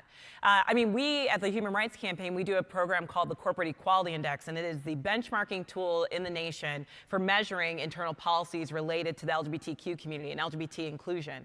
And we actually saw record levels of participation in that tool, more than we have in the last 20 years that we've done it. And at the same time, you are seeing a pulling back in the public space of advocating for our issue. And I just have to say, as somebody, I was in Oklahoma too, supporting the folks down there around the death of Next Benedict. And I think one thing that's very clear is that as we're in a moment where you have horrific anti-trans and anti-LGBTQ+ legislation across the country, there are kids out there looking to adults to see what we are going to do. And not being visible, not being out loud about our allyship is simply not an option. So we've got to make sure that these companies are doing the right thing internally, but also standing up boldly and publicly about these things that matter. Yes, because it's the right thing to do, but also because when you listen to the numbers that Aaron said, it is the business-minded case for why you take these actions. So Joe, I want to talk to you a little bit about the coverage around this. What tips do you have for reporters that are covering kind of this really complex and dynamic landscape around LGBTQ+ issues? Yeah, so the first one is to always talk to the people you're talking about. So if you're doing a story about trans people, please talk to trans people. The second one is kind of a framing issue, and I think I always recommend against using the term culture war without saying exactly what you're talking about. So I think we saw a lot of the coverage of what happened to Dylan just frame it as, part of the culture war battle, when really what it was the result of an increasingly hostile climate due to a wave of bills targeting the trans community, which is a lot more words, I understand, but I think it's so much more specific, and it gives readers so much more information. The second thing in terms of framing is I feel like we see a lot of coverage of trans people that treats us as new or a new trend or as, some kind of agenda, and when, that just history tells us that's not true. Trans people, can go back to the dawn of time. And so I think that if you're covering these issues at all, you need to be really familiar with the history in order to not repeat those mistakes. And one thing I always like to tell people to do is to Google the 1995 Newsweek cover on bisexuality. And the title was "Bisexual, Not Gay, Not Straight, A New Identity Emerges." And it was these people who look very menacing on the cover. And I think it's just an example of kind of how the LGBTQ+ community has been covered throughout history as like something new and sensational, when in reality that's just not what's happening. We've always been here, it's just that now we're becoming more visible. And I kind of want to go to you, Dylan, to talk more about your project Days in Girlhood. And I can't really call it a project. You told me about how you kind of stumbled into it. A happy accident. I truly thought coming out videos could be a little cringe. And I was like, oh, how do I, come out to people and make it, kind of funny and lighthearted. And so it was essentially like a comedy video. It's like day one of being a girl. And it then became something much more vulnerable and bigger. And I never thought that I would be sharing such vulnerable parts of myself. But I think back to like my younger self who, lived in a household where gay marriage wasn't really seen as something that was, it was very taboo in my household. And now in this country, thinking about us not having it feels absolutely insane to me.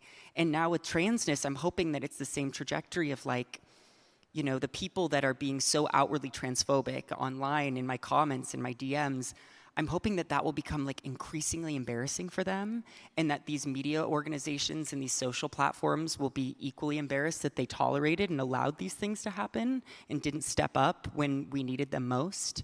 But I also think about how, specific to TikTok, because I still am like, what is this app? What am I even doing? I think it's a way for young people especially to see people that are like them. And I remember kind of one of the only characters on television was Kurt on Glee was like the only feminine type of person that I even could connect to, and that wasn't even a trans character growing up. And so I a lot of the times will like watch a video and be like, I wonder what my younger self would think about this. And that's why it is so powerful and why we need to be seeing, as much as it's important to see it online, I think in advertisement it becomes even more real. And in scripted, it's easier because it doesn't feel so in your face that you can almost take it in with a little bit more distance because it's a character. And that's why it needs to be a full sort of 360 approach to having trans and queer people in the media. I love that. I feel like so much of what we're experiencing now is a challenge of visibility, right, in so many ways. And Joe, I love what you were saying, because I think what it does is it puts us, what was it, 1996 cover? 1995, yeah. 1995, oh, before Y2K, so things were easy then. But it puts us in the context of how history has evolved over time. Because I'm reminded that, to your point, Dylan, 25 years ago, they were actually debating the Defense of Marriage Act in the halls of Congress, right? Trying to officially ban the right to same-sex marriage. And now the Respect for Marriage Act is the law of the land. But what we know changed definitively in that time period was the visibility. Back 25 years ago, only 30% of Americans believed that they knew someone who was lesbian, gay, or bisexual. And that number got to around 70% where it stands today, and laws and policy changed in suit. Right now, with the trans community, we are really in a place where about 30% of the country believes they know someone who's trans or non-binary. That presents a huge gap in understanding that I think that there are some extremists that are coming in with fear in a place where we should have curiosity and kindness and empathy. So I'm curious to anyone on the panel, what can we learn about where we've been that might help us to indicate where we need to go, both in business, communications and media and society, and to getting towards this sort of watershed moments of change? You know, it's funny because there's so many things floating through my head when you were talking about that. I remember having a conversation with a client one time, and they were talking about how it was critical for them to get millennials and how important that was. And we were talking about doing some segmented work against millennials, and we were talking about doing LGBT work, we were talking about doing Black and Hispanic work, and the client said, oh, no. You know, millennials are colorblind. And I paused and I said, So, first of all, when is being blind a good thing? Actually, millennials aren't colorblind, they're color confident, they're color courageous. They see color, they understand it, they celebrate it in a way that is important for them. So if you want them, you have to lean into it. Old ways of thinking was that, no, we're just going to treat everyone the same. We should be celebrating the trans community. We should be celebrating the Hispanic. Like, all of those communities have rich histories and contributions to not just culture, but to business. There's a German philosopher from the early 19th century. His name was Hegel. And he came up with something called the dialectic method as a way to explain how innovation and change happens. And his philosophy was basically every idea has an equal and opposite idea. And when the two ideas collide, they create a new one that consists of the best of the two. I look at DE&IB, I look at how we are working together in different consumer segments as an opportunity to bring these cultural experts together to create something even bigger. There are things that I will learn from Dylan and her experience as a white trans woman that I would never experience as a Black gay man. And I'm not going to experience it the same, but my God, I'm learning something new, and that's where innovation happens, right? That's when the big ideas come out. I've never had a client say, I don't want more innovation.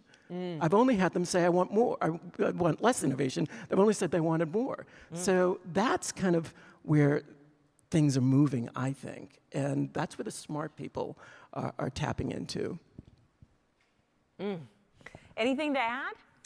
I mean, in terms of looking at where we've been, I always think about coverage of the AIDS epidemic and sort of how horrific it was and stigmatizing it was of the community, and really how it repeated a lot of misinformation at the time. And so I think that I tell journalists, and I try to do this myself, is to not repeat misinformation without saying what the facts really are. So, for example, you know, when I'm covering gender-affirming care and efforts to restrict gender-affirming care across the country for minors, if a sponsor of one of those bills says, I want to do this because I want to prevent children from getting surgeries, I don't just quote him and not say, you know, the truth, which is that in most states where these bills are being considered, surgeries are hard to get even for adults, let alone for minors, and they're not provided to minors in any form in that state. And so I think that that's something that I really would like to see more in journalism, is that we don't just restate what people are saying when we know that it's not true, and we do our job and fact check that information and give people what the truth really is. Dylan, can you tell me a little bit, so I mean, I think part of what this equation looks like to get to the other side of the attacks that we're seeing, as Aaron said, like, this isn't about where the majority of the country is, where the majority of people are. This is some extremism that has bubbled up in response to so much of the progress that we've made.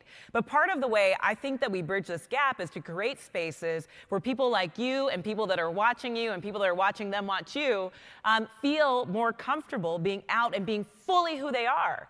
What can you say to those people who are really wrestling with, right, the climate that we're in, but also the need to create an environment that's safer for others that are looking to them as role models? Absolutely. Well, I think about my own personal sort of like chosen family that I built, and a lot of those people were the ones that immediately when I came out, there was no hesitation. It was, I see you as a woman, I honor that in you, let me help you out, let me teach you something. And I think it's finding those people, and then especially if you haven't come out yet, I think it's making sure that you feel 100% ready, 100% safe. There are even things that I've shared online that I've looked back on and said, ooh, maybe wasn't so ready to talk about that. And I think it's also finding, you know, people to follow, finding, you know, television programs to watch. Like I talked about Glee. So much of what I grew up watching was like trans people facing violence on Law and Order or as sex workers. And now I want to see trans joy. Yes. You know, I want to see a rom-com starring a trans person.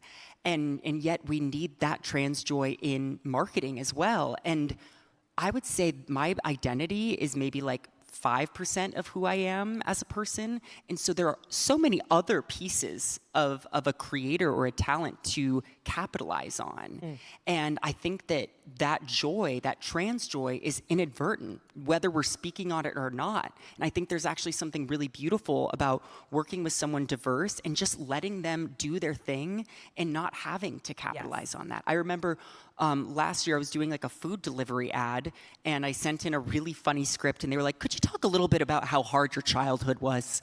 I was like, oh shit, okay, well, you know, I guess, you know, I should be so lucky that I have this gig, but no, they should be so lucky.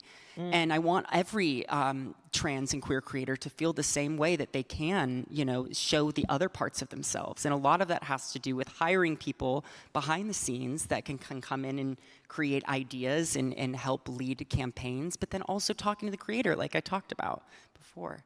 Yes, I love that. It's a joy for me. And was that like a Beyonce-style soft drop? Is there a rom-com coming out soon? Okay, we're working on some things. Yeah, okay. But I will also say that, like, right now, it's extremely difficult to get queer and trans people platformed. And so if anyone in this room is in a place to make those things happen, please do, or speak up for us in rooms that we don't exist in.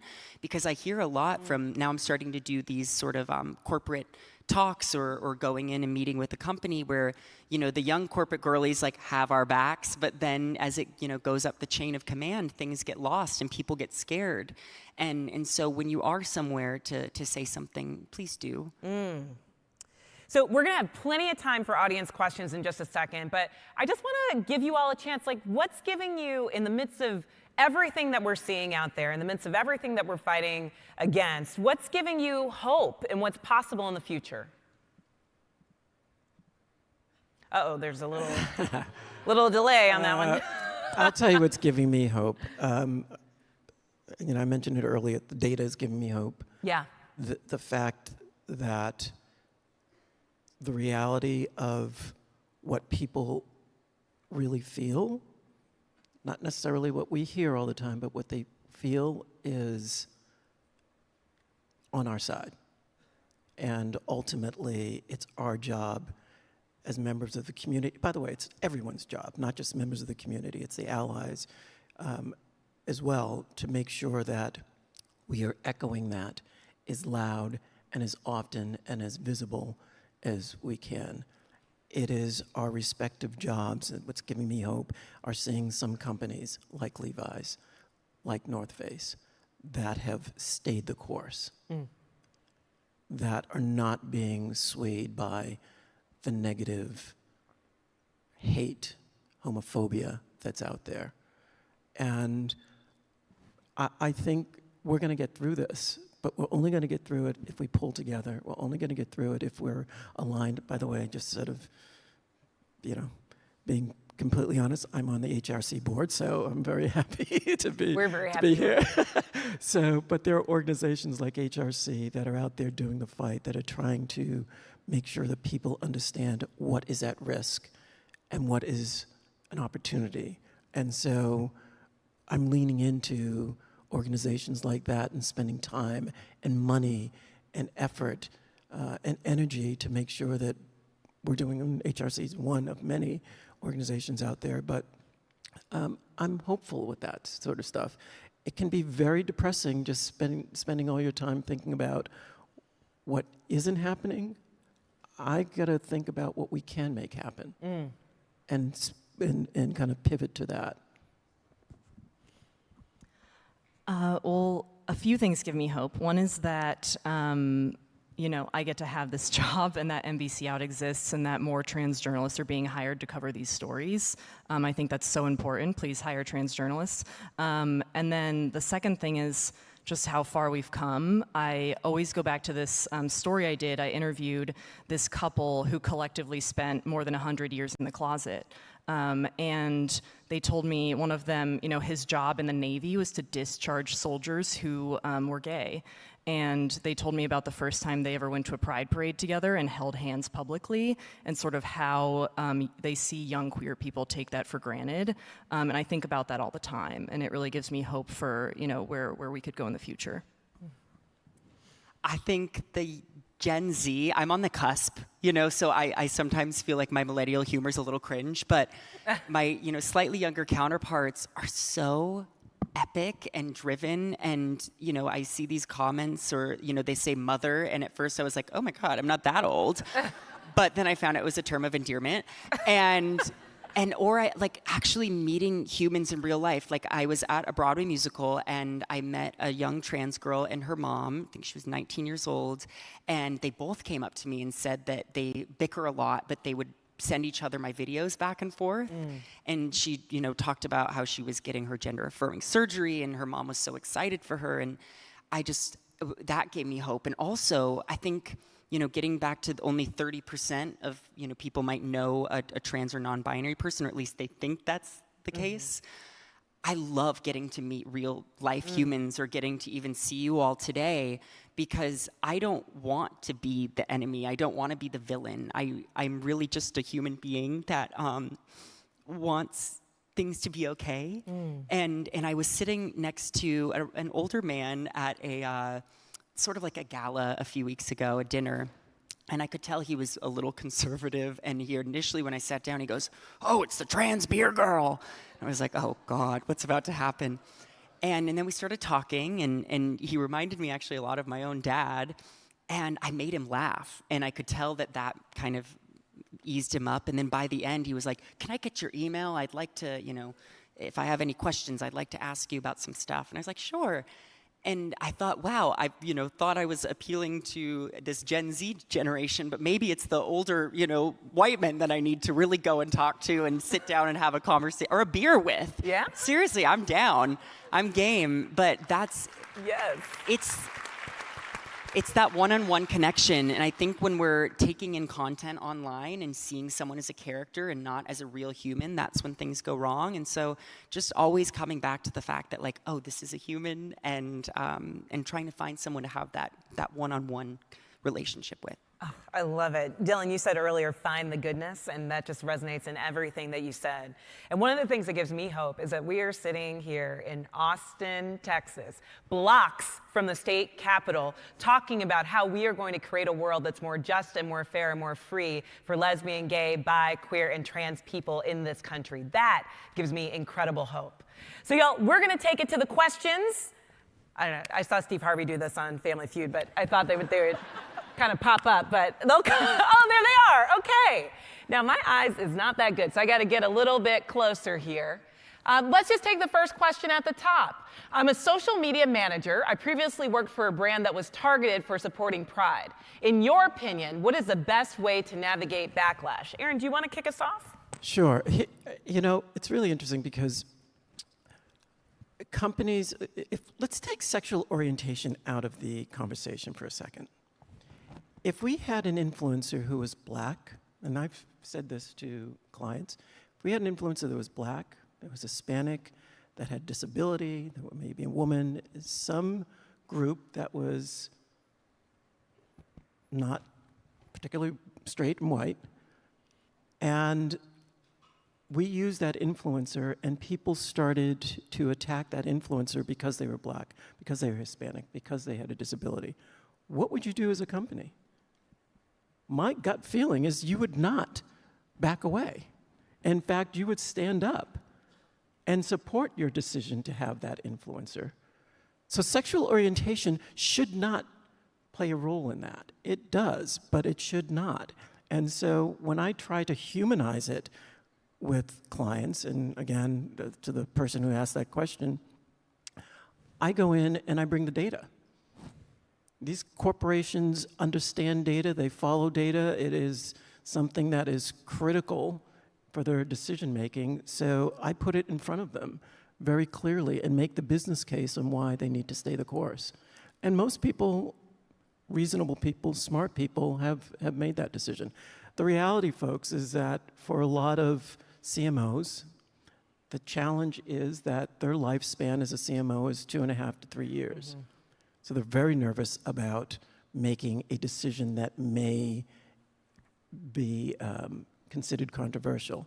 But when you provide them with the data and provide them with the information that allows them to see clearly why staying the course is the right thing, most of the smart CMOs will stay the course. And I want to add, that was so brilliantly said, but play the long game, because there are so, these things are happening quick, and these boycotts can last a day, a week. But if you really look at the bigger picture and how, like we said, Gen Z is so inherently queer and accepting and moving in that direction, that's who eventually your consumer is going to be. And they will always remember what was said or what wasn't said when these things go down. And I think that's something to think about. That's kind of related to another question on here for you, Dylan, this idea that these consumers will always remember what happened. Is there anything else that it really means when businesses and brands don't stand up for who they partner with, the things that your followers have taken away from the actions of that beer brand? Absolutely. I think when a brand hires diverse talent, but specifically content creators, we don't have some of the same resources that big talent might have, or safety measures in place. And so when something like what happened last year to me happened, I didn't know about cybersecurity. I didn't have protections. I didn't have somewhere to go. And so when you are there's a responsibility that needs to be taken by the brand, even before an advertisement goes out, that there will be protection and that there will be support, because otherwise it's putting a lot of potentially marginalized groups and creators in a really sticky situation. Joe, the next question is for you. How are you able to effectively cover when brands receive backlash on LGBTQ+ initiatives without amplifying the hateful messages and misinformation as a part of those attacks? Well, we call it exactly what it is, hateful messages and misinformation. So I think that That's another place where I think that people brush over with the term culture war, is rather than calling something out for what it is, they try to just use this broad term. So whenever I report on these issues, I always say, exactly what's being said, and then pointing out when it's misinformation. And to use the example of gender-affirming care again, the sponsors of that legislation often call it chemical castration, and I've seen too many media outlets just repeat that language and not say that that's inflammatory and misleading language that doesn't accurately describe gender-affirming care. If you're quoting someone saying that, you need to do said Senator so-and-so using inflammatory and inaccurate language to describe gender-affirming care, and so I think that people just need to be, really explicit and spell it out for the reader. What is this person saying? Why are they framing it that way? And is that accurate? Rather than just stating it without giving people the facts. You all have kind of touched on this a little bit, but what long-term strategies can companies and media outlets implement to create a more inclusive environment that celebrates diversity and minimizes the impact of some of these hate-filled campaigns? Well, the first thing that they have to do is start hiring people who are part of the community. And by the way, that's not just at the, at the corporate level. We need to see them on boards, right? We need to see members of our community sitting on corporate boards where some of the policies are made. We need to see them in the C-suite. We need to see them throughout an organization. Because that's where some of the decisions are made. We need to start seeing these corporations starting to spend resources, dedicating resources to better understand the community, to get the real information about it. Look, there's no shortage of information that's out there. McKinsey did a study that talked about companies that were more gender diverse were 13% more likely to outperform their competitors. Companies that were more ethnically diverse were 34% more likely to outperform their competitors. So that type of diversity, that type of understanding that it can move a company forward, we're all competitive, we want to win, making sure that we have those strategies from that type of thinking from the beginning and not an add-on is really going to be the thing that makes a difference. And we have to start to look at subject matter experts in media companies that are dedicated to serving the community. They have the information, they have the knowledge. It's not something that we should be overlooking or assume that, we certainly want to see our images, our stories, our identities played out in the general media, but we also want to see them played out in specific media that talks to us, right? Whether that's Out Magazine or ABC. We want to see it across the board. So I think it really starts with making sure we have the right representation. We have people who understand the community, helping to make the decisions and allocate the dollars that are required to develop that relationship. Yeah. Joe, do you want to get on this? I mean, I'm aware that earlier in this conversation you said, I'm even proud that NBC Out exists, right, as a place to have these conversations. Any other thoughts from you on kind of longer term strategies in media? Yeah, I think newsrooms could be doing a lot more to educate their non-LGBTQ+ reporters on covering these issues, because don't get me wrong, I'm really glad that I get to do it every day, but it's exhausting. And it's really wonderful when I can turn to a colleague, for example, from our internet disinformation team and partner with them on what's happening lately on X. So I would say that, and then also to provide when you have reporters covering this, the LGBTQ+ community who are queer and trans, to provide them with support. So if you're going to send someone to Oklahoma to cover something like the death of Next Benedict, to give them the time off and support that they need, because covering this, though I love to do it, a lot of other people do as well, it really takes an emotional toll. And we're experiencing vicarious trauma, and I feel like a lot of newsrooms are like, oh, well, I'm hiring queer people, I did it, when really those people aren't getting time off to, recover from what they're covering. Dylan, I have a lot of questions for you on the screen. The people want to hear from you. A couple of things. A couple of things here. One question is about and I think this is kind of more broad than even only the beer company that we had talked about earlier, but when a brand reaches out, how do you make the decision about whether or not you want to work with that brand and understanding their brand values? Okay, well, here's the thing.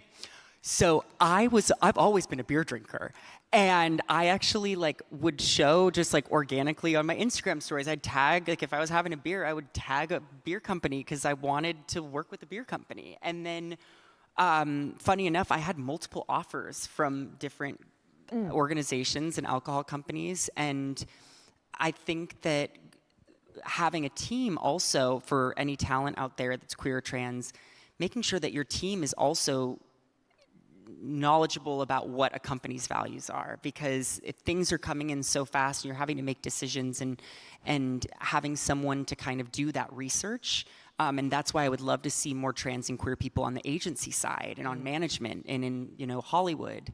But I think now I really was able to take a step back in these next partnerships. I want to know who I'm actually working with. I want to know the people behind that company, and so that there is that relationship. I want to know how their queer employees are being treated and what benefits they have in place, where their dollars are going.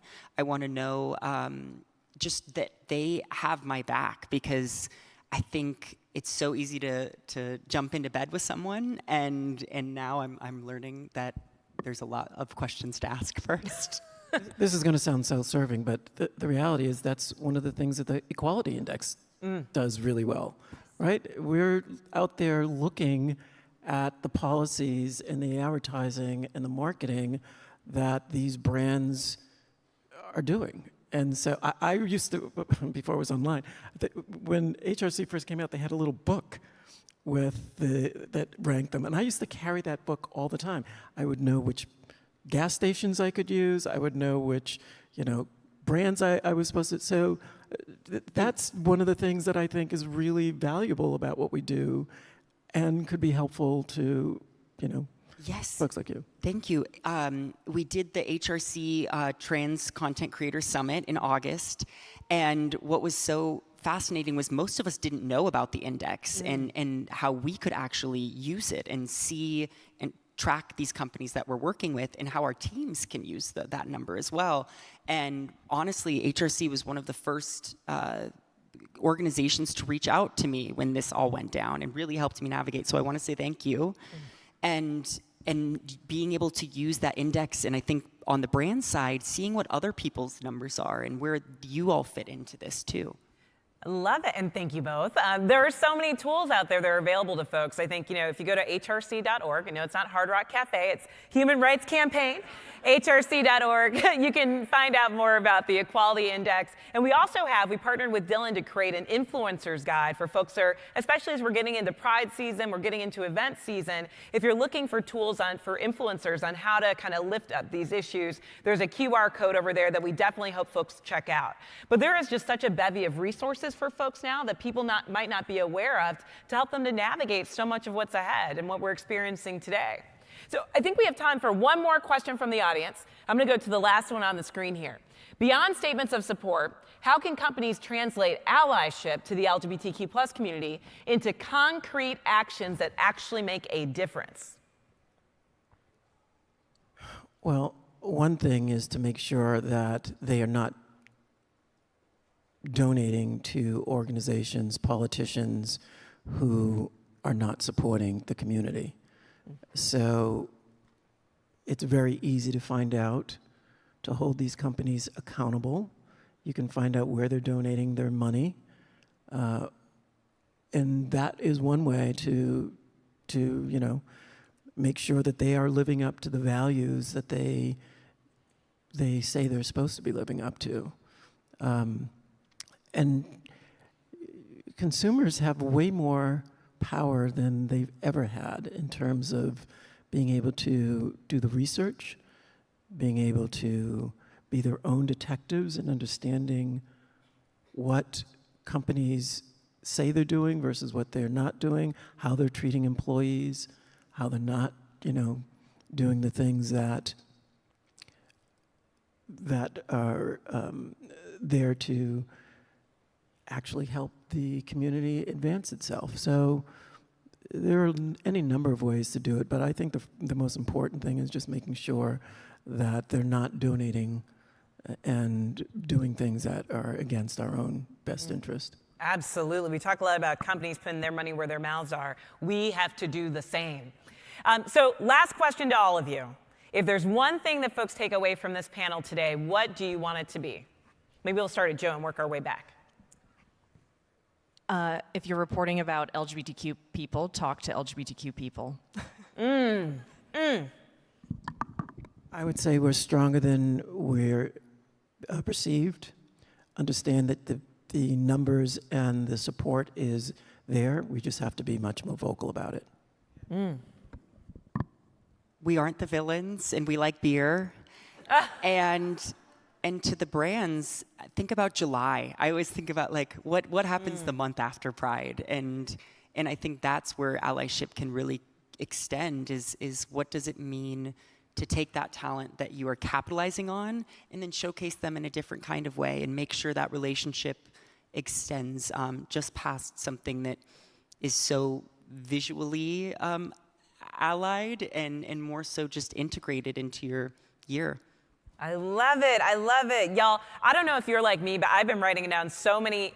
Oprah gave me this word, quotables or tweetables on my little thing. I heard y'all say you're not going to have a successful future without embracing this community and doing it today. I heard y'all saying stop prioritizing and rewarding the wrong behavior from some of our companies and businesses. I heard y'all say that you've never had a client want less innovation, so why not embrace the diversity of our skill sets and our experiences?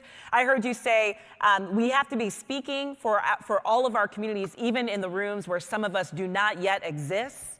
I heard y'all underscore that allyship is earned. It's not something that you're given. And I think more than anything from this panel, I'm really taking away, Dylan, what you said, that we have an opportunity in this moment to find the goodness.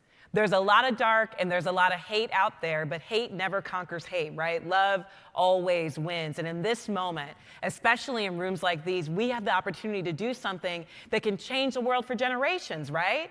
What do they say? The arc of history always bends towards justice, but it doesn't happen by accident. It happens because we get together in rooms like this and we pull it and we pressure it and we push it to do so.